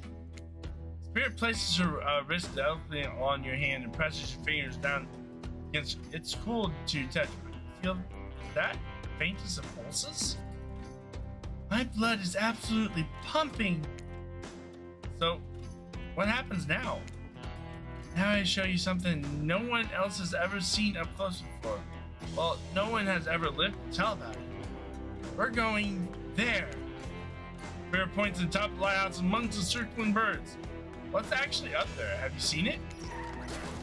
Hey, y'all. How's everybody doing today? She's gonna bust the freaking crap out of this Rave. Hi, Rave. You seem chipper today. Something strange is definitely going on with this guy. Well, something else strange. Something different than what's usually going on. Ray takes a deep breath, sucking in the ocean air like it's the greatest air he's ever sucked. Thank you, Kumo. Thank you for choosing anyone else to go on the date with today. Alone again, forever. This is how it's meant to be. I feel alive. Are you done? We're kind of, on a date that you just mentioned. I'm glad you're feeling better, Ray. But like you said, we're in the middle of something. You mind? Oh, right. So, what you doing? Headed up to the eye of the lighthouse? I love it up there. You can really see the whole island from here. In fact, Spirit, I thought you said no one has been up there. I lived to tell about it, but this sounds exactly like telling about it. Technically, I don't think Wraith counts as being alive. I mean, I don't maintain canon, but Spirit waves her arms at Wraith from head to toe. And if he's not dead now, he's gonna be when I punish him for interrupting our day! Hey now, we could solve our problems without having hair floating up into menacing shapes. I'll just be over here, running away. Enjoy the view! Oh. You know, I think Wraith was kidding about the whole being up there. Honestly, the view isn't even of the island. What you can see is mostly ocean on account of it being a lighthouse. However, that does bring up an interesting point regarding how do I say it? Spirit's hands float up as she scratches her head contemplatively. You don't usually see her at loss for words like this. What's your mortal status? Because despite our lanky friends seem to think, the lighthouse is not to be trifled with. It's a beacon of death and suffering that brings doom to it from all corners of the world, not further. Well, duh. You saw a freaking pirate ship seemingly travel through space in time only to crumble at the rocks beneath the spooky tower.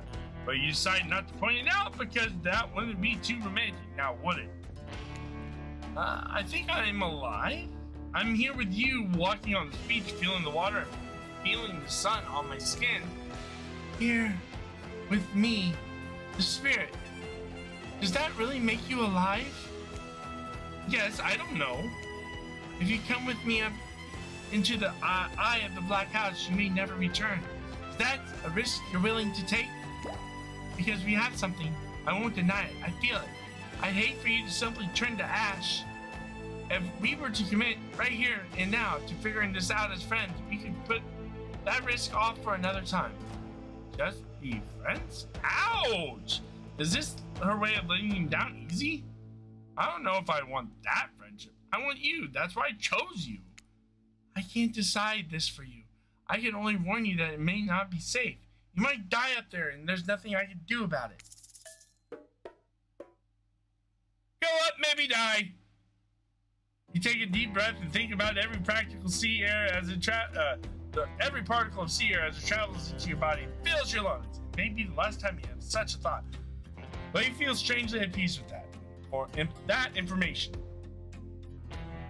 I don't need another friend. I want something more. I'd risk my life for it. The Spirit smiles a quirky, devilish smile.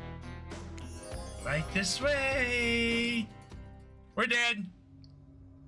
Inside the lighthouse is almost pitch black. It was seemingly day when you stepped through the door, but inside this place is like a void. The last thing you see as the final rays of the sun leave you is a horrible sight. A petrified body lying on the stairs, reaching not up, but down as if it has been crawling. Why did it double click?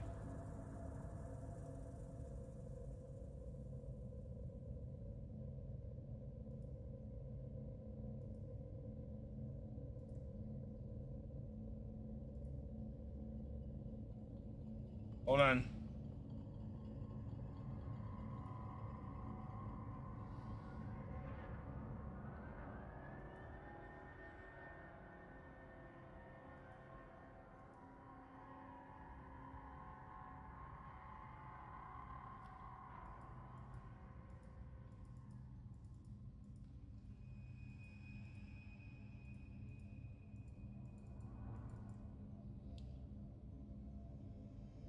The last thing you see as the final rays of the sun leave you is a horrible sight of petrified land had been crawling.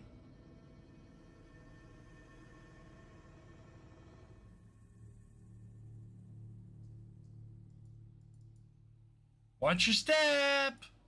Okay, the Spirit says watch your step. The things we do for love. Reminds me of BioShock.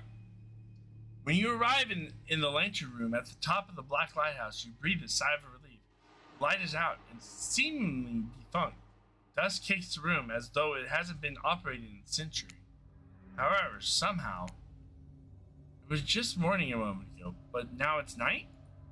What do you mean a moment ago? We've been standing here looking out over the ocean all day. I've really enjoyed the peaceful time together with you. Taking in the view, standing in complete silence for hours is kind of my perfect date. Really? I don't remember that. I just called it the perfect date and you can't be bothered to remember it? What kind of game are you playing with me? I want to remember it, it's just that some reason my mind but hey, I'm not dead. Or you're really dead and you've been this whole time. That's true. Maybe we'll never know. Maybe we'll never know. It doesn't look like the light's working. Even turned off, the light has a power to it. Massive lens refracts moonlight through itself. A subtle sparkle that has a hypnotic effect. Maybe that's where the day went. Staring into this light as the sun fell on the moon.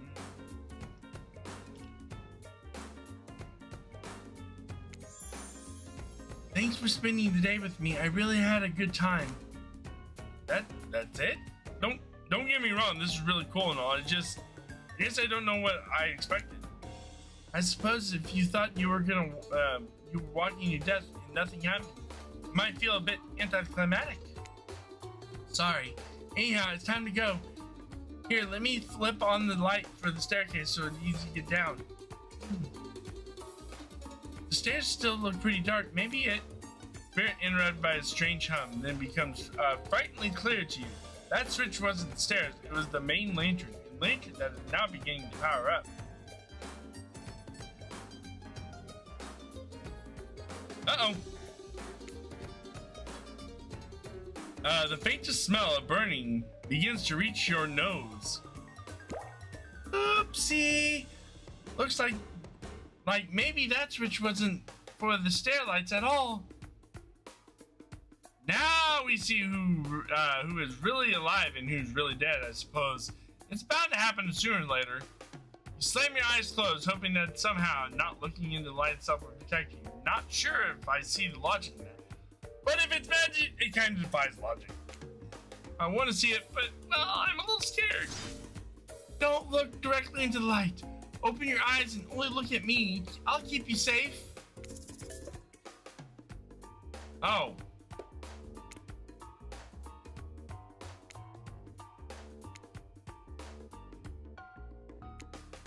Okay, we're doing this again.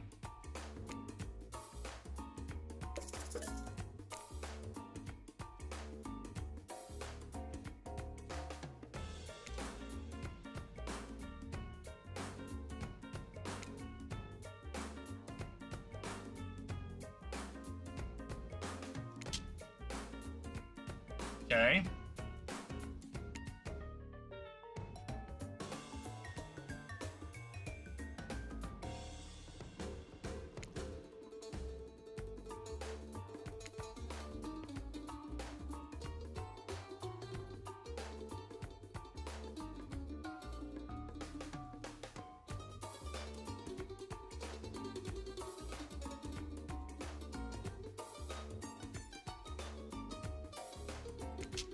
Oh, not bad.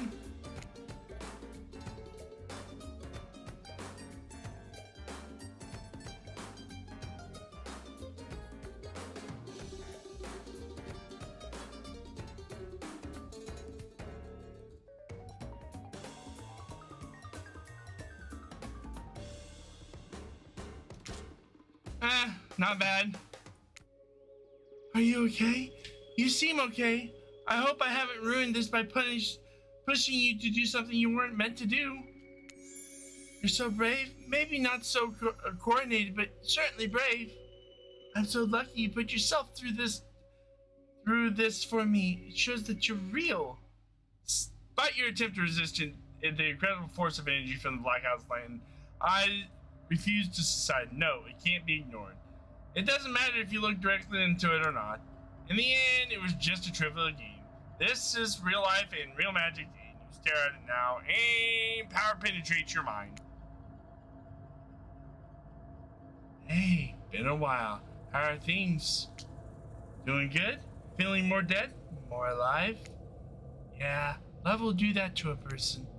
Don't worry, it'll make sense soon. You wait to hear his spirit's muffled voice. You got a terrible taste in your mouth like burnt hair. The air feels damp and smells like ash. It takes time for the sound to clear up, but eventually spirit's words start to make sense to you. However, it's clear she's talking to someone else, not to you. You know how sometimes people say it's not you, it's me? Well, this is time it is you and also me. I can't believe I thought you would change for me. I can't believe I thought you were doing was sacrifice. I can't believe I thought you were doing was a sacrifice. You never gave anything up for me. Well, today I saw what love looks like, and it looks like a whole lot different than this. I don't think you're hearing me, which is weird because I'm practically shouting. Nobody breaks up with the trapper. Nobody. Oh yeah? Fine. Nobody breaks up with the trapper, but I'm not doing that. I'm dumping. Don't you say it. I'm dumping even Macmillan. And there's nothing you or he can do about it. It's over between us, Evan. Ren? Alright. Trapper turns from spirit and looks directly at you. You realize that you're lying on the ground of some weird tunnel. I think that your shouting woke up Kumo. My shouting?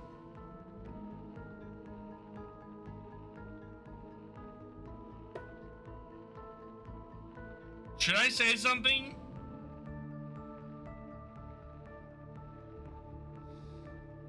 Or should I just stay quiet?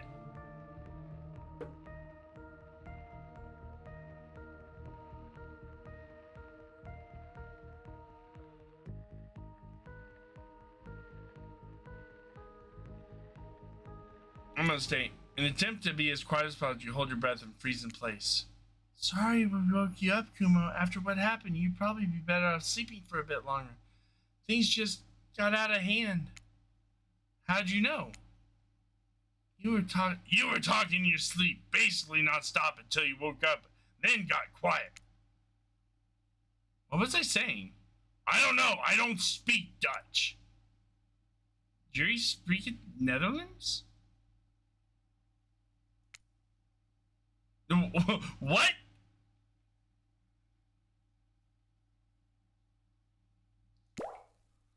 Yeah, see, there you go again.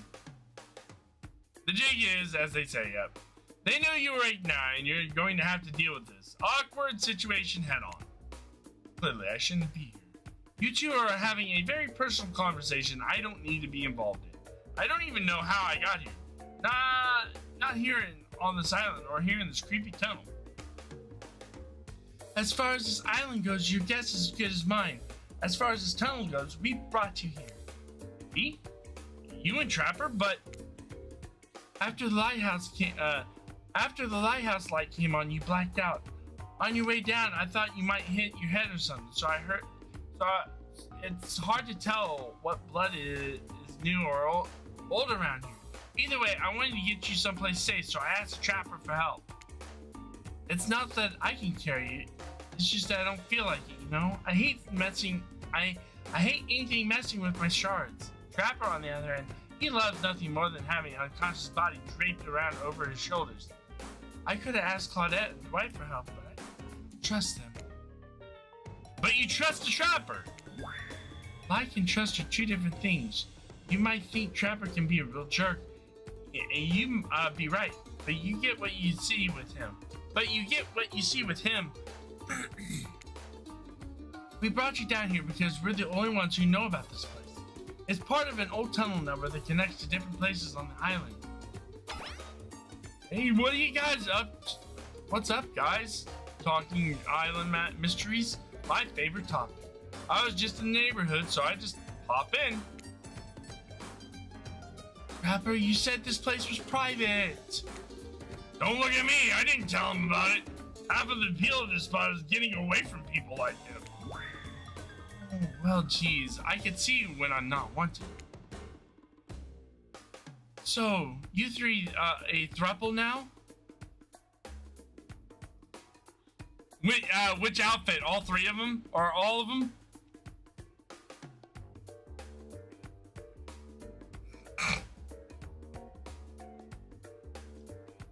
I see them adding all of the outfits.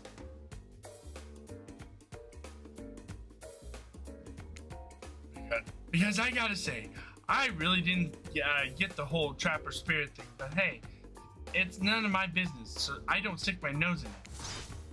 We're not a thing. Nobody traps a trapper. Not with traps or relationships. And you do realize we're sticking your nose in our business right now, right? Wow, so hostile. If you don't want to talk about it, just say so. Anyhow, this tunnel has some very interesting features. If you head back about 50 meters down that way, you'll find... Get out! Faith looks around just to be doubly sure that the trapper is addressing him. I was just leaving. This island, it's a lovely place, which is great for me. I love to be alone. Trapper, on the other hand, he's quite needy. And after a lot of pursuit, I finally let him catch up to me. It became, well, I don't want to call it a relationship because nobody really didn't want to have that talk. But we are more than friends. I dispute the evidence as told for the record. I don't pursue, I stalk, and I lie in wait.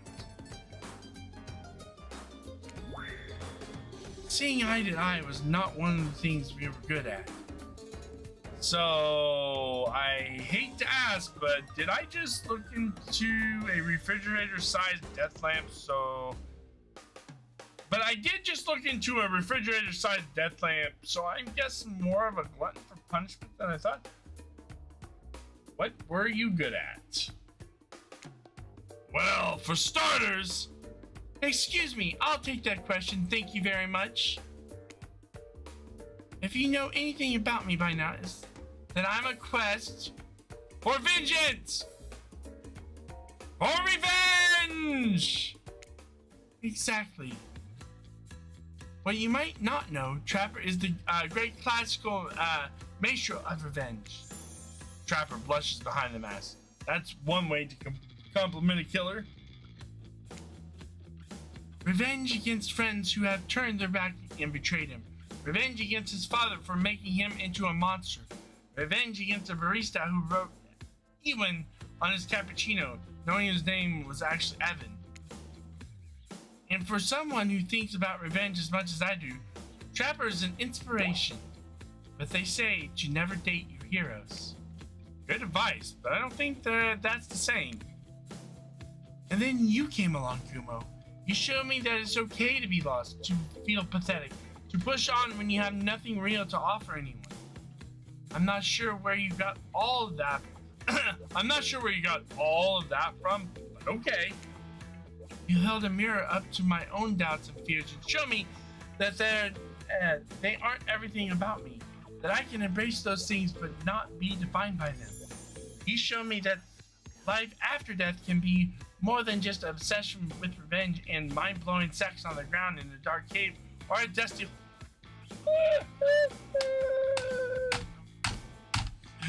Wow! Oh my. Alright! Trapper nudges you in the ribs of the elder. Gross. Clearly appealing to Trapper's better features has been a winning strategy for dumping his ass because he seemed to be taking it quite well. This whole half-assed dating show parody thing, at first I always thought it was a lame idea. What kind of moron thought there was an audience for this? But then we spent some time together and I realized there's something actually real here.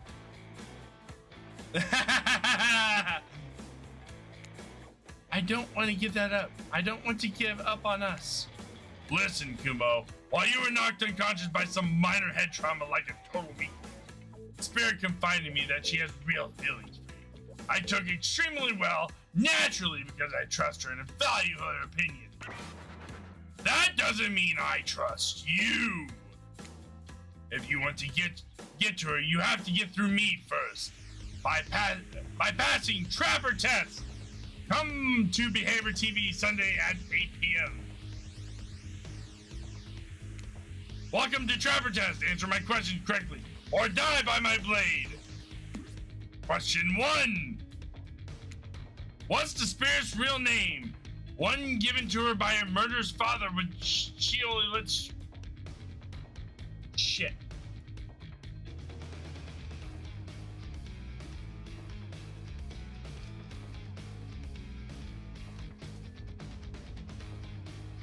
Rin.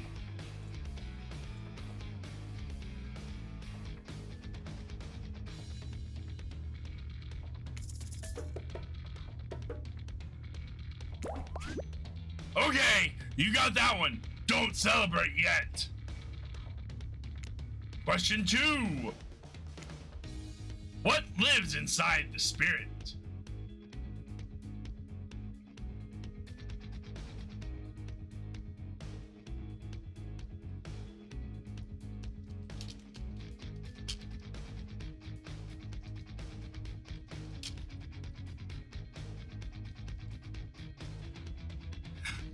A dragon, you are correct.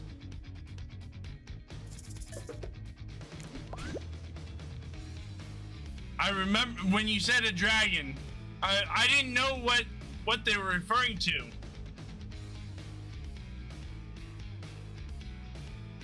Sure, everyone knows that. They won't all be this easy. Question 3. Where did Spirit work back when she was a normal college girl before she was hell-bent on revenge?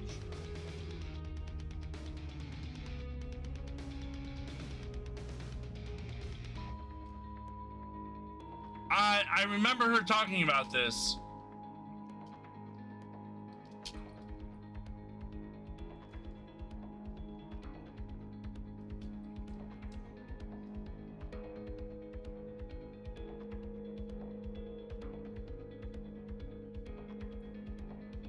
Barista. I think it was a barista.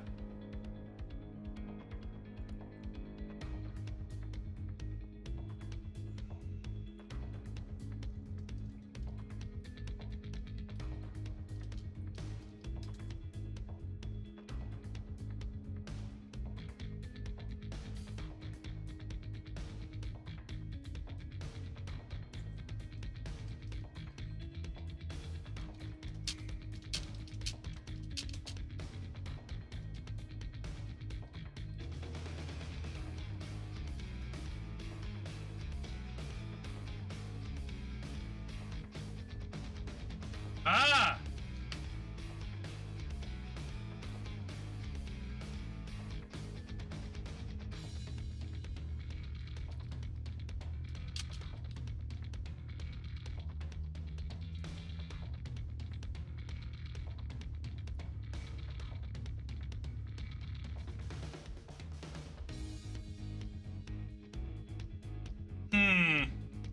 I'm not...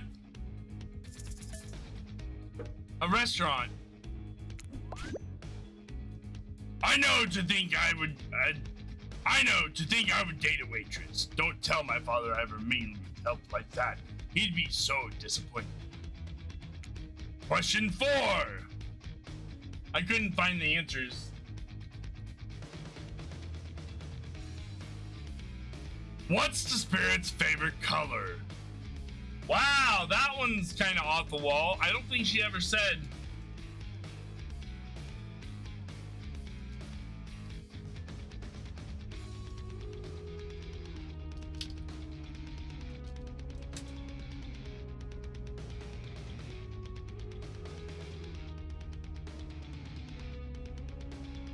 I did ask her, but it's a void, yeah.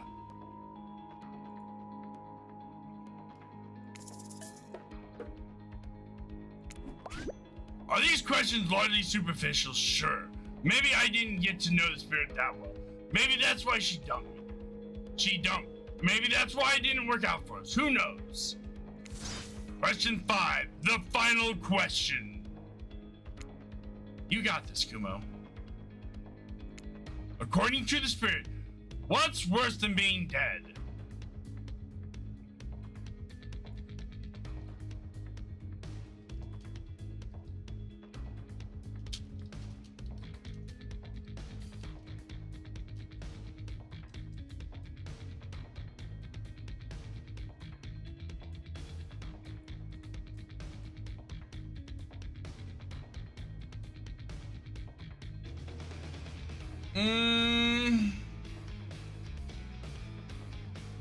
Well, crap. It's not giving me any answers.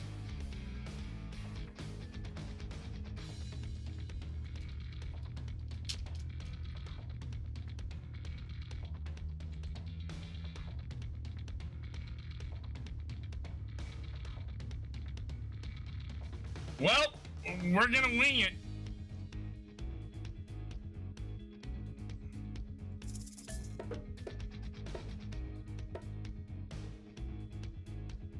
This one?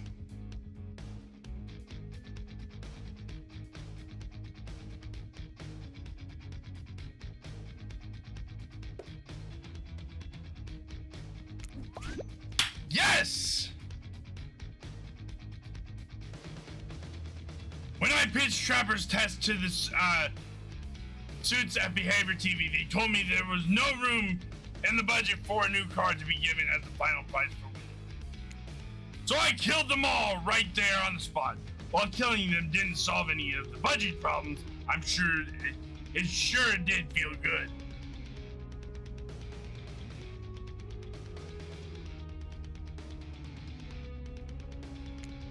I'm telling you this to A, brag, and B, explain why the only thing you're gonna win is me saying congratulations for passing Trapper's test. Not that this was some huge challenge. I mean, the woman's obsessed with the giant light that shines in the dark, has a chip in her shoulder about being seen. Go figure. You'd probably guess, but rules are rules, even if I literally just make them up. You got it right. So I guess I approve of you dating Spirit, or whatever. I never really cared in the first place. I was just hoping you'd slip up and give me a good excuse to wet my blade with your blood. Maybe I'll find you a reason tomorrow. For now, you two have fun. Wink, wink, wink. Trapper out! I'm so sorry you had to endure that. What? 5 measly questions? It was nothing. Not even that. As ridiculous and unnecessary as it was, the whole thing. The waking up in a random tunnel, the overhearing an argument, the news that the Trapper and I had something going on, the stupid quiz, all of it. Especially the whole Trapper out catchphrase. It's only because I actually like you. None of it would have happened if I didn't.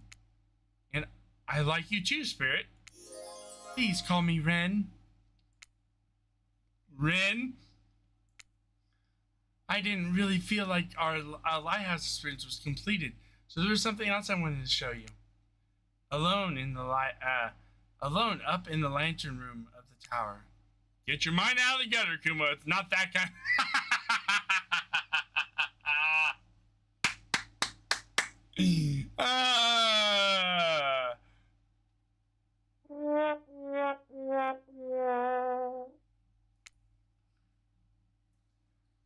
What's that? Hold on a moment. I'm being told no. Wait. It is that kind of disregard the gutter comment.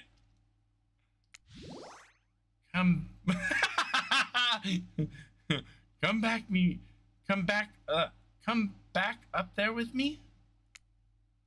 There's no place I'd rather be. You perv.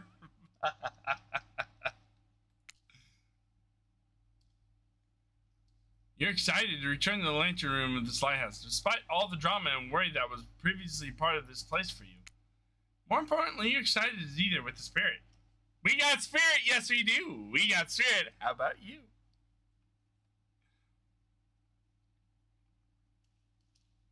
Oh my.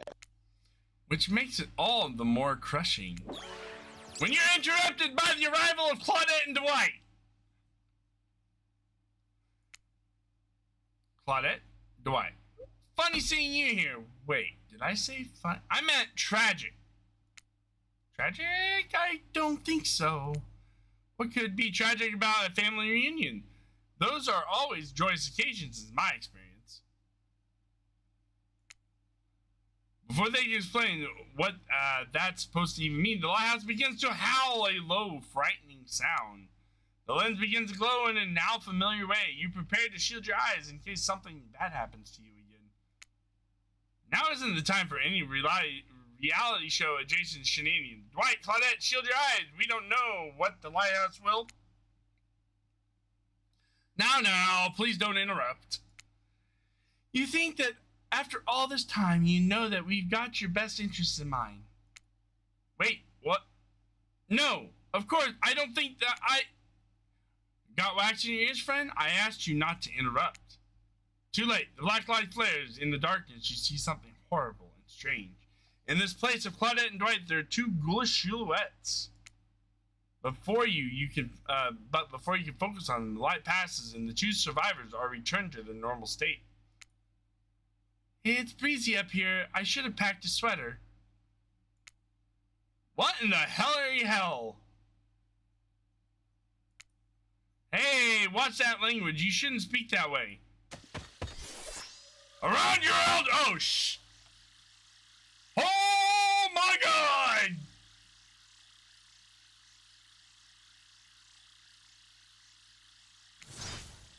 Grandpa?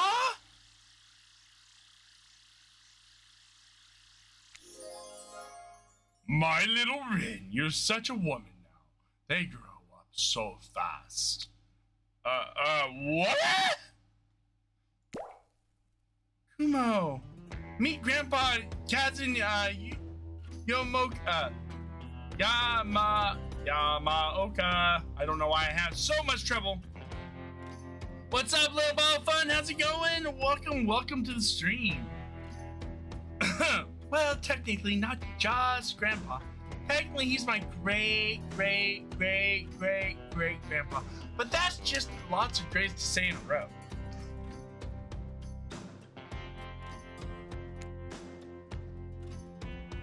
I haven't seen my little Rin since I watched over her from the afterlife when she was just a little girl. I expect you all to say the greats.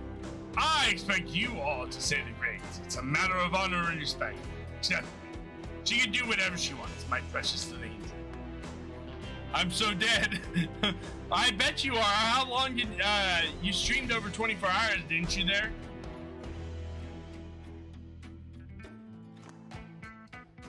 I think.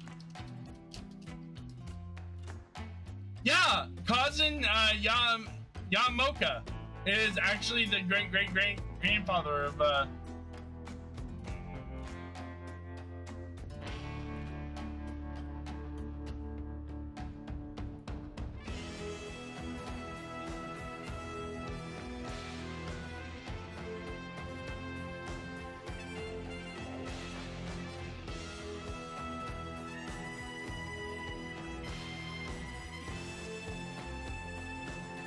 I'm doing all right.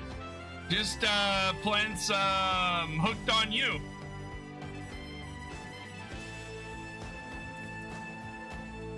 What is sleep?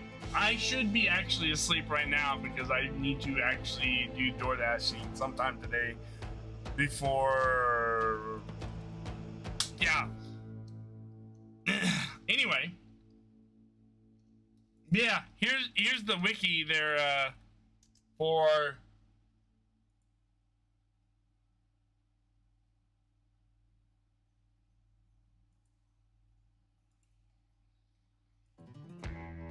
And here's the spirit.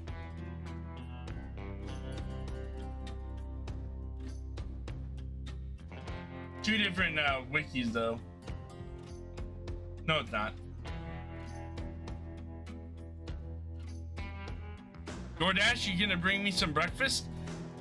Little ball of fun. You might be living a little bit far away from me. I don't know exactly where you live, but you know, I live in a constant state of misery in a town called St. Joe, which is smack dab in the middle of the United States, So it might take me a while.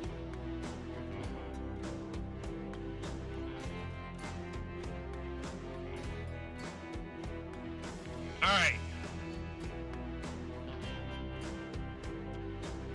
I think Kumo's blushing right now because he's with the spirit. Aw, well, I'm not with the spirit yet. Looks like Oni's gonna beat my ass.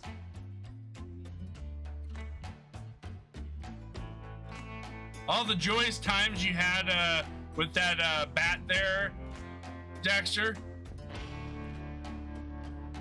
Oh, so you're bringing dinner then? Got it.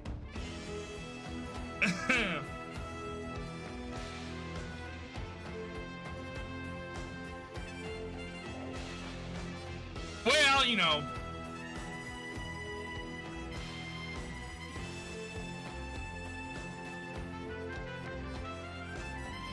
I wish I had the money.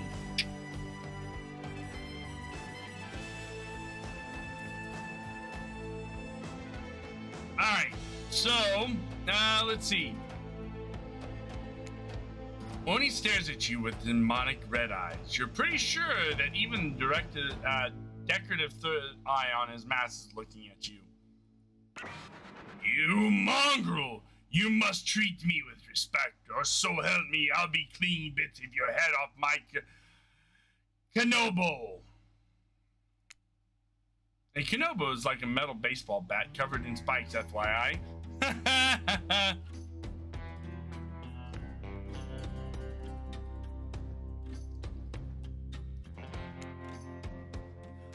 I wasn't so sure of the name of that thing he wields on his back. It's a Kanobo, apparently. I'm not sure what peasant like you is doing so close to a descendant of the noble Yamoka bloodline in the first place. Dirk, Claudine, explain what's going on to me. It's Dwight, sir, and Claudette. Remember, we explained to you that you were going to come meet your great granddaughter suitor and to give or withhold your approval. Good night, Red. 5 greats. Great grandfather, sir. Your honored master, sir. Why? He's a samurai, not a judge. Grandpa, they must have summoned you here because they think you have great judgment, and because if they summoned my father, I would be too distracted by torturing him for all of eternity to continue with the rest of the whatever this is, show, game, experience. Ah, yes, that makes sense. Only a man of my own power and magnitude can help. It's all important much? You got any plans for today? Words. Words are wonderful ways to communicate meaning towards people. Do you have any plans for today, little ball of fun? Nice to meet you, Kazan. Only my friends and family call me Kazan. Those who tremble in fear of my presence call me Oni. You're seeing a serious resemblance to Trapper in not only the sheer size of the man that Oni is, but his attitude. Apparently, Spirit has a type. You sure you can or want to measure up to that? It dawns on you. Wait a second. Maybe you do resemble Oni. Every time you tried to look at your own reflection, however, you become dizzy and confused.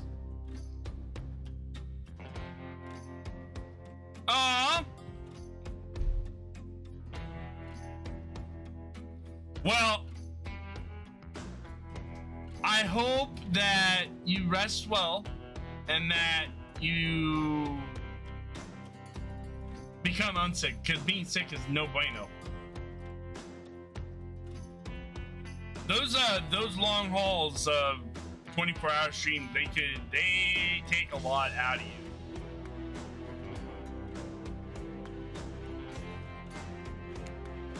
This is definitely deserves more thought, but now not the time to consider the fact that you might be some kind of old vampire with the first ever case of, I guess, you. Excuse me, I'm sorry. Those sneezes just snuck right up on me. That you might be some kind of hulking vampire with the first ever case of self-blindness. There's a massive samurai mad dogging you from 2 steps away.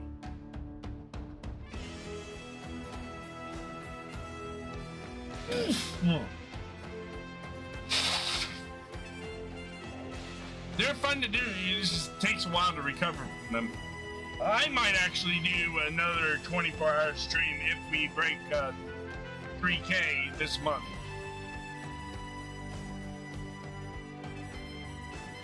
Because we've been stuck on 28K for like the last year and a half. I would have to check my previous streams, but yeah, we've been stuck there for a while.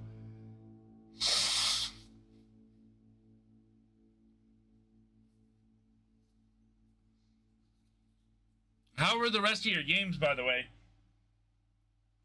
I soon went, after I raided you, I soon went to sleep. But I did leave your stream up. Well, you don't scare me at all, so I'll stick with Kazan. Peasant! I realize now the true purpose of my visit is to distinguish your light. Only waves his katana in the air at you menacingly, like great-great-great-great-great-grandfather, like great-great-great-great-great-granddaughter, apparently.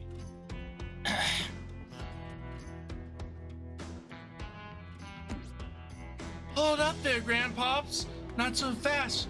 You're only supposed to kill them if they deserve it. First, you should get to know them a little better. Went badly? Oh, why did Jackbox go badly? Fall Guys is really fun. I like doing Fall Guys. Jackbox can get really raunchy really fast.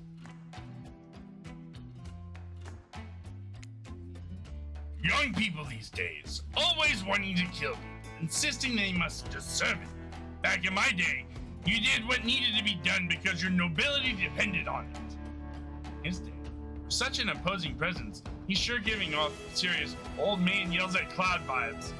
Or, get off my lawn!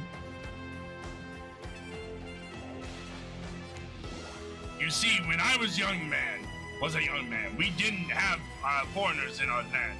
We didn't need them. We had an abundance of culture already. A little too much, if you ask me. But I didn't make the rules. The rules did exactly how it should be. Literature, art, commerce, theater, fashion, poetry, puppet shows, ghost story, partition, gambling, fighting, fine dining, fast food, public executions. Someone that made a comment in joke boat that upset and triggered a few people, myself included. Oh, that sucks.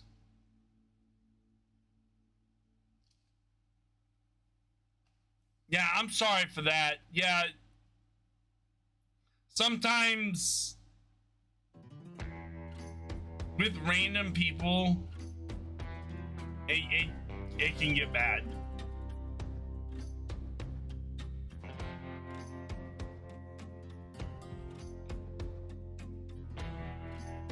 Hugs, little ball fun. I'm sorry that Jackbox went bad, but I'm glad Fall Guys went well. Did you win any crowns?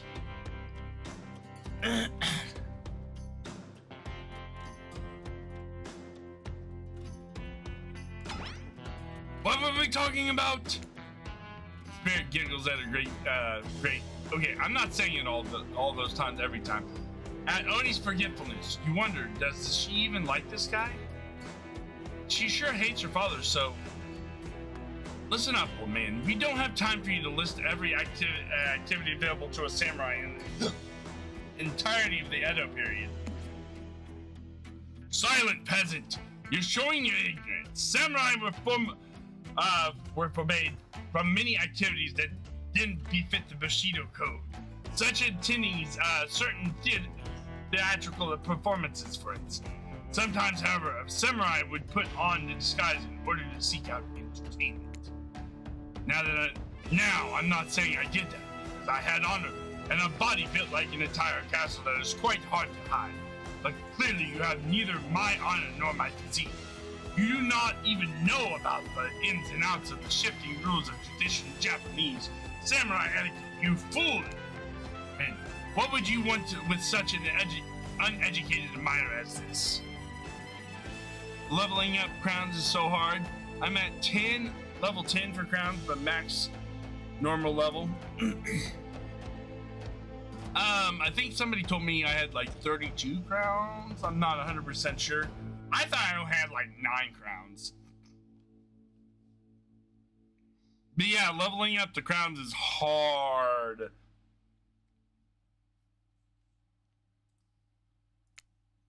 You find it hard to believe that any contemporary person knows all that much about who was and wasn't allowed to do what leisure activities over 100 years ago. However, you're really not sure how to handle this massive demonic old man. Hey, yo, they only be looking fine. I know, right, Dapper? No.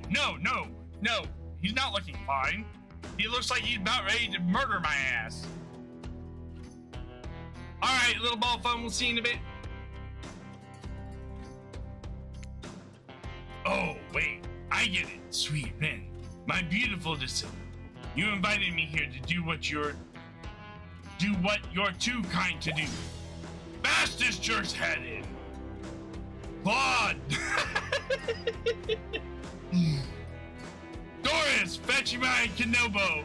Ren, wrap your robe around this Mongol's hands and hold them still. We'll splatter their brains on the beach together as a family. Grandpa, no, that's not why I invited you here at all. In fact, I didn't invite you. Claudette and Dwight did. Welcome back! Ah, yeah, sure. Wink, wink, wink! This whole saying wink out loud thing is getting out of hand. Him and the Trapper really do have a lot in common, don't they? And Dwight, Dwitter did it too. I swear, Kumo is a good soul and the heart of a warrior. They fought for my love in their own way, faced down death more than once, and put up with their fair share of nonsense. Nonsense, which seems to be endless. Can we, I don't know, wrap this up already? Of course. Who am I to expect anyone to wait around for my opinion? I've only been hanging out as a ghost and watching my bloodline be polluted by cowards and critters for 5 generations. Just come and give your ancestor-in-law a hug. Sword Draw only beckons you closer. There's no way he's ever hugged anyone in his entire life. I think I'm good over here, actually. You can just back the fuck up. Yep, that's your great granddad, Dapper.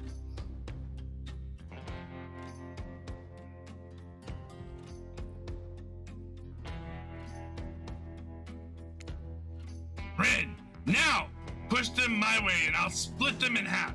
The sacrifices super to the Yamamoka bloodline will surely bring us back to life and set us back on the course of honor. You're so silly, Grandpa. We both know that only one sacrifice can get our family back on track. Revenge on my father! Your great-grandson, traitor to the Yamamoka name.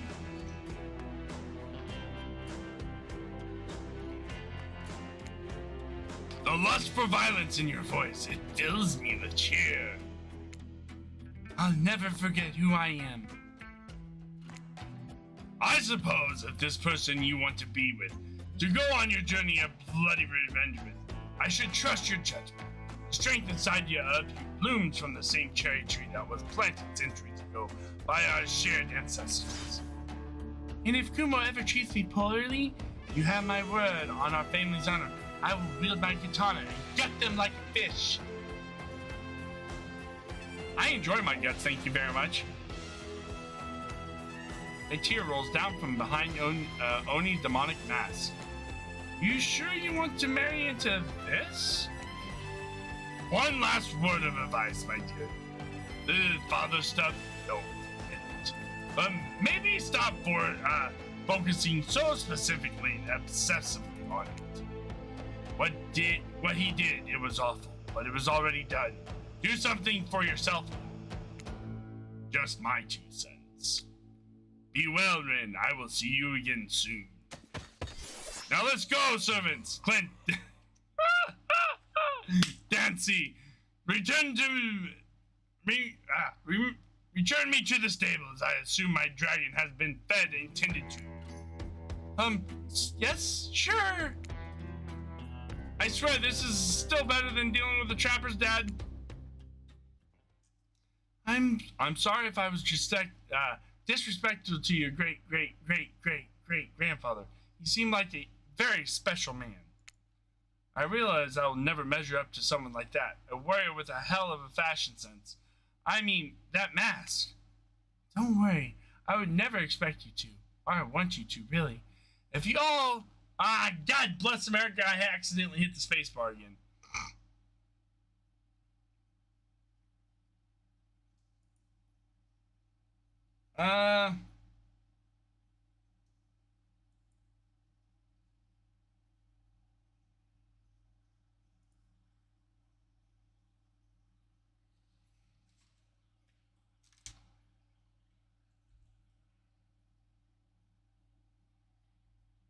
Well, I'm gonna wait for the stream to catch up.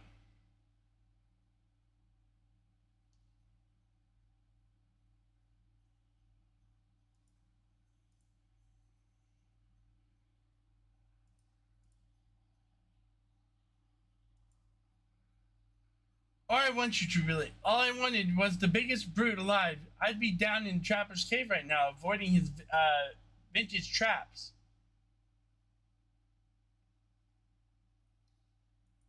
But that's not the life I imagined for myself. Semi-lurking while working on a project? Ooh, what kind of project you working on? Unless you can't say, then...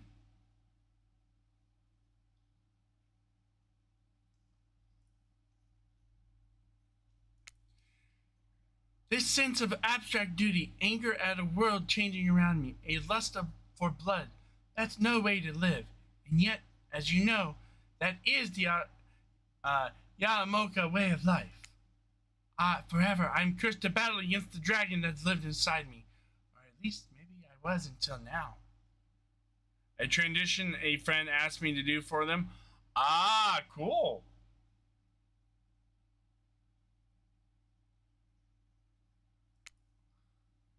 Call me the Dragon Tamer.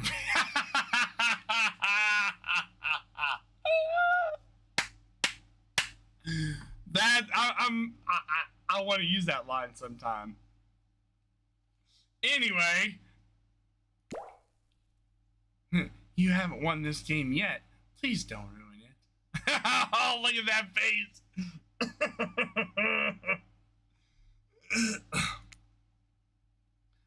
Sorry, I have no idea where that came from.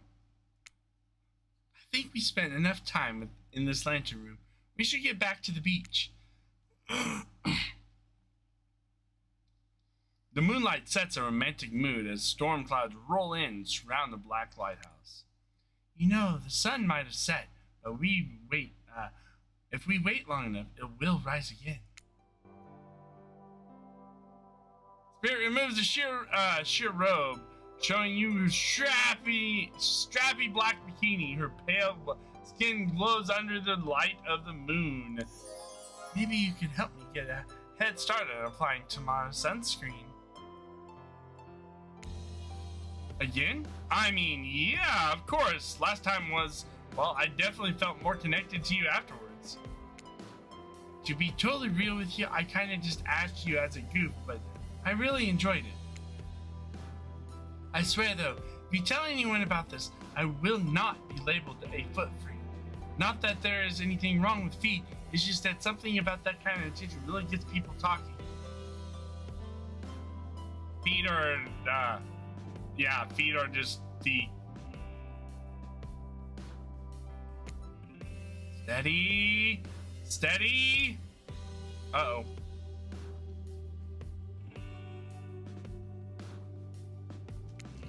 I missed it. Close. There we go. Yes!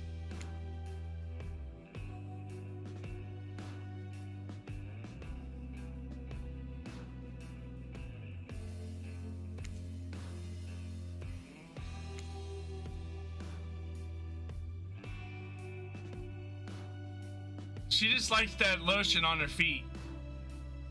It puts the lotion on the skin or it gets the hose again.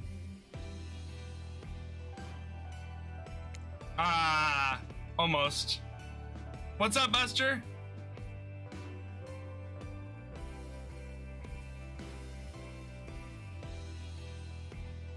Yo, did you have an issue loading in where it brings up a box? No.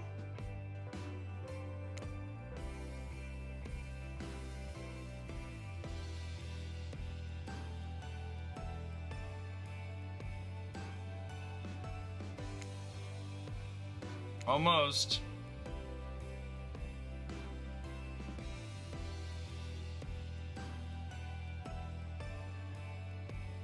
Ah.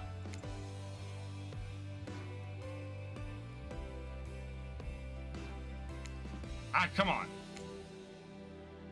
Nope, I missed.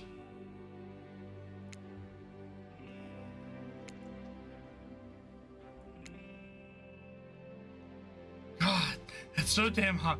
I love feeling your hands sliding up and down my feet between my toes. Skin has never been more moist. That's very weird.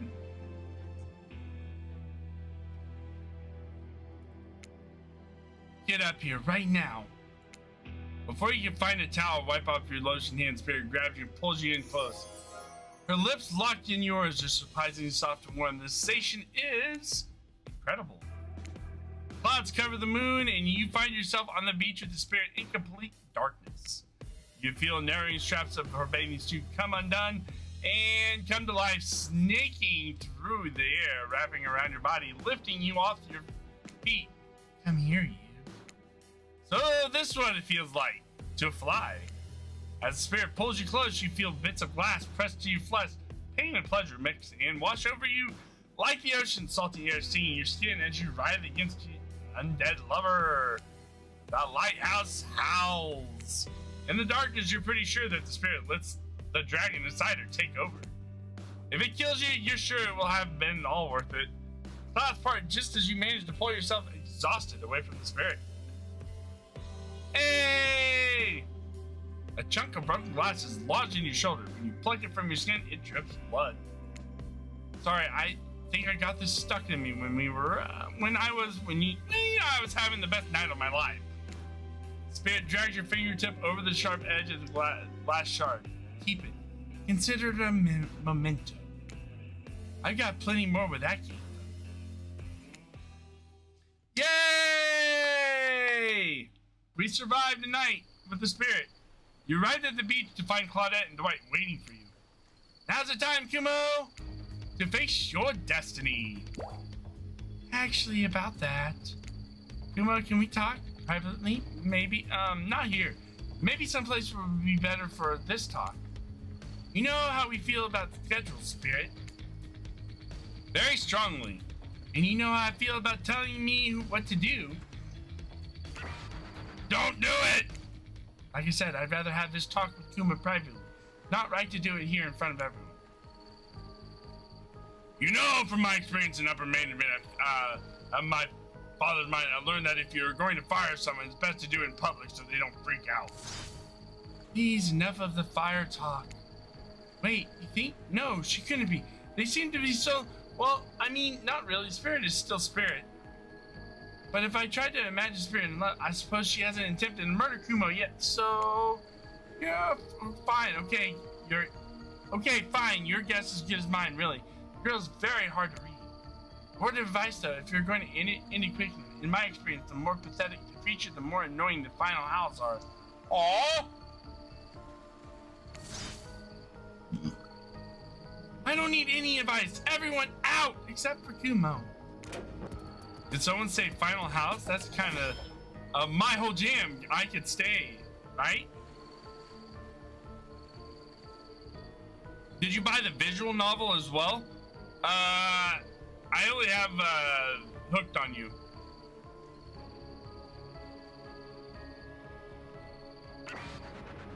Especially you! Out! Lame! Along with the spirit, you feel something awful hanging in the air. More awful than the lingering smell of that cleaver body spray. Gag. I'm gagging. We're all gagging for the cleaver body. Spirit, Rin, I don't know what you plan on saying, but before you say anything, just know I really enjoyed my time with you. Getting to know you over the past few days helped me get to know myself. For that, I just want to say thank you. That's sweet. You're welcome. And you know what? It's that kind of thing that shows me you've got a good heart inside you. Too good for me to carve out and toss in the ocean. But also too good for me to love. I need someone who shares my interests. Someone I can connect with. Someone jaded and dispassionate, only driven forward by desire for revenge. I need someone who isn't so warm that I feel cold in comparison. I need someone who isn't you. Can we just be friends? What? I don't know if... Before you finish that, just know if we're not friends, we'll probably become enemies and I'll destroy you. I'm glad to have you here for me when I need you, but also not too close when I don't. So yeah, I'll see you around. Starts to leave. Wait, what? That's it? That's how this... You're just leaving me here? I'm not sure I used the words ends, and for that matter, I wouldn't say I'm leaving, but we're definitely through. The fact that you can't see that, well, it proves that we're not really belonging together anyhow. Good night, Kumo. What the hell? I just spent all this time on this island doing everything I can, knowing only to be told that I should leave the chocolate factory through the side door? I don't know what that means. Anyway, I said goodnight, Kumo. I'll see you around. Jesus. I'm sorry. What a bummer. Wow. That.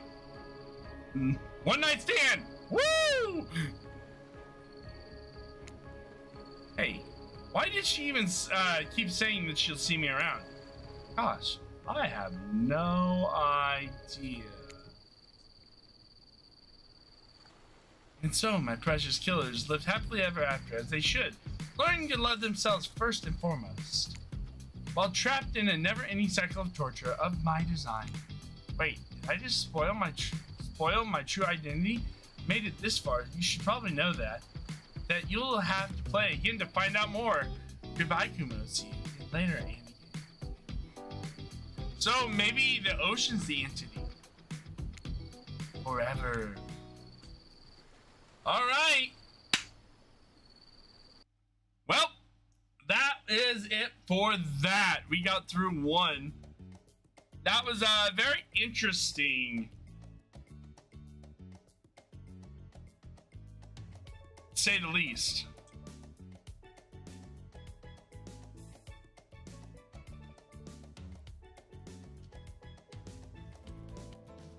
That was very interesting.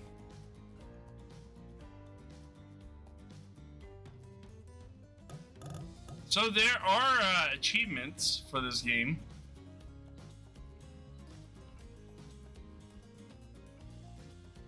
We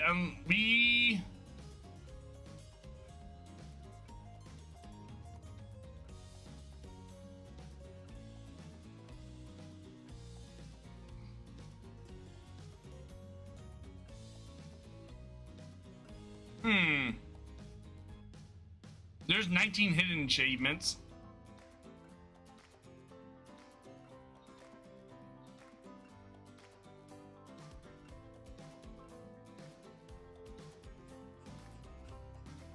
I don't know why they hide the achievements when you can go to the global achievement list and see what.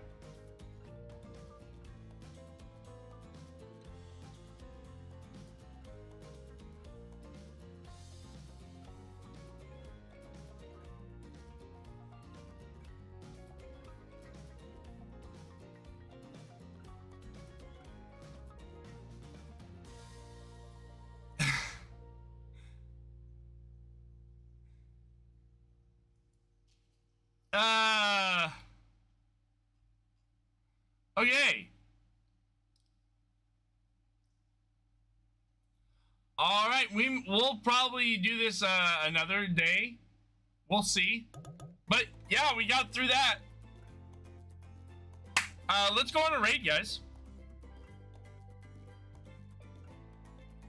Raid time, raid time, raid time, raid time, raid time. Let us see who is streaming. Well, I can't raid Little Ball of Fun today. She's not streaming. Working on project. But we'll go raid somebody else.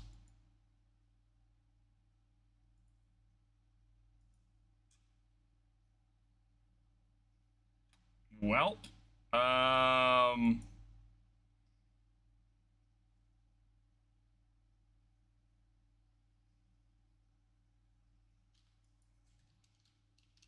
let's see who's playing Dead by Daylight. I don't have anybody on YouTube right now.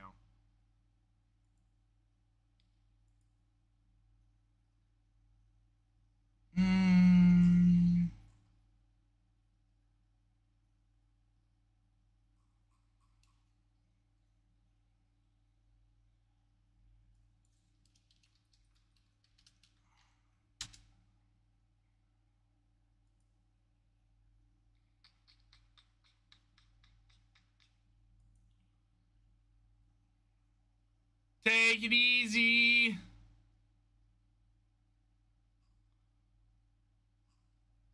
Oh well. Okay. We're gonna go see who's on Twitch because apparently I can't find anybody on YouTube. You're gonna join us for the raid, right, Deadpool?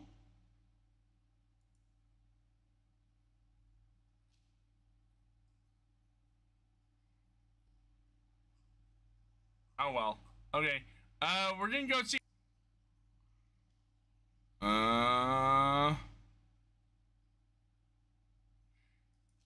You know what? Just James UK is playing Dead by Daylight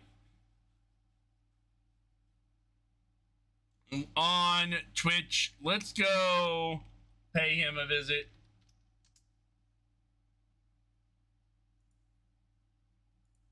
This will be a Twitch raid.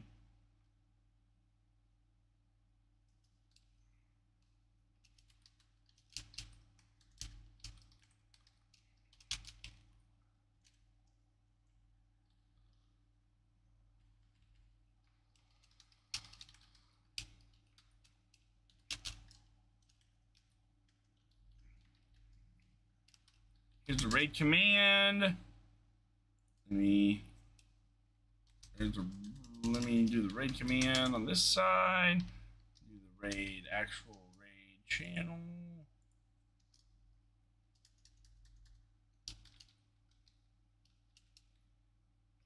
Oh.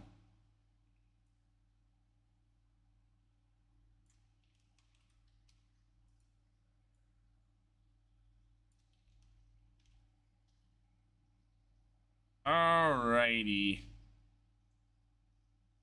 Fiends, don't. We're gonna go raid just so James much more fun UK. things to do. We're gonna mute that because he's playing music in the background. Thank you all so much for being here. We will see you guys later. Hope you have a great day. Stay safe, and we will see you guys tonight. We're playing Pathfinder, and then possibly doing some other things. We'll find out. I don't know. We'll begin. So take it easy. See you later.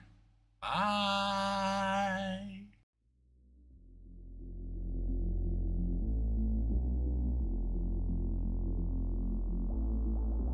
When the night is over, my life is over. 'Cause I start thinking again about our time together. When the night is over, my life is over. 'Cause I start thinking again about our time together.